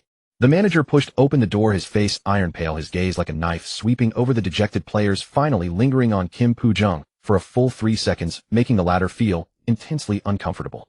That goal conceded just before halftime was utter shame. The manager's voice was cold. "We were fooled by an 18-year-old using the most basic feint and the simplest push shot. Why? Because we were too clever. Clever enough to think we understood everything about our opponent." He emphasized the word clever, heavily, his gaze sweeping over Kim Poo-jung again. For the second half, the only objective contained that number 35. We can't let him get the ball turn and advance so easily. Whittingham Gunnarsson, you need to build the first line of defense in midfield, slow him down. Harris. He looked at a player on the substitute bench who, though short in stature, had sharp eyes and full of fighting spirit. You're in. Replace Kim Poo-jung. Your only task is to stick to number 35 like chewing gum. Use your speed, your flexibility, your tackling. Don't give him any comfortable space to receive the ball. At times the manager's eyes turn sharp, foul decisively. Bring him down before he enters the dangerous area. A yellow card doesn't matter. Understand. Understood, boss. Everyone else defend more firmly. Offense must be more direct. Use both flanks to attack, hit more high balls targeting Le Fondre. Take advantage of set-piece opportunities. We are only down by 2 goals, and there are 45 minutes left in the match. Show some blood and courage. The manager's roar echoed in the locker room. Bournemouth locker room. Eddie Howe smiled. The goal just before halftime was crucial. Goodwin, well done. He specifically praised Goodwin. Your match reading and execution exceeded my expectations. For the second half, Cardiff City will surely launch a fierce counterattack, especially targeting you, Goodwin. They might bring in more aggressive players to mark you, even at the cost of fouling. Eddie Howe turned to the tactical board. We need to prepare for 2 things. First, defend more attentively, especially on set pieces and second balls. We can't easily give them opportunities anymore. Second, counterattack more resolutely. When Goodwin is closely marked, other points. Wilson, Richie, Harriet. You must dare to take the ball and break through. Comment, you prepare to warm up. You might come on anytime in the second half. Use your role as a forward pivot and your physical advantage to attack their exhausted defense. After finishing the tactical briefing, Howe stood nearby drinking water. At that moment, Pittman smiled and put his arm around Goodwin's shoulder. Honestly, Goodwin, that final feint, I almost thought you were going to shoot. I almost rushed in to follow up, ha. Sermon also teased. Yeah, we all thought you were going to execute that backheel tactic, but you did it all by yourself. What do you call that? Strategy. The teammates laughed in unison. Goodwin also smiled. Big brother Sermon is right, this is called strategy. The battlefield is like war, feints and realities. They thought they saw through our plan A, but they didn't know we also have plan B, or plan A itself exists to cover plan B. His words made teammates nod in agreement, more convinced of the wisdom of this young core. Eddie Howe listened nearby, his eyes full of admiration.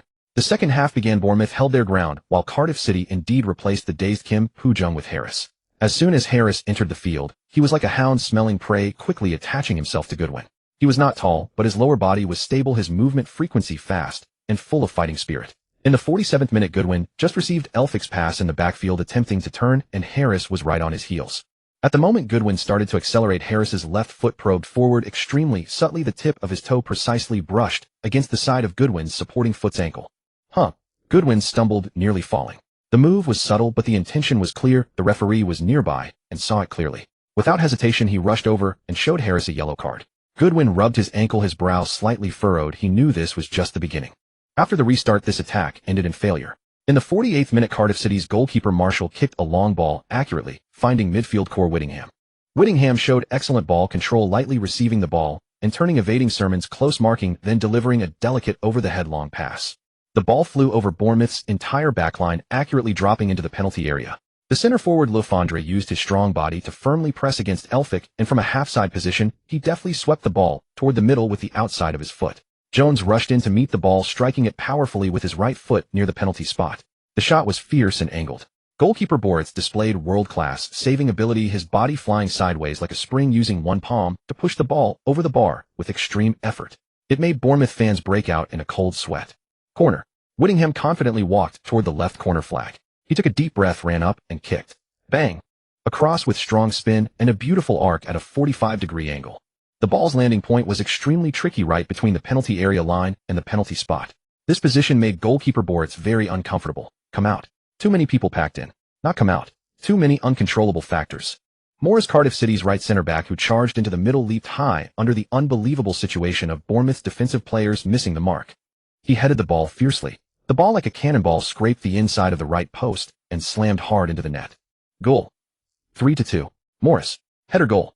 Cardiff City leveled the score at the start of the second half. This goal was scored cleanly. Bournemouth's air defense alarm sounded again. The suspense of the match increased dramatically. Eddie Howe on the sideline could not sit still. After landing, Morris was almost disbelieving. He blinked, confirming the goal was really, and then rushed wildly toward the corner flag to celebrate. This goal instantly ignited the enthusiasm of Cardiff City fans. The gap was reduced to just 1 goal. The air instantly became incredibly tense, thick with tension. After the restart, Bournemouth attempted to stabilize their formation and launch an attack.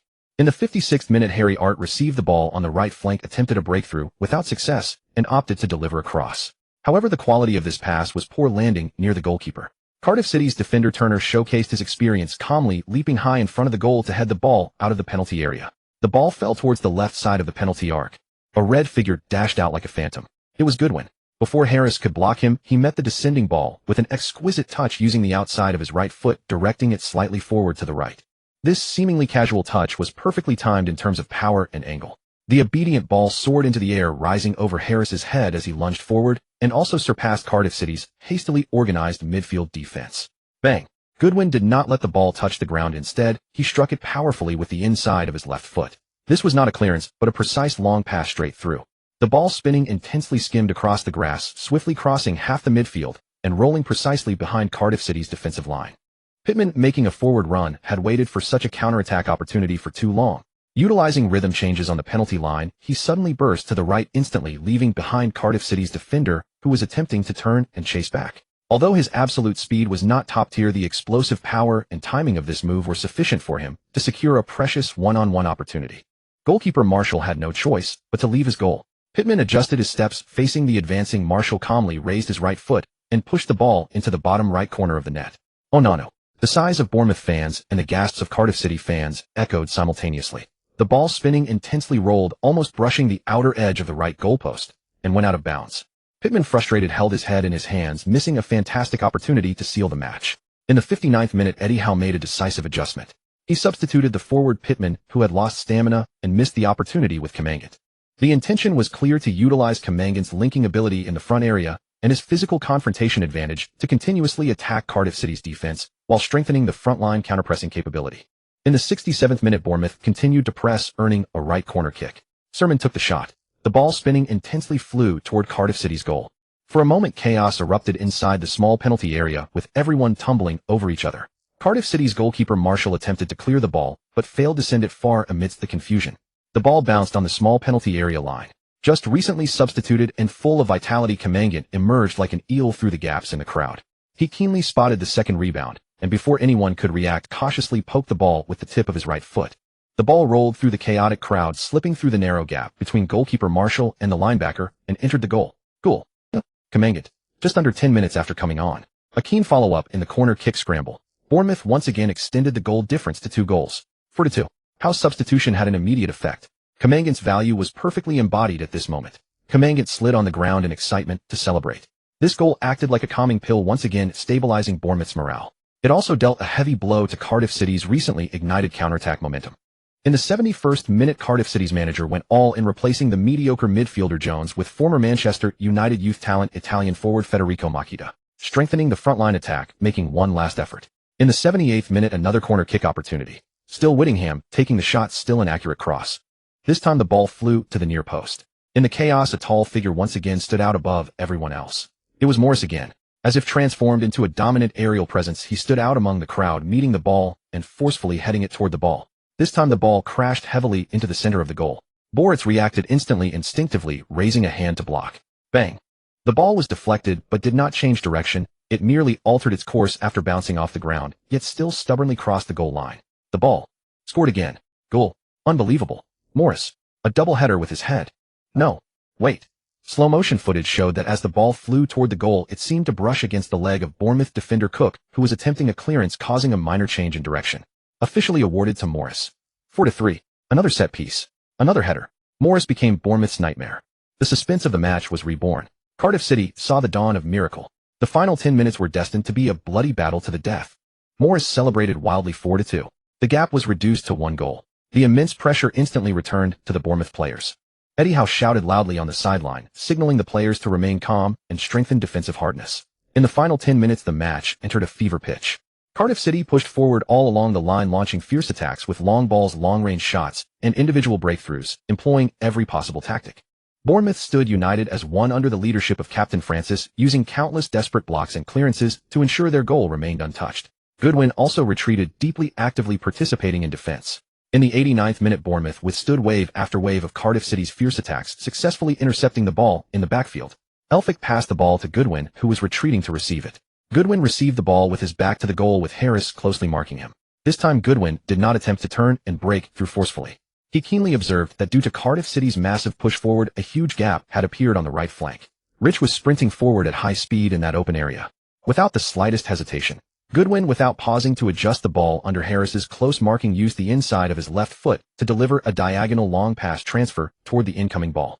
The ball traced a precise arc, landing perfectly in the gap on the right side of Cardiff City's penalty area. Rich arrived just in time.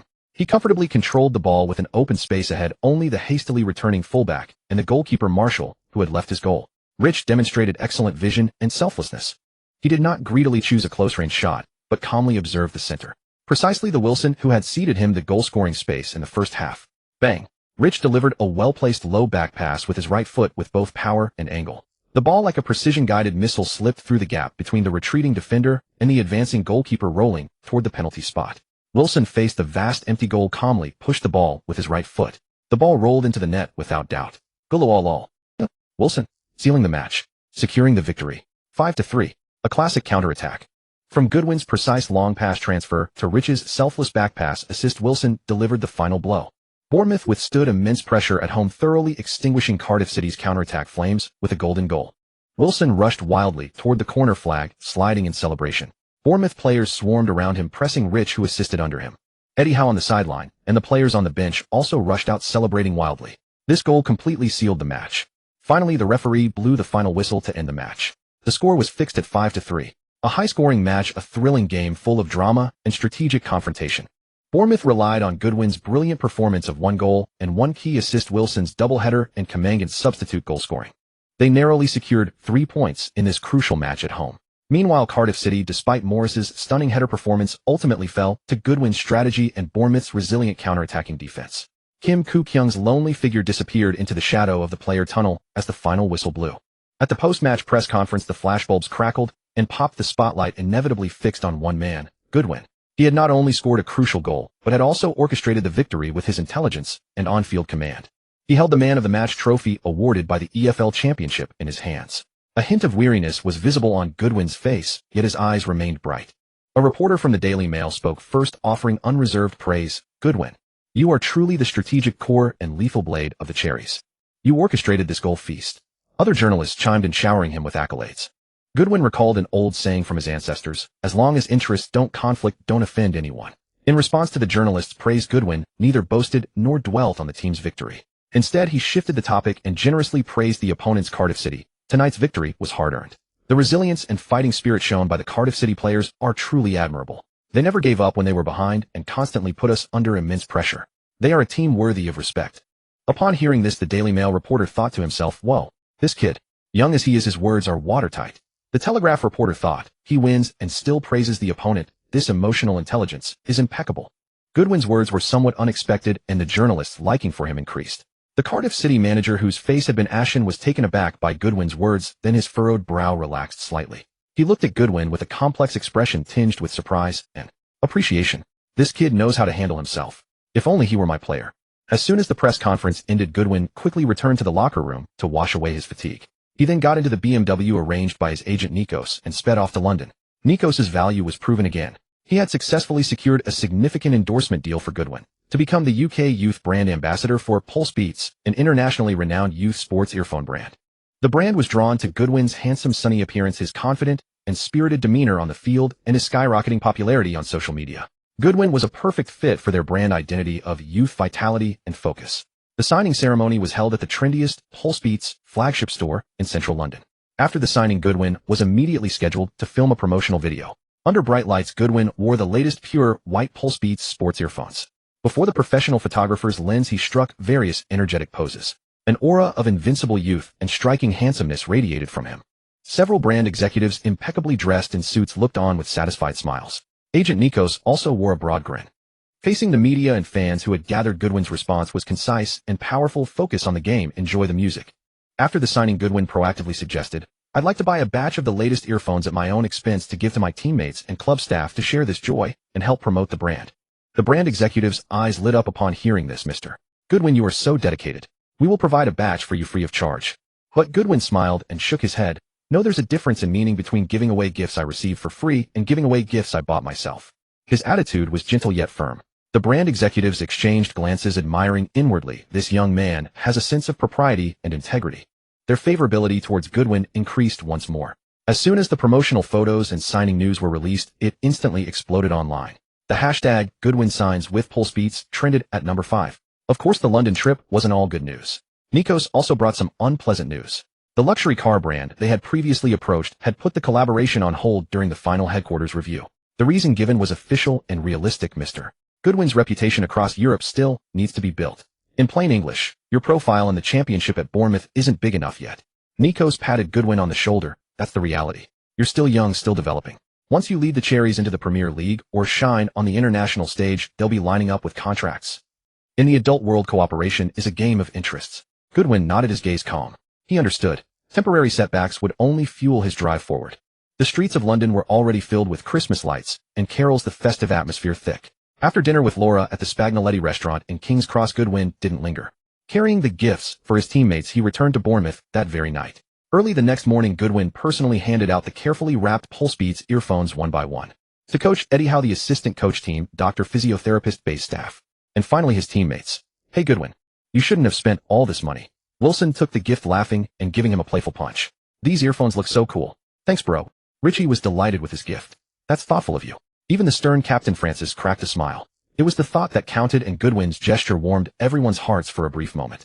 A massive Christmas tree had been erected on the training ground, adorned with twinkling lights, and the club building was also decorated.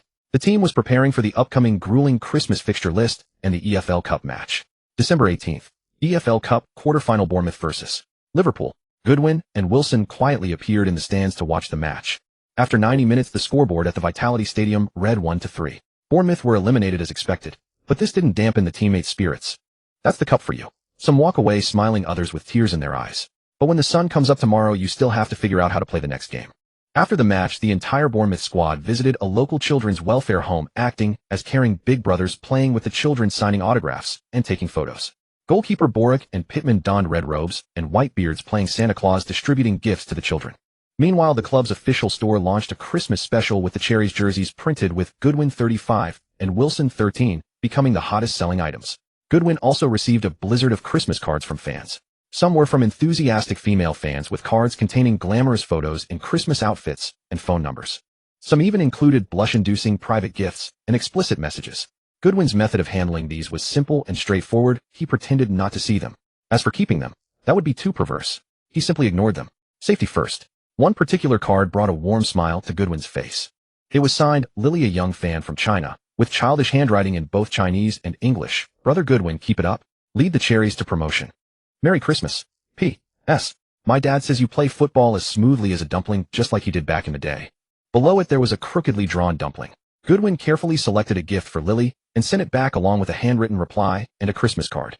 Goodwin also took the time to carefully reply to some special fan cards. The lines were a mix of English, Chinese, and even some French. In short, every reply he sent was full of heartfelt sincerity. Just as England was basking in the warmth of the festive season, the flames of the 22nd round of the EFL Championship reignited. The results caused an immediate upheaval in the league table. Derby County 2-2 Norwich City. The Rams and the Canaries fought a fierce, closely contested battle at home. Chris Martin contributed a goal and an assist, seemingly securing 3 points, until Whitaker scored a dramatic equalizer in the 89th minute. Derby County had let the victory slip through their fingers. Cardiff City 2-3 Brentford. The Bluebirds suffered another blow. They were stung repeatedly by the Bees in the first half, conceding 3 goals. Noon and Jones fought back with 2 goals in the second half, but the deficit was too deep. To add insult to injury, the Korean midfielder Kim Bo-kyung, whose intelligence failure had caused issues in the previous round, didn't even make the squad. His agent was probably busy shopping him around the world. Reading 0-1 Watford. Anya provided a surgical assist for the Hornets, and Abdi scored the decisive goal, securing a small away win and firmly holding their place in the leading group. Ipswich Town 2-0 Middlesbrough. The Tractor Boys powered through at home. Daryl Murphy and Chambers each scored a goal in the first half, pulling down the league leaders Middlesbrough. With this precious 3 points, Ipswich Town, amassing 41 points, temporarily topped the league table. All eyes immediately turned to the final match of this round, scheduled for December 21st, Blackpool vs. Bournemouth. The result of this match would directly determine the EFL Championship leader. If Bournemouth won away, they would reach 42 points, surpassing Ipswich Town and historically topping the championship standings. For the Cherries, who were struggling in the lower divisions just a few years ago, this was a dream come true. Their opponents Blackpool were, however, mired in a deep slump this season. With 2 wins, 7 draws, and 12 losses, they were at the bottom of the league, a prime candidate for relegation. Before the match, almost all experts and fans overwhelmingly favored Bournemouth. After all, Blackpool had lost every single game against the top 6 teams in the league this season. A sarcastic fan remarked, "Blackpool wants to take points from Bournemouth at home. They'd have a better chance going to Pat Mortenson's statue and posting a check-in on social media." The atmosphere in the away team's locker room at Bloomfield Road was heavy, but filled with fighting spirit. Eddie Howe stood in the center, his gaze sharp, sweeping across every young or determined face. "Lads," his voice wasn't loud, but it carried a power that pierced the heart. "Look at the league table. Look at the media outside. Everyone knows what this means." He paused, pointing at the prominent Blackpool badge on the tactical board. "Yes, they're at the bottom right now. Yes, their record against strong teams this season is terrible. But," Eddie Howe suddenly raised his voice, "remember the lesson from Cardiff City. On the football pitch, there are no guaranteed victories. Complacency, that is the grave you dig for yourself. This is their home ground. They have their backs against the wall. They will fight back like a wounded beast. Any moment of slackness could cost us dearly. Forget the league table. Forget about being top. Right now, there's only one thing you need to think about." Eddie Howe clenched his fist and slammed it on the tactical board. "Win this game. Give 120 effort. Overwhelm them with an iron will. Take the 3 points from this stadium. With your running, with your tackling, with your skill. Show everyone we deserve a better place. Victory is earned with your feet. The throne is won through one bloody battle after another. Tell me, are you ready?" "We are ready." A thunderous roar erupted in the locker room, igniting the fighting spirit in an instant. A determined light shone in Goodwin's eyes as well as in Wilson's, Richie's, Francis's. Everyone clenched their fists. The battle for the top was about to begin. The Cherries set their sights on the summit.